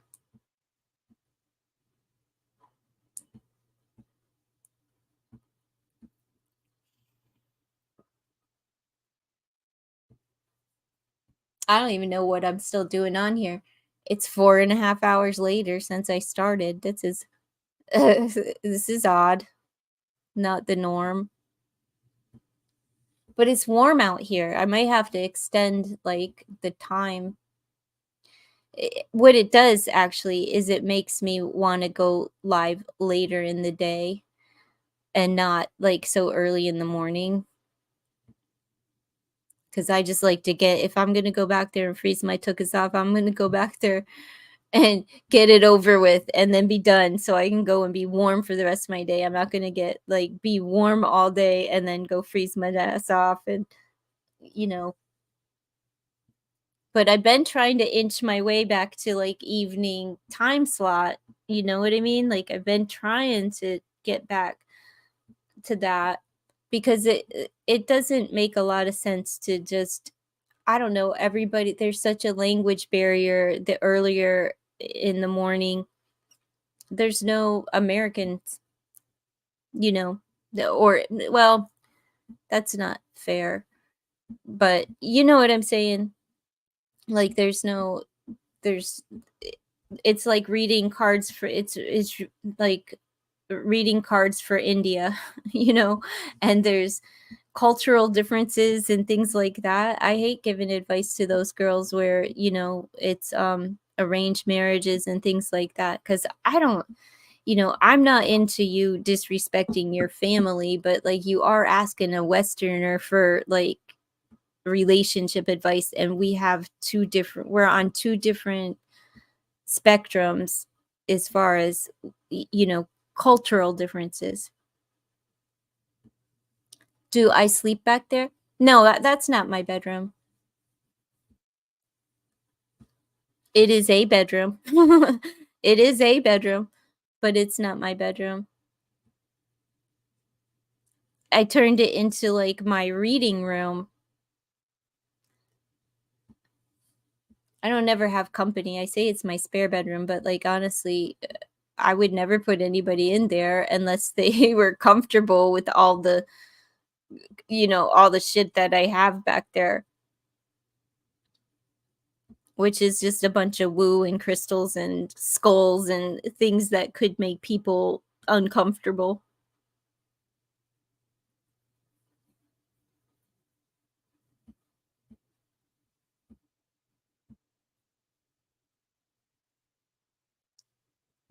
Yeah, I'd be, well, at nighttime it's not so bad because like once I turn my furnace on, but I don't turn my furnace on until 11. Then it'll be you know, comfortable. It would be comfortable enough to sleep back there. As long as it's not a cut up cat, it's okay. No, I don't do anything weird. I don't sacrifice anything. I don't believe in that. It's I have friends that do that, like my one friend, he's a, you know, a spiritualist and he belongs to, well, he started in Santeria, and from that religion he entered into a cult. I call it a cult, but it's Palo Moembe, and they do a lot of disgusting things for power. It's very selfish religion cult. I noticed like all this stuff with P. Diddy, and they were showing some of these images. And I was like, oh. And then they were they're describing some of the things in this lawsuit that's against him. That's just straight up. I bet he's a part of Apollo, because there's no it can't it in Santeria, you're not practicing that kind of um sacrifice.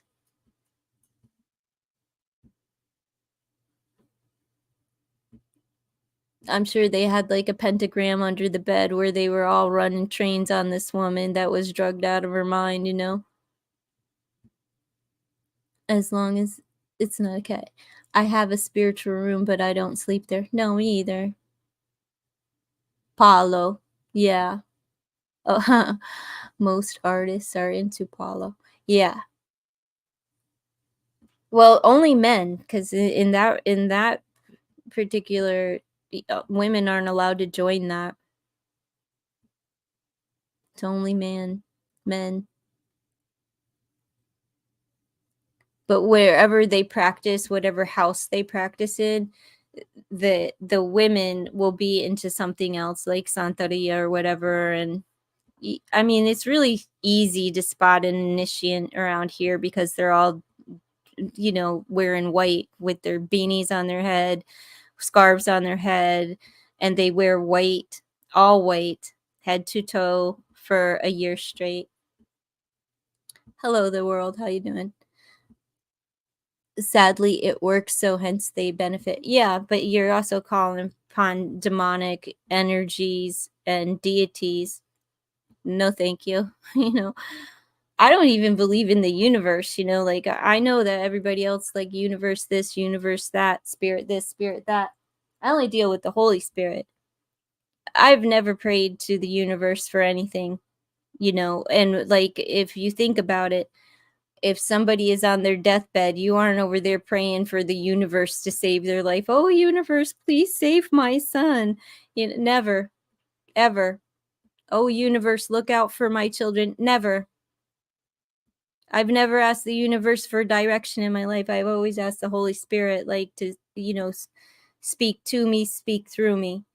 Never, ever the universe. But it is a language that I completely understand.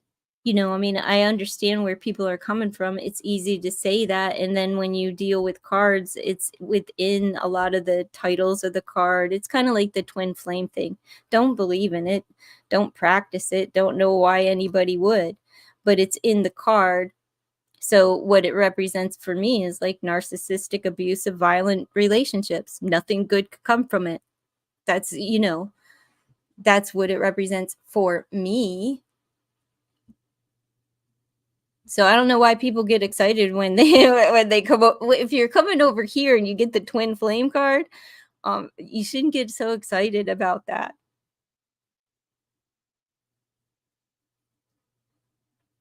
Interesting that you had the strength to stay only with the Holy Spirit. Oh, yeah, I'm not.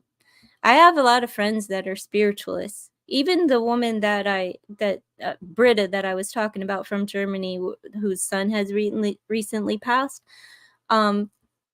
We have completely different practices, right? Like in faith-based systems, but it doesn't interfere with our friendship.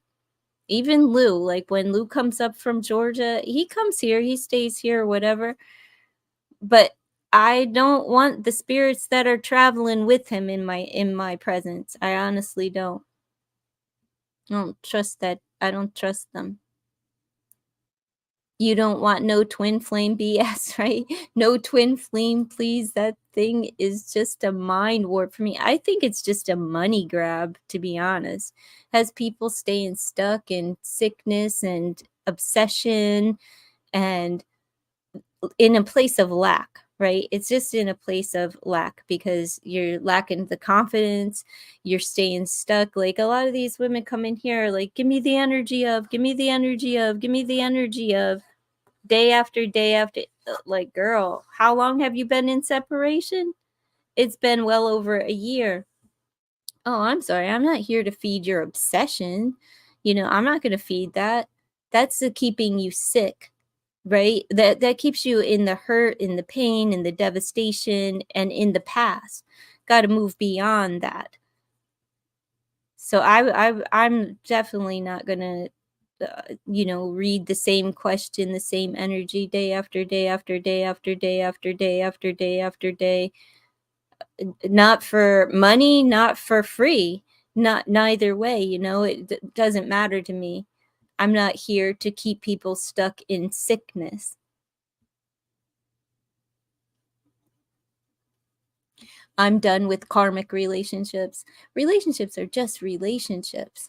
Like everybody's a karmic for somebody, right? It,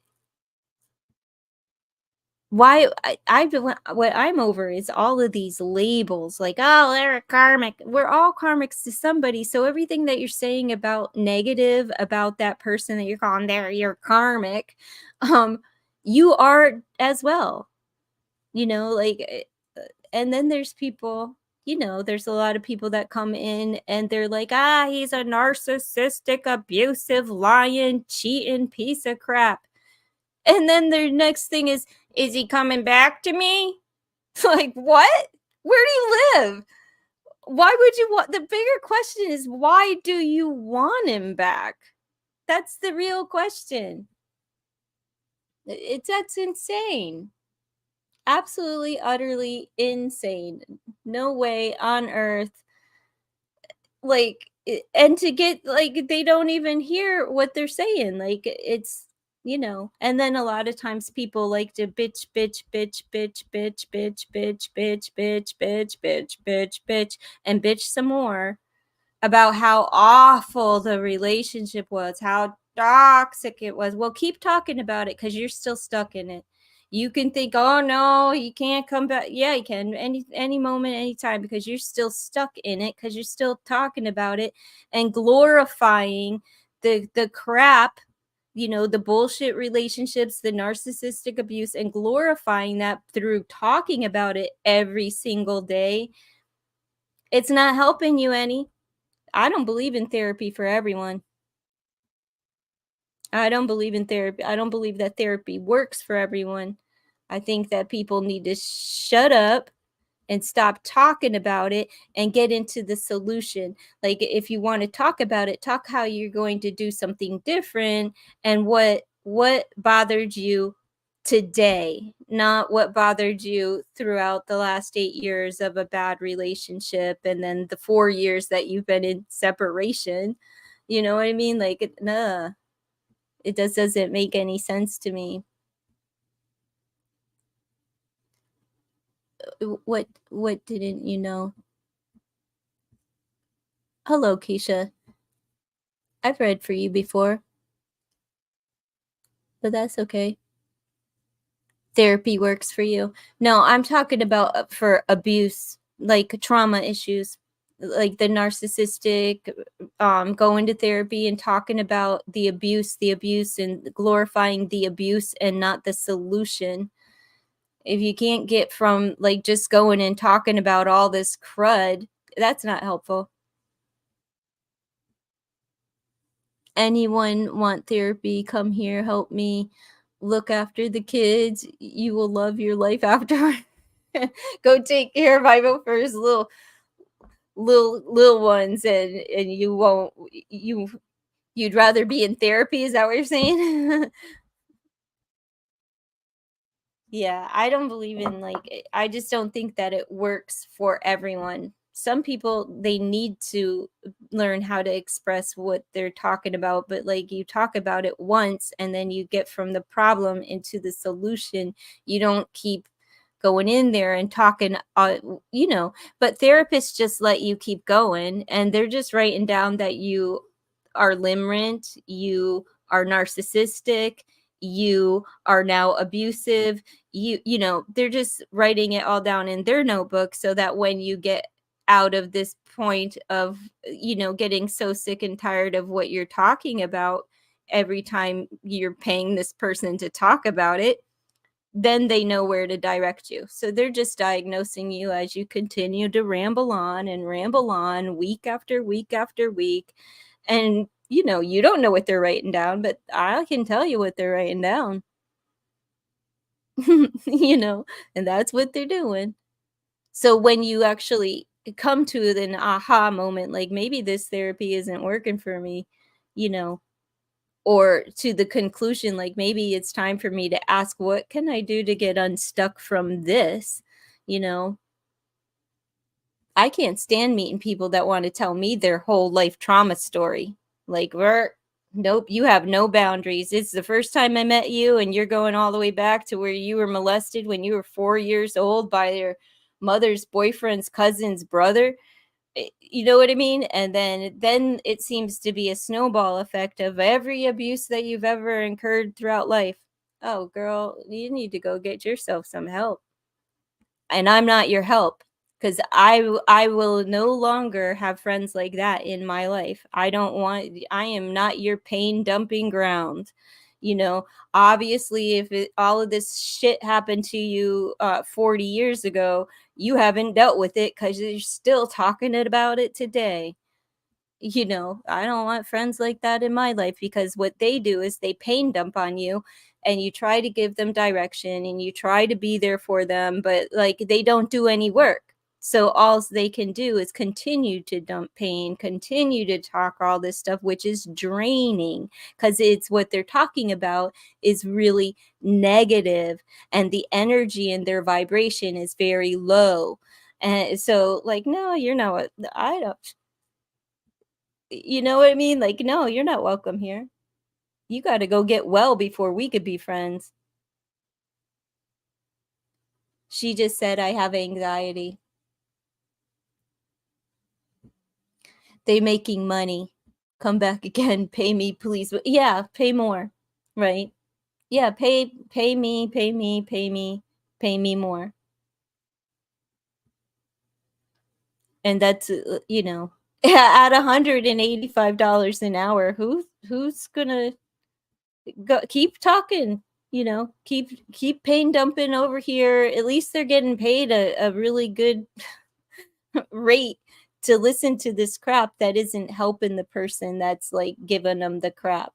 But it doesn't matter, because no matter what the therapist says to this person, they will let them know, they're not going to do any of the work.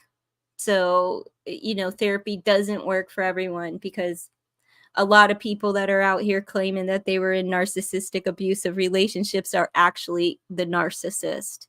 The love bombing fools that are abusive and things like that, and which the therapist can pick up on like immediately, after the second go round. You're her favorite. That's funny. You've been doing the work. I want to be the best person I can be. And he does this to make you feel. How does this make you feel? Right? Yeah. How do you feel? That's the wrong question as somebody that's all caught up in their feelings. I feel like he did me dirty, and he's, it's like where the direction of the conversation is never like on the person themselves. It's pointing the finger. They go right back to what their problem is. Their problem is that motherfucker was down and dirty, and he did this and he did that, and he was wah wah wah wah wah. And I would give anything to have him back in my life today. Right? Like, it's just weird. It's weird. Some people really benefit from therapy, right? Like, there's a lot of people who benefit from therapy, but there's certain personality, that they're narcissistic. So it's, they're in there fooling their therapist the entire time. You're not really fooling the therapist though, like, unless they're not good at their job. I feel with my hands. I like to make my wife feel like my personal napkin. Oh, Lord. She is your therapy. She'll give you a swift kick in the ass when you need it. The only thing is, I don't like hugging a damn bear stuffed animal. Why do you gotta hug a. Why do you have to? What kind of therapist do you go to? Hug I like to, like, hug, pillows and stuff. I think it's comforting. I don't have a stuffed bear, so I don't know about that, but I do have, like, a long body pillow that I like to hug upon. It's comforting. But why do they have a bear? Like, are they grooming you? For what? Like, you like pillows. I like pillows. I like to hug a pillow at night sometimes. Like, it starts out as a hug, but then it always ends up, like, in between my knees. Like, it's just comfortable. And I promise I'm not the only person on earth that stuffs a pillow in between her knees at night. I hope, anyway. I'll join you next time. It's okay, we adults, to take care of the inner child. Oh, alrighty then. Do you have to take this stuffed animal, like, home? Do you have to take the animal home with you? Or does it stay in the office? Or do you have to carry it around, put it in your grocery cart, and be like, "Oh, I'm healing my inner child. How do you like my teddy bear? I need a hug." You've been taking care of yourself all your life. Yeah, there isn't anything wrong with it. Does it have to where does it live in the office, or do you take it home with you? I'm just curious. You have a pillow outfit outlet what is that? Outfit. You just want a hug. Yeah. I love pillows. Hugs are great, but I don't let people hug me. I can't stand being touched by people.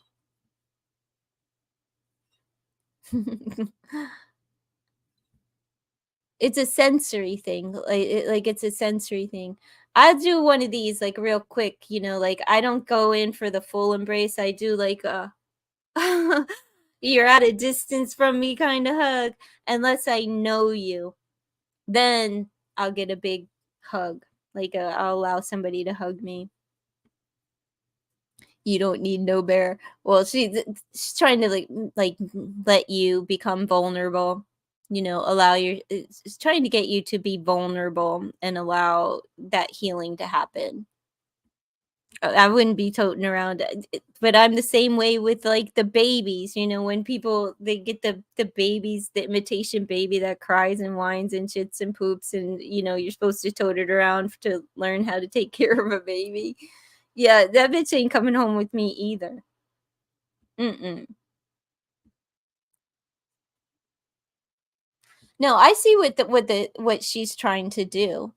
It's just a point of, like, not breaking you down, just getting you to the point to, you know, be vulnerable enough to allow that part of you to be healed.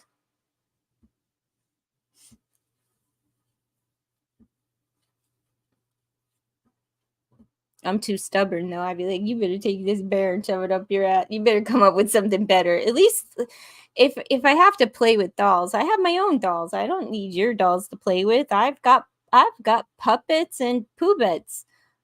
I know how to play. Maybe she'll give me a blow up man if I go to see your therapist so that I'll grow up.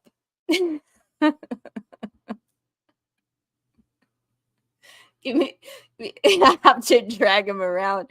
It'd be like the skeleton that people drive around with in their car during Halloween. But that's my dude. He's teaching me how to grow up. Yeah, because I have lots of puppets and poopets. I love to, characters to it's not role play, but it's, puppetry, different form of storytelling.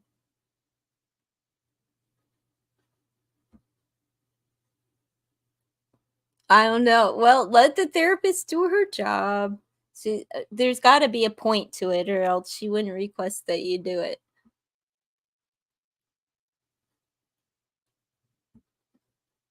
But I don't know how you, like, how do you vet your therapist before, you figure out that you've got a bad one?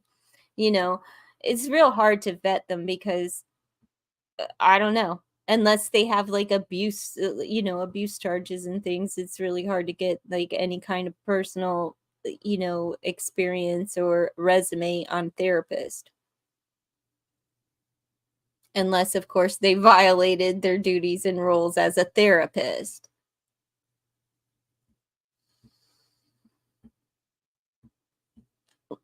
You know what I mean? Like, oh, well, Bobby was batshit crazy, and look at him now. He's cured. I don't know. She told me why, but that's not the way I function, right? That's interesting. I don't know. You know, it is what it is, and I just don't think it works. Like, for a certain personality types, therapy is like talking about something and I'm not, this isn't the umbrella of therapy. This is just like, you know a certain personality and what they're going through. It's not good to talk about. They've done talked about this shit for 10 years, and they've already gotten it out of their system. Like, once you talk about something, it's outside of your body.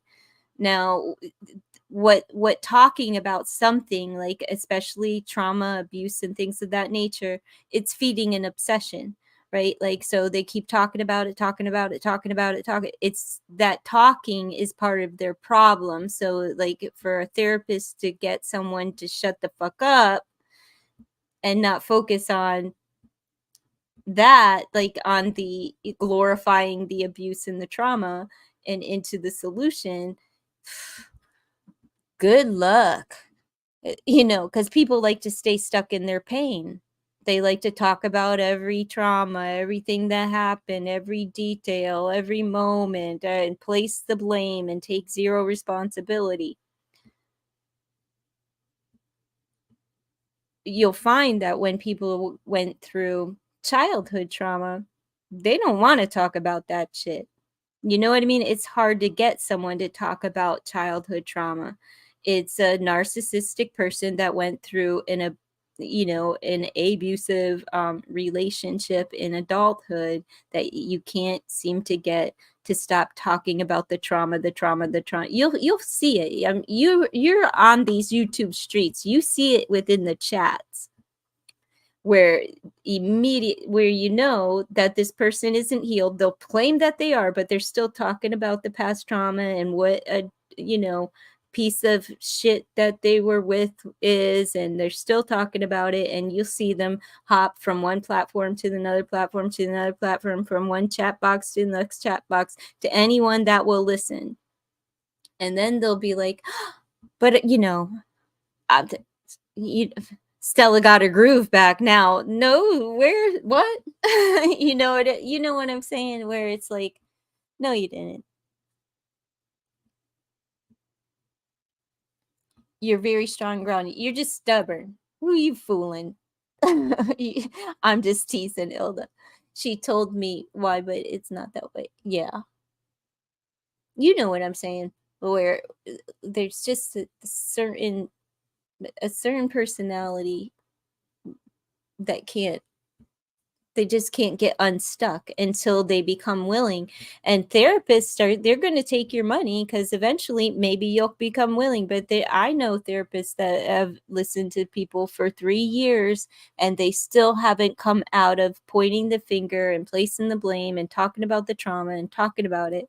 And talking about it is only feeding it, right? It's like feeding that stuck. Wherever you're stuck in the pain, you're feeding the pain, you're feeding the pain, you're feeding the pain. I'm stubborn all the time. And your therapist may think, well, you're just stubborn and not allowing yourself to be vulnerable.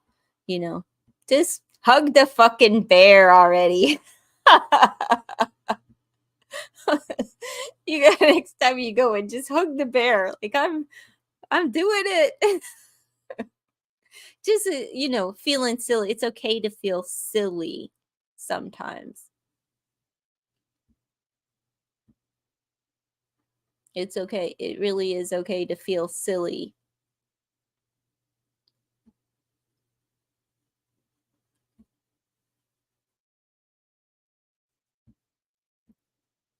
I don't know. I'm not. I'm grateful I didn't like not survive my childhood, but I'm not thankful for that shit. No, I'm not grateful for any trauma. I'm not grateful for any abuse. No, I am absolutely am not, because it ripped me off from knowing who I would have been without it. So no. I didn't need all that to get to where I am today. Who's to say how much further I would be in my life had I not had to go through all of that and then fix all of that. So no, I'm not grateful for that. That's bullshit. That's some shit. You keep on with that. I ain't joining that club. He was like, I felt grateful for all of these things from my past because it helped me to mold my character. Yeah, but it ripped you off from a life you don't even know what your regular character would have been. I would have enjoyed that experience. No, I'm not. I'm just not. I'm not grateful for that.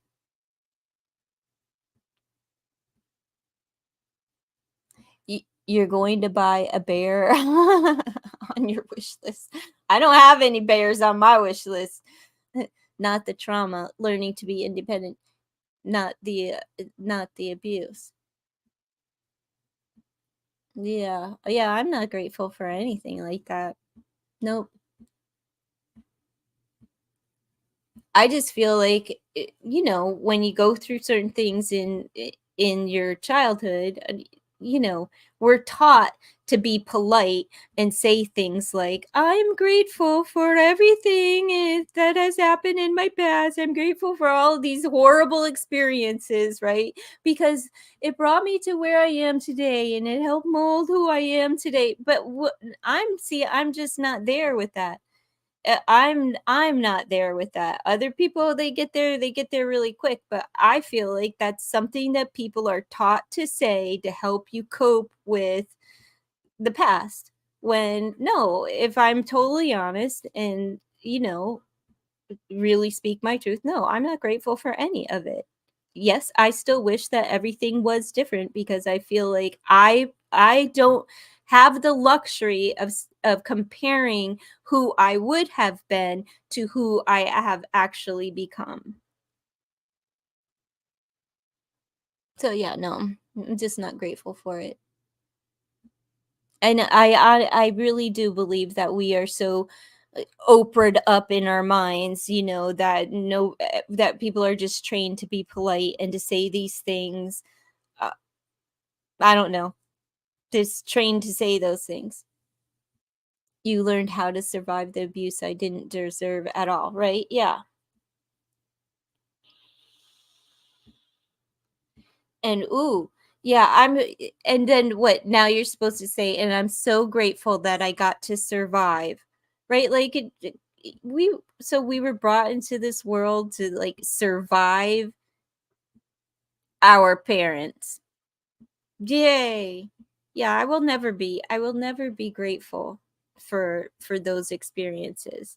And if that's well, I can say as of right now, I will not be grateful for those things because I just think it's nonsense to be polite all the time. And forgiveness, like why do I have to forgive them? Oh, because it sets you free. I'm good. And to a certain extent I do forgive. I just don't I'm not appreciative of like horrible traumas. No, I'm not thankful for them. I'm not grateful for them. No, I don't wish them upon anyone ever. I would really like to know who I would have been without those experiences in my life. Unfortunately, there's no way to know. Hello, I have no idea how to say your name. I guess it's Fiji. It doesn't set you free, right? Yeah, like these are just things that, like, on the talk show and the therapy, outlets of what, like, self-improvement, blah blah blah blah blah blah. you know the I, Therapists wouldn't know what to do with me, because I'd just be like, hell no, I'm not grateful for that. Are you nuts? Stop trying to make me polite. I don't want to be polite.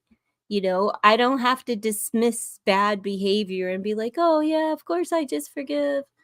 Nah.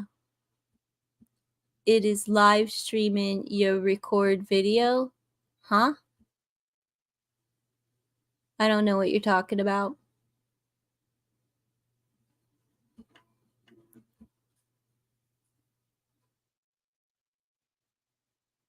Yeah, I'm live.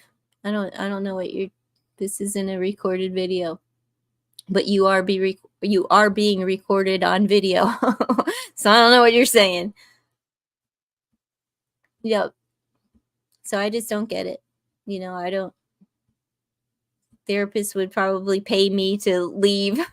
Like, take your money, go find someone else, you stubborn ass.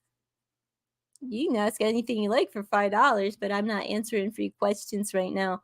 Free questions are during the first hour of the live streams when I go live, and it's clearly stated it's 1 hour of free messages. So you have to come back. I'll be back tomorrow. You come back during the first hour of the stream and you can get a question answered.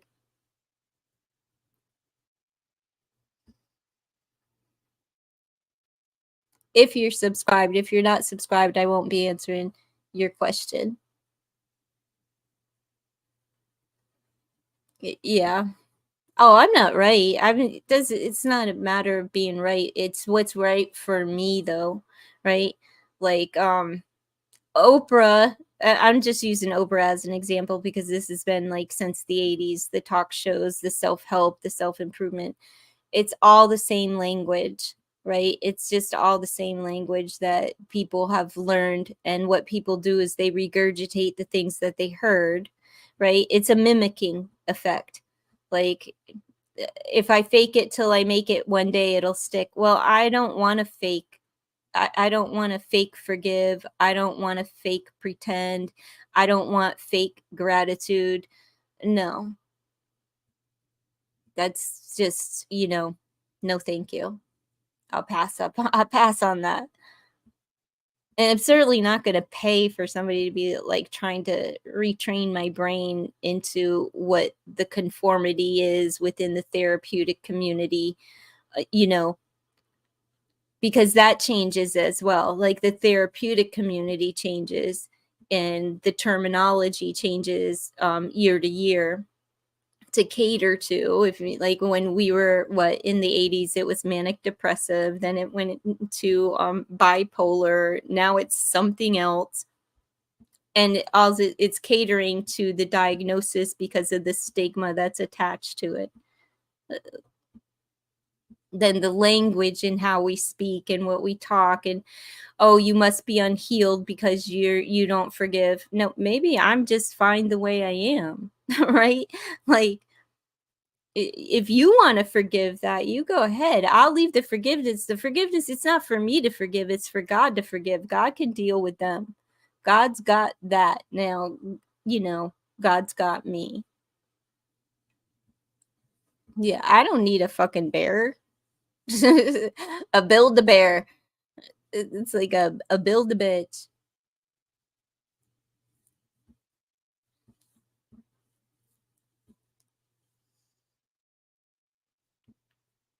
Do you know how to pronounce this name here, Ilda?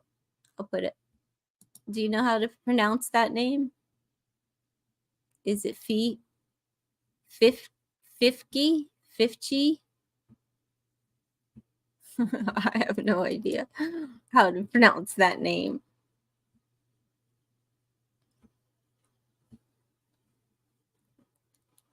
I don't know. Who's live? Is anybody? Is it Fiji? I don't know. It's Fifgi. Fifth. It's not a word. That's just somebody with a screen name so that nobody can pronounce the name. That's not a real name in any language. Fifi. I thought it was. I thought it was Fiji too. Fifi, Fofo, Fifum.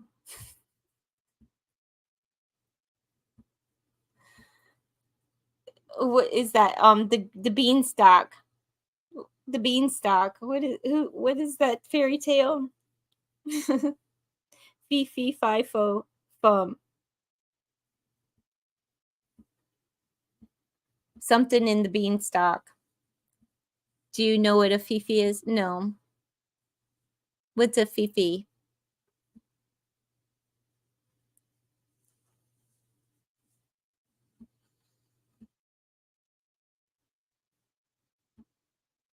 Probably something like a fupa.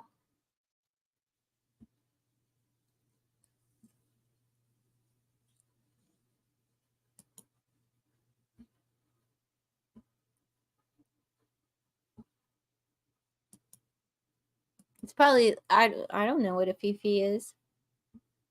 What's a Fifi, Elda?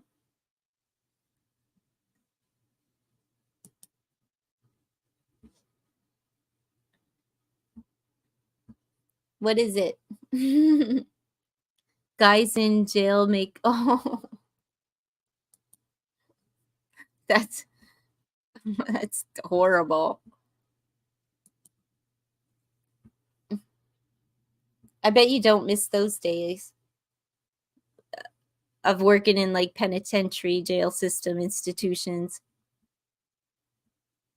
Oh Lord. They put lotion in a sock real tight.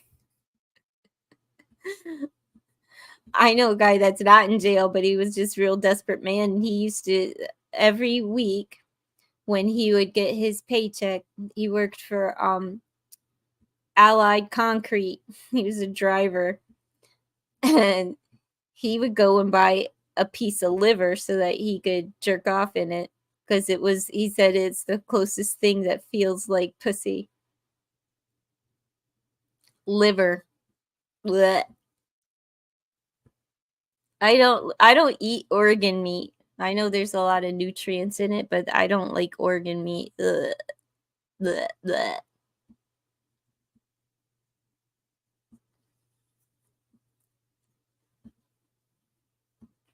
Right? It is gross. That guy's got to be at least hitting 80 by now because that was a good 15 years ago. He was still in his 60s, but you know,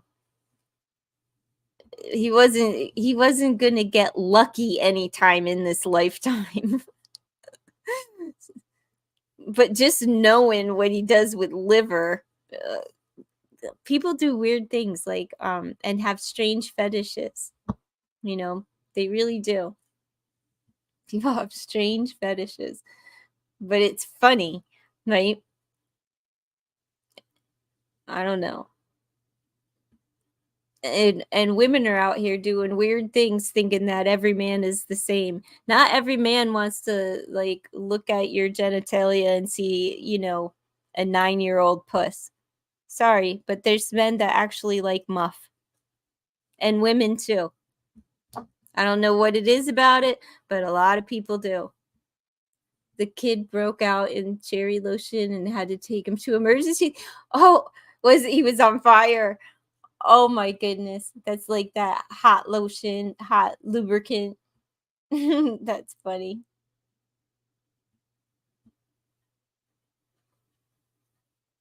That is funny.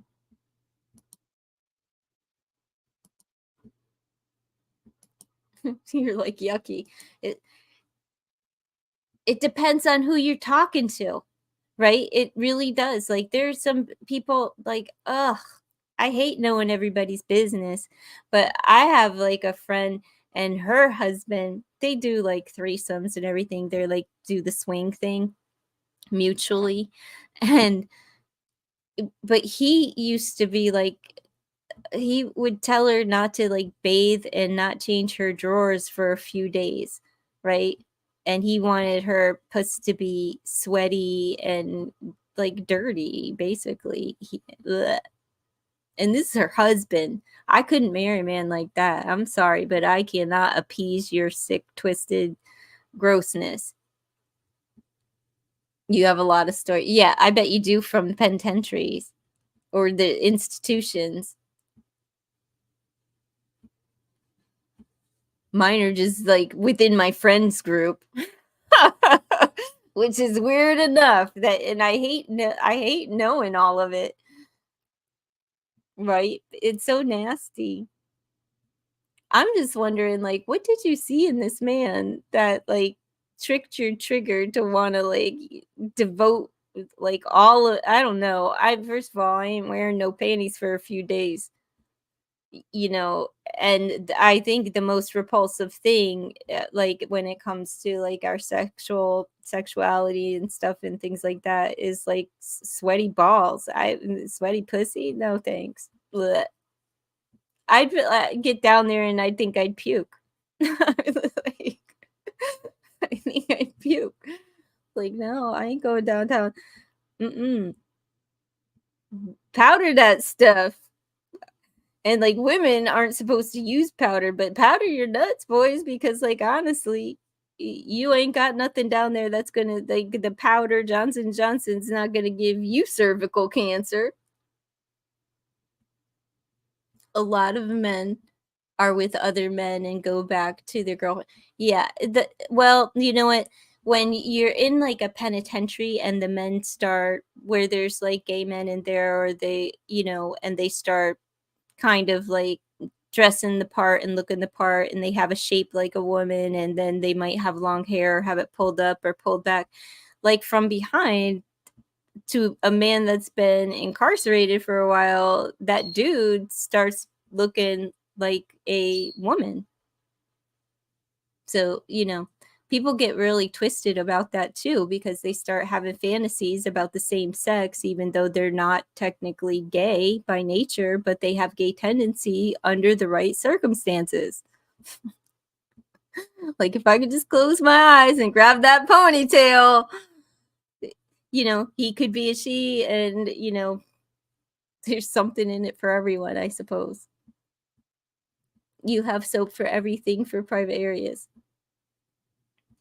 I don't know. It's just weird, you know.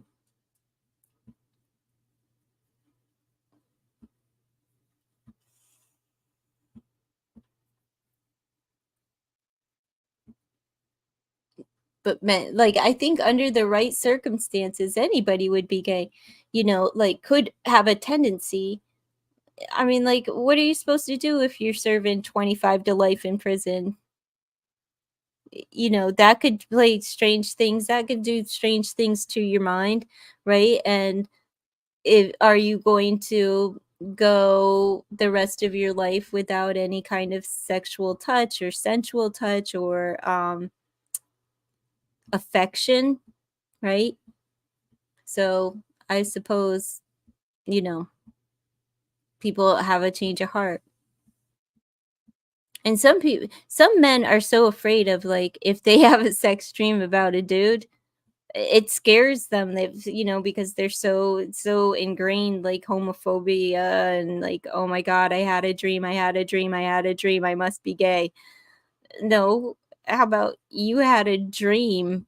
It doesn't mean anything. It's, you know, it doesn't mean anything. Every dream doesn't have to be significant.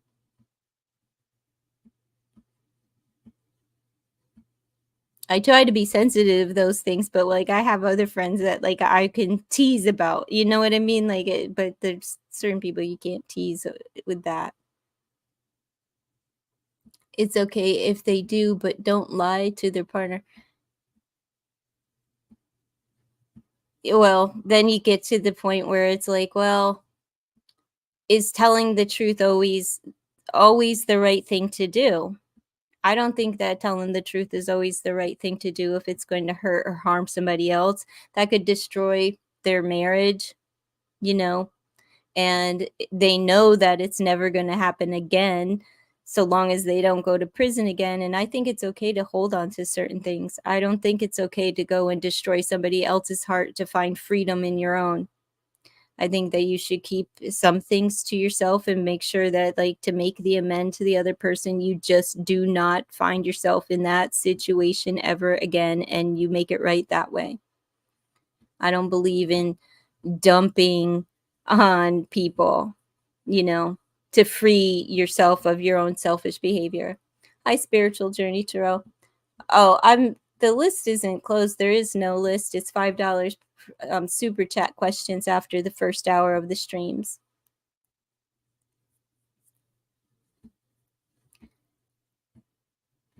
They can give a disease. Well, that's the thing. Like, you have to go, if you respect your person enough, even though you did something that you wouldn't normally do, you have to get checked before you actually, go home or get into something with someone.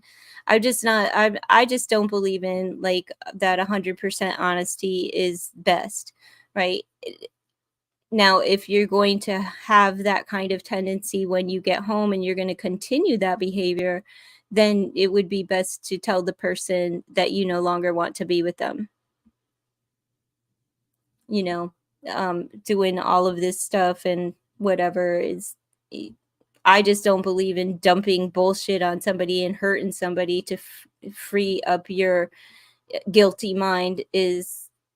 I don't think that's appropriate under all circumstances either.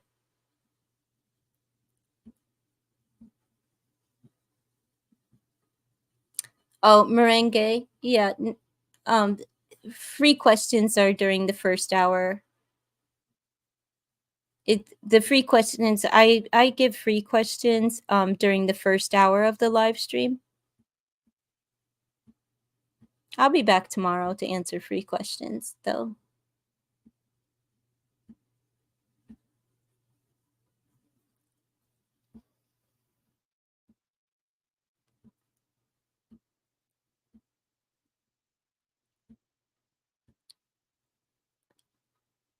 Yeah, just show up. Like, it'll say when I go live, if you hit as long as you get the notification, you'll be able to make it in within the first hour to have a question answered.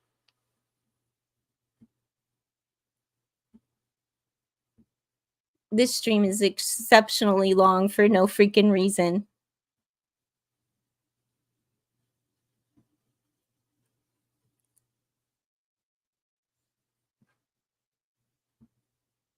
We're just over here talking crap about weird things, very strange things.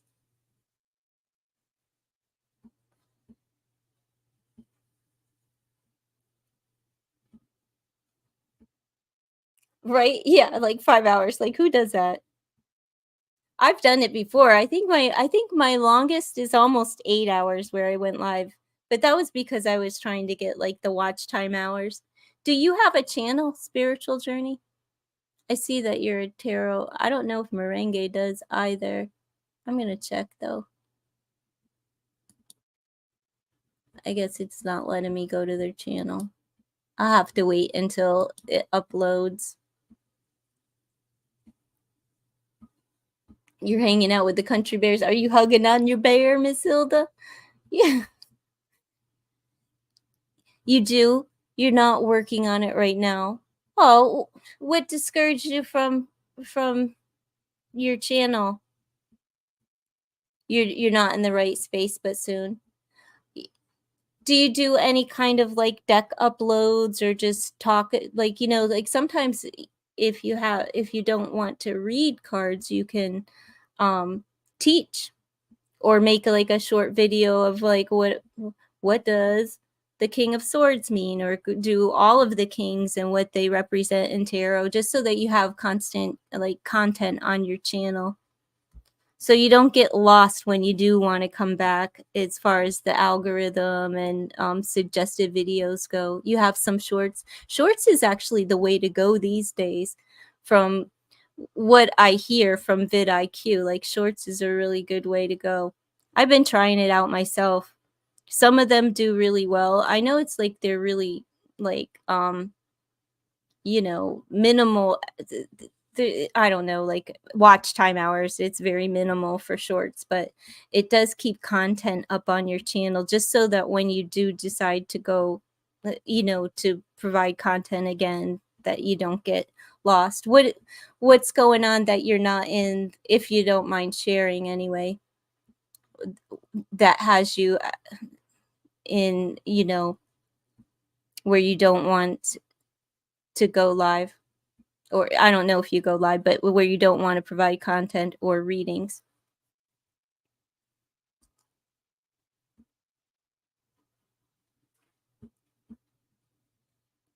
Your living situation, you have people around, or is it like boyfriend situation where it's just that your inner self is dis- at disease?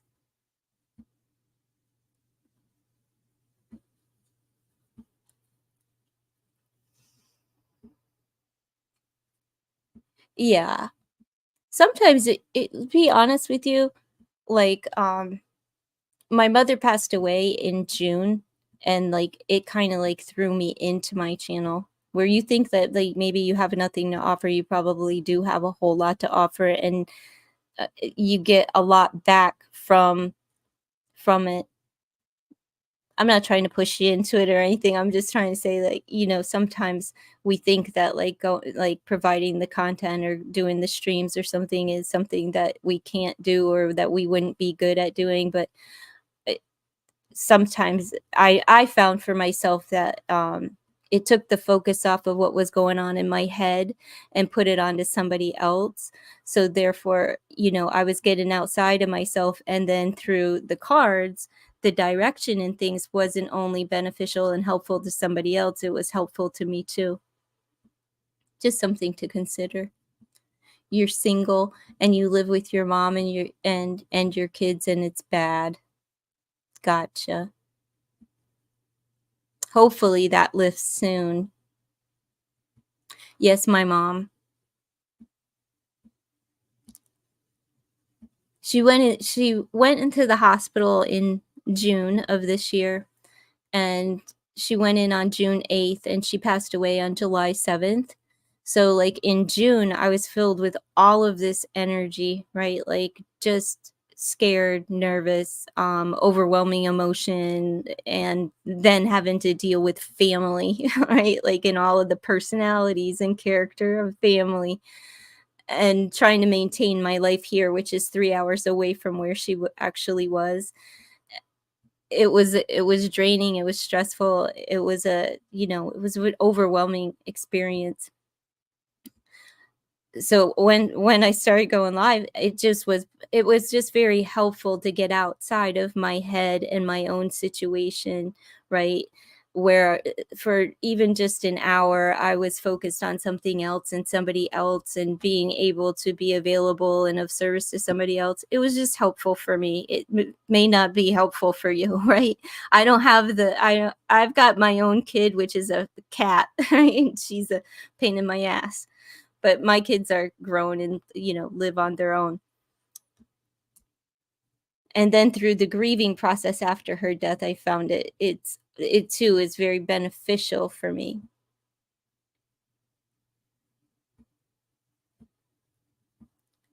Does she sew or knits, or maybe a grandmother?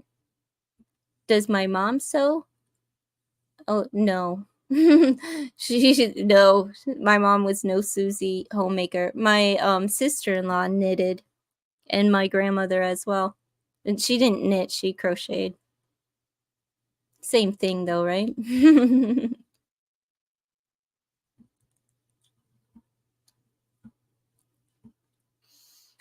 Are you channeling a message from my mom for me? Or probably from my ma?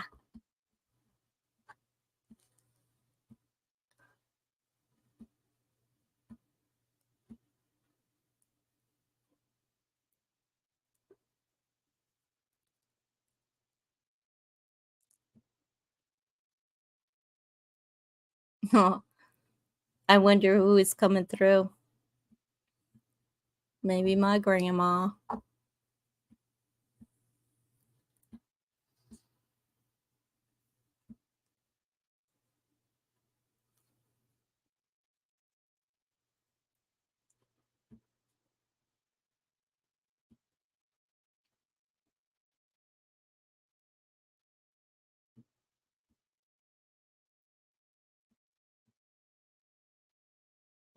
Who my mom and my other grandma, it's not her mom. You always feel my grandmother? I never feel my grandmother.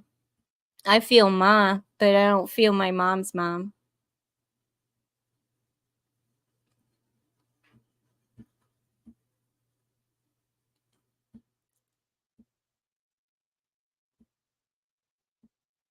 My mom, I wonder which grandmother that is, my mom and her mom, or is she with my dad's mom? My ma. They're probably all together anyway, talking shit about everybody else.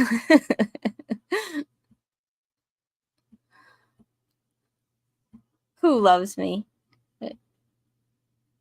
Y'all don't know. I'm like the hardest person to read for because like I ain't giving up much. Everybody thinks they know when you couldn't possibly know. They love you and miss you as well, though. Hmm, that's interesting.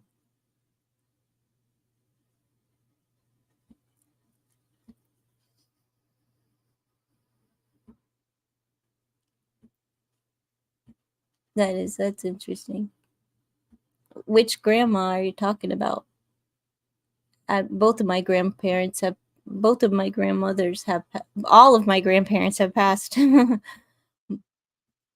don't have any living grandparents. You pick up sometimes. I pick up too, from time to time. It depends.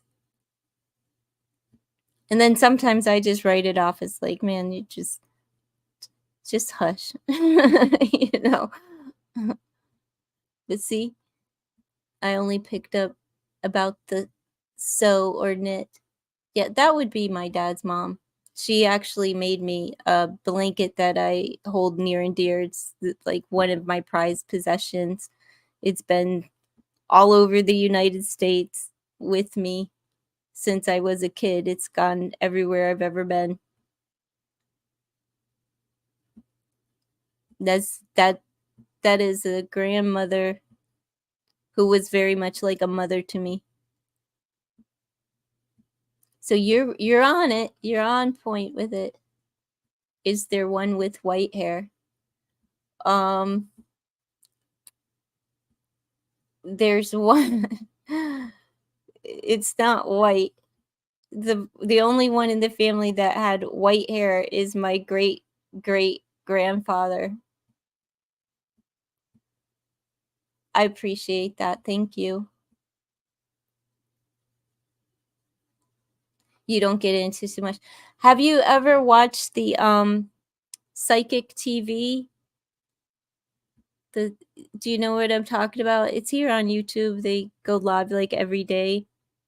They're located like in the UK. They have a lot of different psychic readers, and then they'll go into like a psychic reading like with the tarot. Different readers every morning. It's early. I'm on the East Coast in the States, but it's about, I don't know, between 7 and 8 a.m. my time. You saw white hair. That would be my great grandfather, my great grandfather, my grandpa's father. Helen had silver hair, but it wasn't even silver, it was purple because she always put up, you know, she always dyed it those weird tints. Some one time she came home and it was blue. She looked like fucking Marge Simpson with the, you know, the bouffant hairdo. You always watch that one lady that be on TV. She's like from Jersey or something. She the Long Island medium, Teresa. I forget her last name. Is it Teresa? What is Teresa's last name, Ilda? Not March. Yeah, Marge Simpson. She came home because that's how my grandmother wore her hair up, like, like that bouffant, puffy, 4, 5, 6 inches off the top of your head. And she went to the salon, and she used to go to get it braided so she could let her hair grow. And she came home with this tint, and she always got it a silvery purple, but like this, whatever tint they put on it, it was blue. Caputo, Teresa Caputo from Long Island, the Long Island medium. I like her too. But there was one from the UK that I used to enjoy watching as well, and she always wore like a hat on her head. Um, she always wore a hat, like one of those. Oh, I have a few of them. What do they call them? I don't know what they call them. Whatever. But she always wore a hat, and it would be like to protect her crown from receiving information, because she didn't want to be bombarded all of the time. But when she take that hat off, like, it was free for all as far as spirit communication. Yeah, she's great. Where are you from, Spiritual Journey? Hello, Sylvie. How you doing?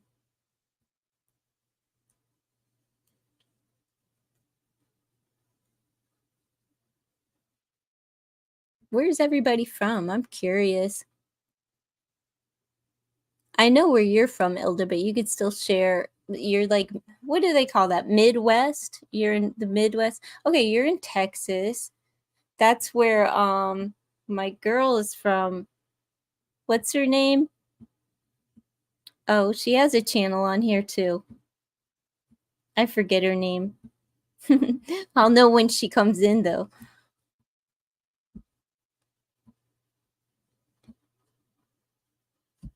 I'm on the East Coast. I am on the East Coast. I'm near, I guess Philadelphia would be a place that everyone would know. You're Arizona for now. Oh, you're in India.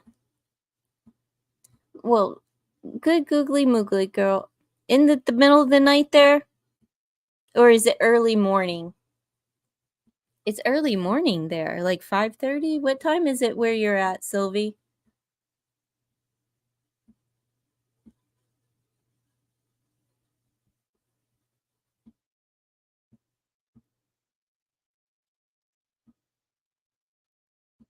Because I know when I did the spirit box session here, and the people from India, yeah, it was, see, it's 6:24 in the morning where you're at, and I did it here, and it was 5:30 in the morning your time at 8 p.m. here. It's such a huge, I'm used to like 3, 4, 5 hour time difference, but when it's like 16 hours or something, and whoo, good night, spiritual journey. I'll talk to you tomorrow. I'll read for you tomorrow.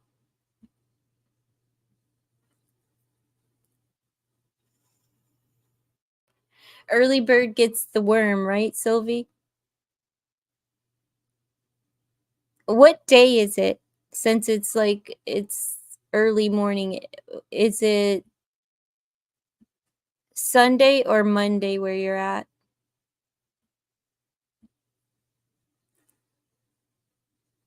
I'm just curious. Such a I would love to go to India though.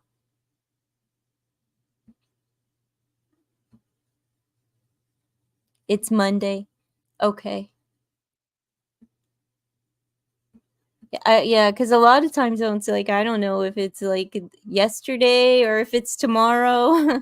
So it's tomorrow for us.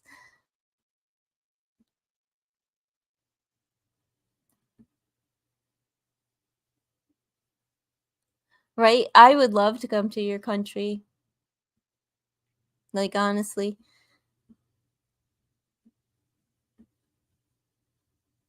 Now, how old are you, Sylvie? Because I have questions.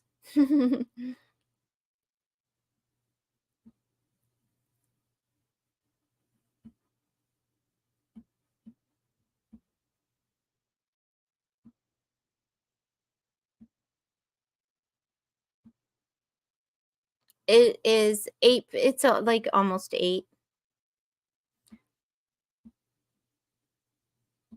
You're 23? Oh, I'm in my 50s. Would I wanna ask you, just give me a second, I wanna go close Crockett's door because it's her bedtime.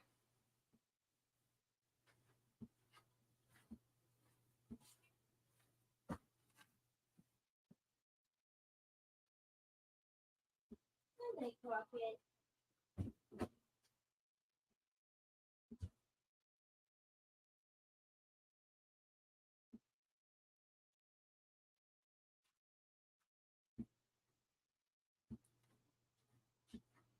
Okay, are you still here, Sylvie?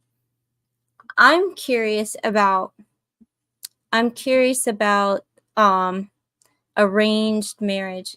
Does your family believe in arranged marriages?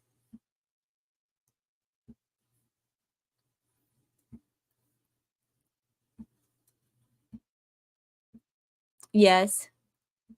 Okay. How do you feel about that? Like, as a majority, it doesn't have to be your personal feeling, but, like, how do the young women and young men feel about arranged marriage?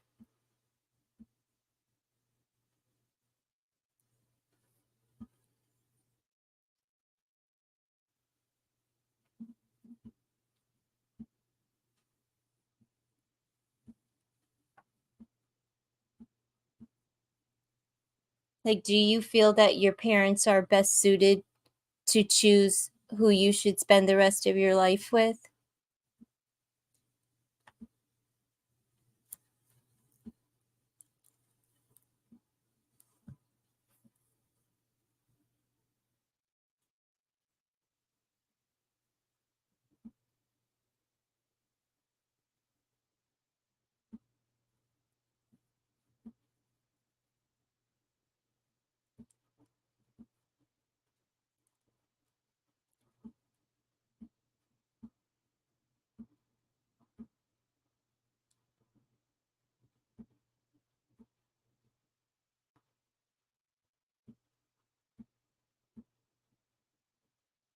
You don't what?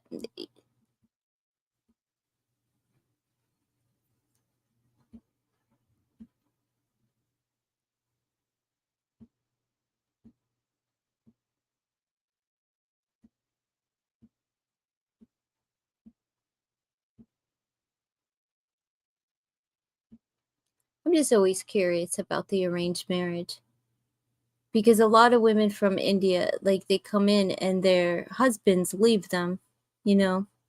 You feel arranged marriage is good because they choose a guy, and after that, they ask us whether you want to marry.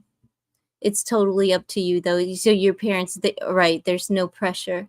I kind of like the idea of arranged marriage personally because I think that a parent is not going to lead their child astray, right?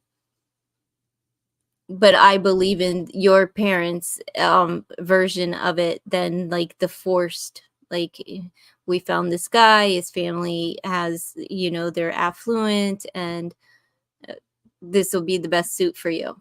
You'll be taken care of, right?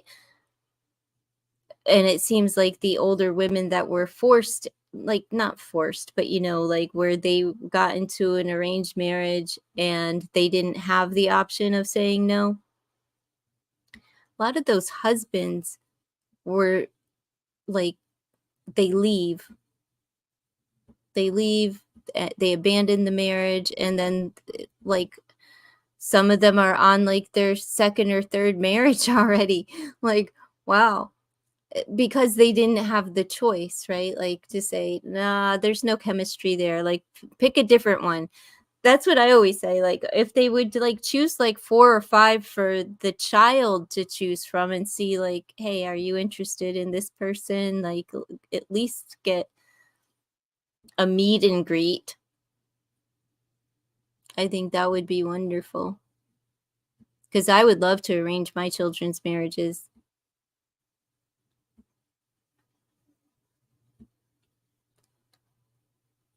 But I would pick like 10. Like, here, go out with all of them, right? Like, just go out with all of them and pick one.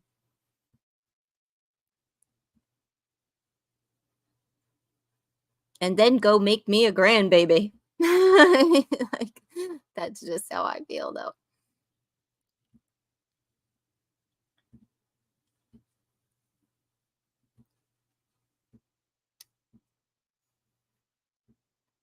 Love marriage is not going great as compared to arranged marriage.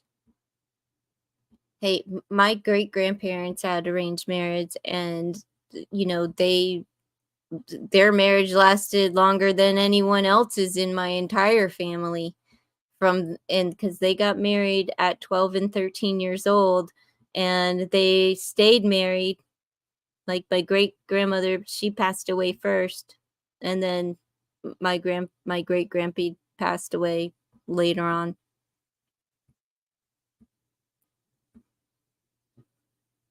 There's no restriction for you. That's good. Now, I like the idea of like just having options, right? Like let the parents do the picking, but like then have some options. You know, see if there's any, because it's hard to be married to somebody that you're not attracted to at all, right? Like there's no chemistry, and then you have to lay down with this person and create a family, and that's hard to live with, like somebody that you are not, you know there's just no chemistry with, there's no nothing for that. That's like, that kind of marriage. And the men come in here, they come in here into a tarot channel, and they talk about things that, like, they don't love because they were put into an arranged marriage, and they're doing anything that they can to get out.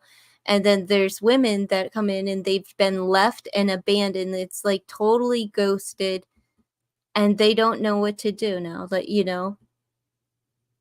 so, but I really enjoy the idea of, like, parents being involved. And one, because they're not going to choose somebody that's going to hurt, harm, or destroy their child, right? You're not forcing yourself. But I don't know. I was just always curious about that. Like, because a lot of the younger girls come in and they really just want to get married. Like, am I going to get married? Am I going to get married? Am I going to get married? And it's just like, huh?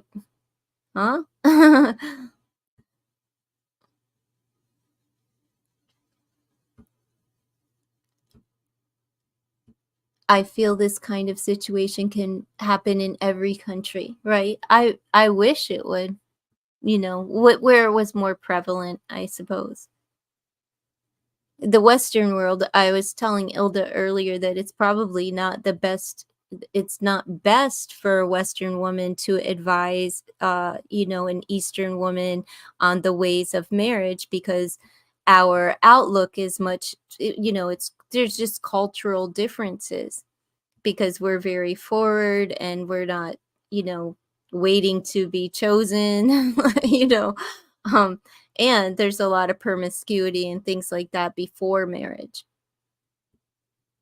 We are not the best in the Western world. We need it to be like become a law where like the parents pick the husbands, you know, so you don't end up with every knucklehead under the sun with, 3 different baby daddies by the time you're 23. we have what I may call too much freedom. Too much freedom.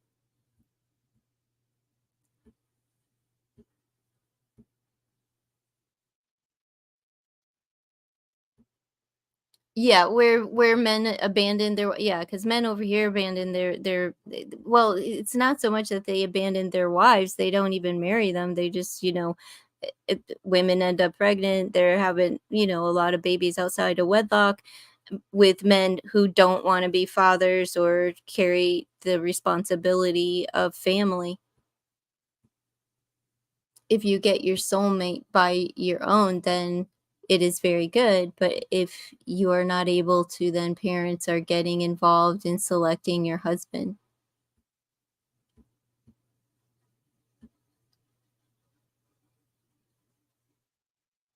I think it's a good thing. I don't think it's a bad thing at all. But my only barometer for that is my great grandparents, which they were happily married, to be honest. Like it wasn't they were, and it lasted forever.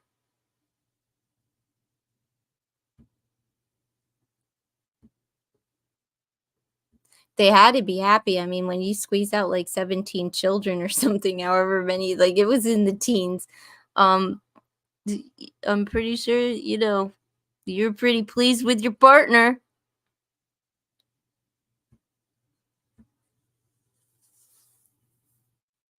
If you have a mother like mine, I don't think so, right? Like you don't want her to pick the one for you.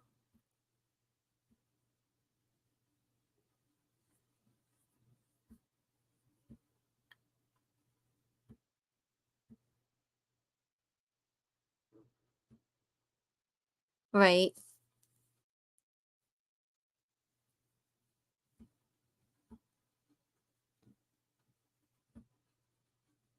Oh no, my grandmother was an arranged marriage.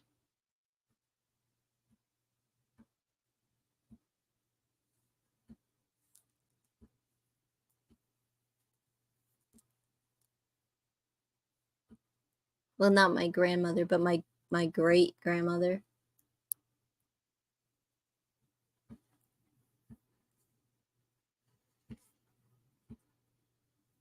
My grandmother and my grandfather met picking beans,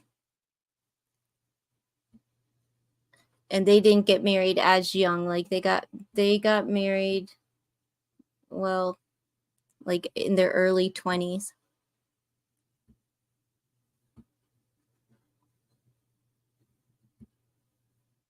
My son is 30 and he has no desire to get married.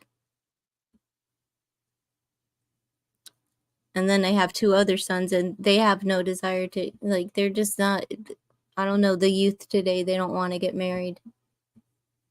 And they don't want to have children either, which is just, I don't know, it's weird to me. They really loved each other, which is cool. Yeah. I'm sure they learned to love each other. Like when you're thrown together at 12 and 13 years old, it's like, here, go out in the world, have a family, you make it work. But they were still like really fresh on each other because they were both attractive. Like you could tell, you know what I mean? Like that they were just very attractive in their youth. So I don't know. That's why I just think like not attractive, but chemistry is important between a couple. Like if you don't want to F your partner, you know what I mean?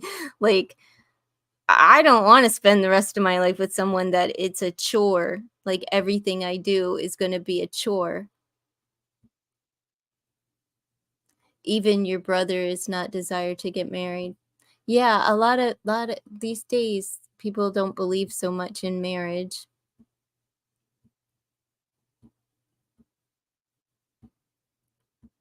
right? Like I think it's just important to have you have to like the person that you're with, right? Because if you like them, even if you're not in love with them, um, you can learn to love them, right? Kind of like a, because that's where marriage ends up anyway. It's like, in the beginning, there's infatuation, there's lust, there's all of this and that. But as it progresses, it turns into real love for another human being, where all that other stuff kind of goes to the wayside. So it's important, like, if you like the person and are compatible with them, then you can learn to love them, like real unconditional love for another human. But if you don't even like the person, it's just like, ugh, just youth don't want to marry, including you. No, because you wanted to go to like college or university. Is that what you want to school, get some schooling and pursue career and things like that. Not just get married, have children, and like there's your life.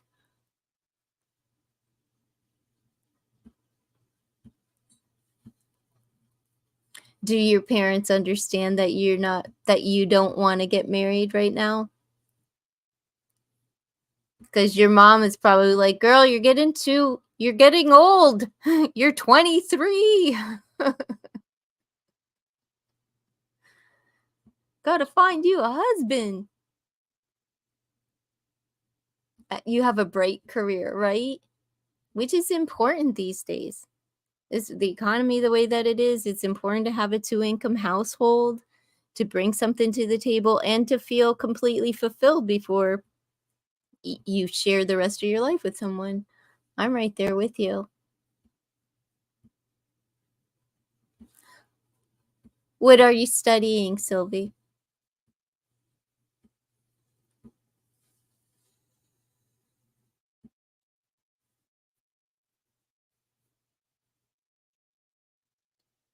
Or are your studies over? Because you said you have a bright career.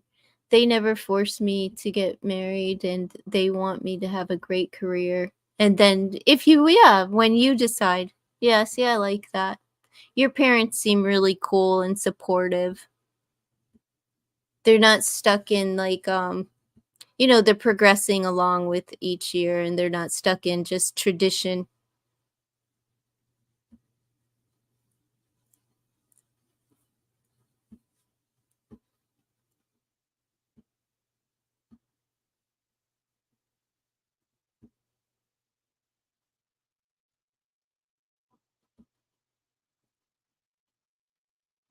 Yeah, that's really awesome that they're supportive of you and your decisions, and being a woman.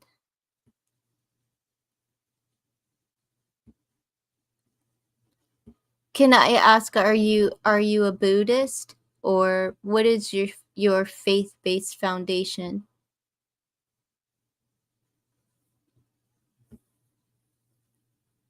Or is it Hindu? I'm not even sure.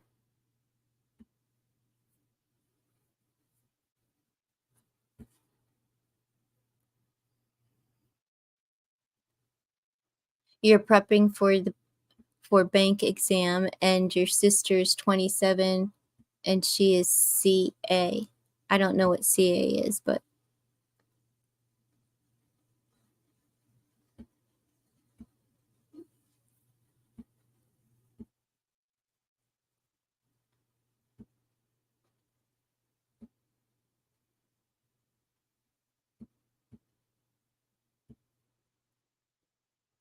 a chartered accountant.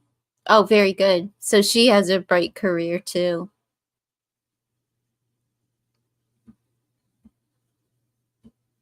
The numbers, girls.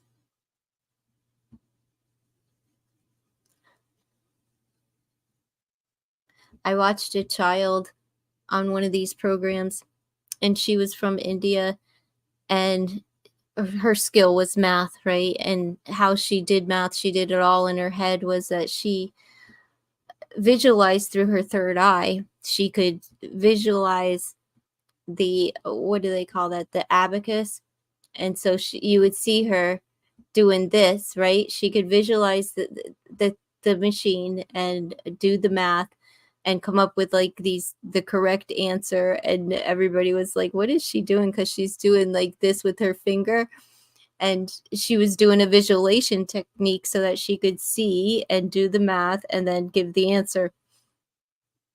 It was on like Little Geniuses was the name of the program. Yeah, it was wonderful. She was a little genius, you know.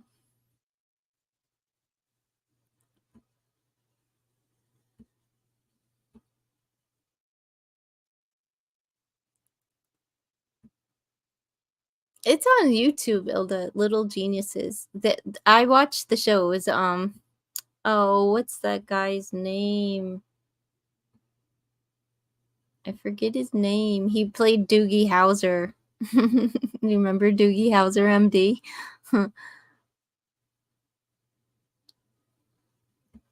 Yeah, she was a little. They were all little geniuses, but some of them were just so incredibly intelligent for little people. I mean, like, which little people are the sponges of the world. They are the most incredible, you know, creative minds to come. You know, they are the future. But it was amazing to watch. You know,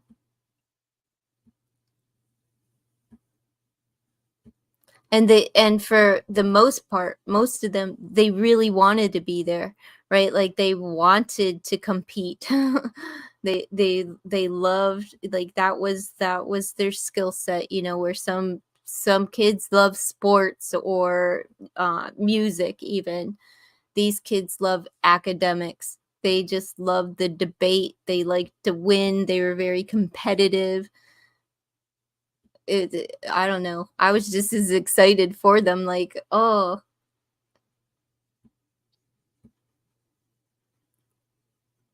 and the devastation when they got an answer wrong. Oh my goodness. It was like Anthony, my oldest son, he got he got a B. He was devastated. He'd never received a B ever. He was straight A academic advanced placement student, and in 11th grade he got a B, and he was not happy at all.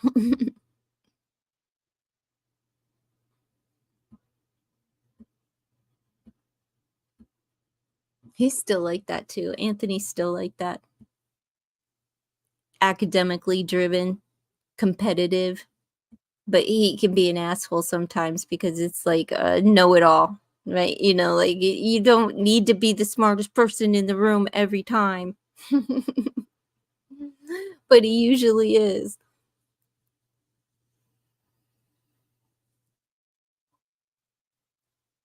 It's just not good because, like, it can turn into arrogance and cockiness, and that's not good. No, Nicholas is the mathematician. Nicholas always said Bob did the math for him, and Bob was like his spirit guide. So he could never explain. Like, he'd get mad because they'd be like, Mom, you have to go to the school because they think I'm cheating. You know, like, I got so sick. It was year after year that I had to go to this school because he did math in his head. Oh, you have a wonderful night, Sylvie. Come back during the first hour of live streams, and that's when I answer questions for free.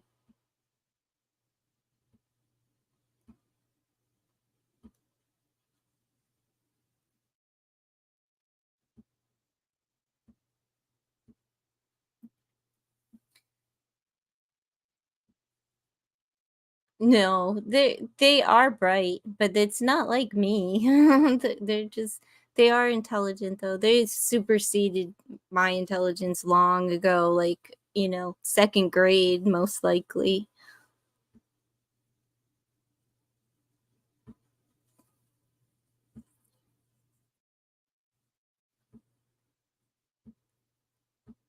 And they retain it. You know what I mean? Like, but Ant gets on my under my skin, Mr. Know It All.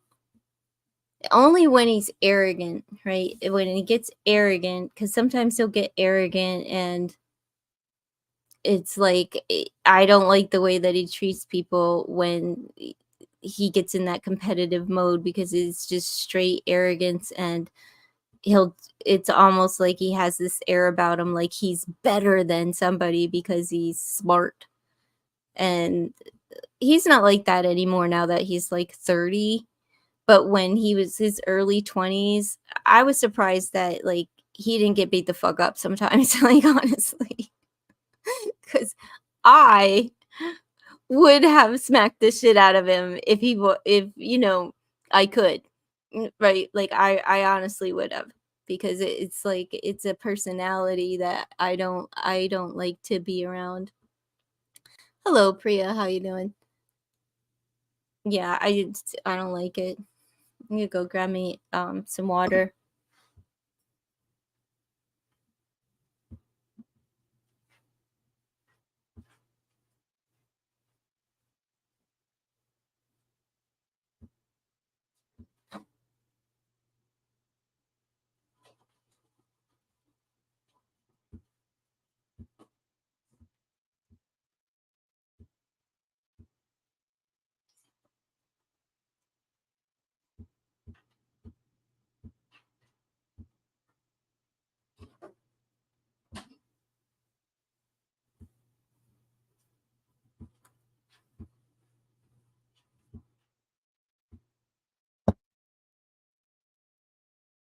It's storming. It's like raining. As long as it's not snowing, I'm good. But it's getting cold.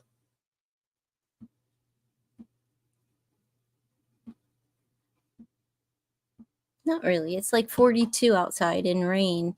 I mean, it's cold, but it's not that bad. It's not cold enough to snow. Okay, 41 heavy rain now that I've updated it. All right. Well, I'm going to get off of here because it's been like over 6 hours now. All right. I'll be back tomorrow. You have a good week, Ilda, and I will talk to you soon. Bye.